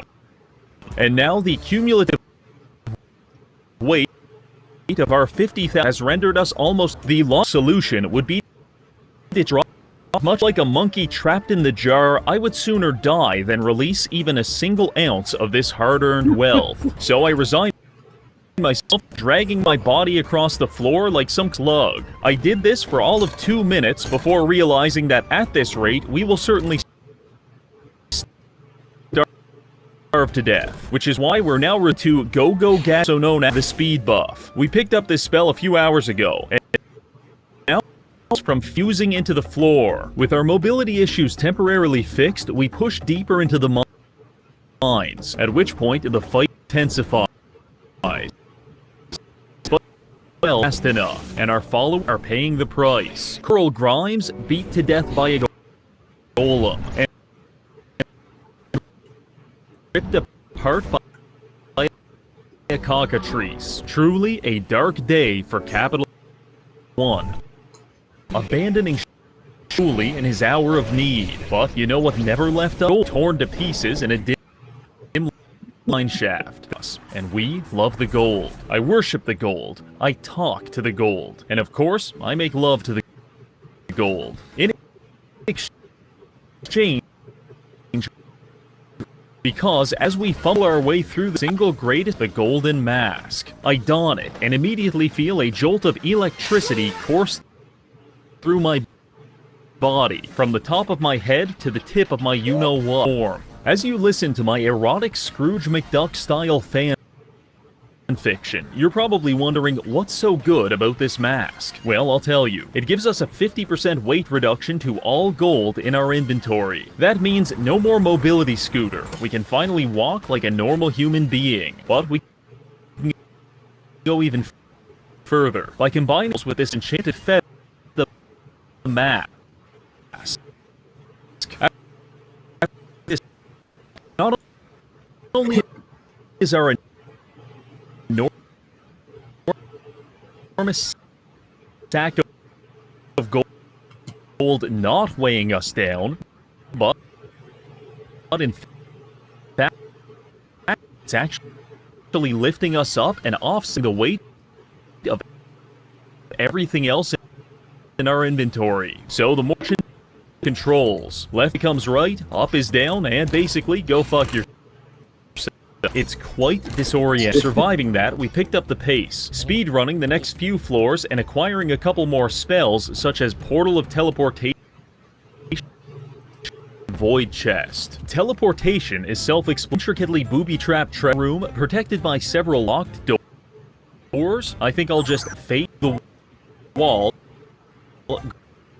grab all the stuff, take a shit in the middle of the room, and leave. Is even better. Convert any treasure you can use to hold to sell them. You are now in a world where the global currency is produced, issued, and stored by a single magical gnome who is violent and sadistic serial killer with near god superpowers. Every member of the World Economic Forum is correct. The only thing left for us to do here is to visit the cockatrice's lair. Not because it has a lot of money. Skipping it was never a thing about this level, is that it has a high density of enemies. This is questing, then listening through the walls as our enemies. After that, I rush into the room and use a paralysis spell to incapacitate the sing this high-level problem solved. We were able to clear out the entire dungeon and secure some highly valuable loot, legendary chest piece, and a tier 5 magic spell known as Waves of Blood. This is by far the strongest offensive spell we have access to, and while it does have our health, it costs our enemies. I approve. Moving into we just have to survive a stealth. We enter the room with an invisibility ring on, so they can't see us. I'm not going to. This battle was not the stuff. It's actually kind of embarrassing. Eventually, we found success running around like a dickhead and spamming Psychic Spear until we won. With that finished, we can finally head to the last battle. In terms of level design, the Citadel is a sprawling monument. The very there are sometimes there's no floor, sometimes there's goats, Ola doing steampunk now, and finally we have vampires. It's all a bit considered. We're coping with it. Our time in the Citadel, watching all of die, continued relentlessly. At this blue and a couple of gay guys. I do miss the succubus. I can't as other fit for the channel. Also,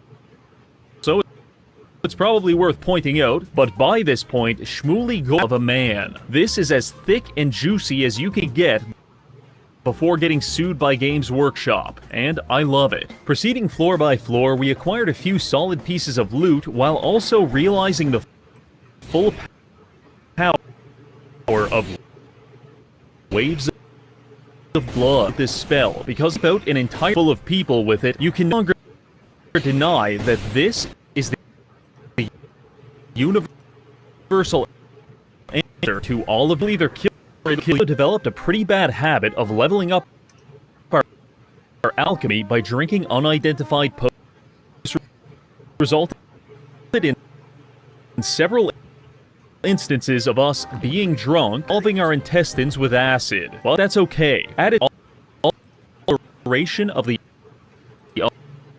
unknown. So you could just sit these tools like some kind of pervert, or by chugging, which will cause you to go deaf. The choice that we killed a few minotaurs, stepped on a series of clearly visible bear traps, fought a shadow version of ourselves and won, and then liquidated the contents of our safety deposit box to expand our wealth into the six-figure territory for us, but to the final boss. And so we proceed to the final level. Here is where we will find Orpheus and Eurydice. They're not deplorable, evil enough. Kill them. But first, we need to stack. In the bodybuilding community, the stack refers to the combined list of drugs which you can abuse before you turn yellow and die. In barony, it refers to the cumulative list of ascend into a low-level superhuman. First, strength and magic reflection from our gear. Then we start stacking spirit to absorb attack, weapon for added damage, flame cloak for immunity to fire, and finally speed to run around at 90 miles per hour. We could go into this fight and just gang up on them with our followers like we did last time, or we could even just abuse waves of blood to end the man of theatrics, which why I decided to spend this entire video, 12 hours, quietly accumulating in traps, and now I'm putting 100 of them down on the floor in the boss room. I can't tell you, they won't be having an open casket funeral. Now, let's begin. We go a little further into the arena, at which point the boss is spawned. The elaborate of them into stepping on Orpheus rushes into the landmine's face, explodes into millions. Seeing her partner blown to smithereens sent Eurydice into some kind of manic episode. So much like a 1940 beating her with a... This doesn't go well, and she summons in several minions to kill us. We immobilize them with a series of ice waves and firewalls, and then return our attention to Eurydice, blasting her with an entire meteor shower until her and all of her stupid followers from which... And with that, Shmooly Goldstein, the capitalism and destroyer of evil, has vanquished Orpheus and Eurydice for the crime of something. I'm not actually sure what they or why. You know what, editor? And just like that, we're back on the right side of history. Well, that's it for this video, and I think you can't ask for much more from the free market. So thank you to this month's patrons for you for watching. It's funny. That's And that's the Wow. reason why I want to play Barony. That level of insanity. I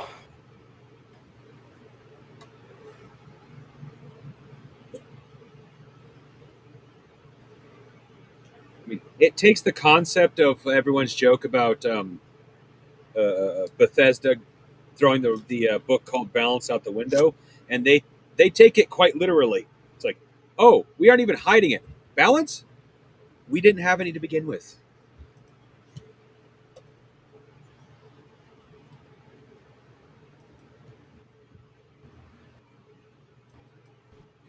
Like, and it's also an excellent example of something that a lot of modern game company, like AAA companies, I should say, don't really understand. People will play games with meh or even crappy graphics if the gameplay and or story is good. Graphics rarely take a high bar in stuff like this.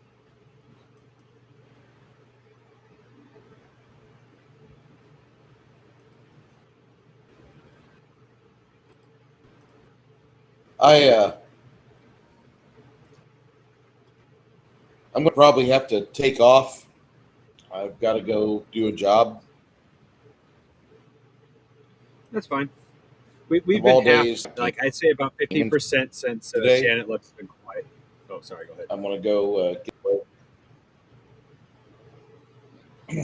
That's okay. Overall, it's been like Yeah, 50% silent. but since Janet I left. enjoy you show. Oh yeah. We're gonna get together on Barony, dude. Oh yeah. Not right now. I got to go to work. But I'll for those of you that are interested. Oh yeah. On my Tonight, game can. me and Kai will be doing Go ahead. Kai's musings. Yeah, and I've tested it. My computer can handle it. Well, it's also a low data game, so I'm not.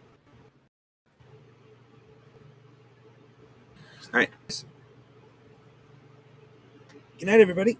Have a good day. Thank you We'll all. see you later. It'll be probably more appropriate.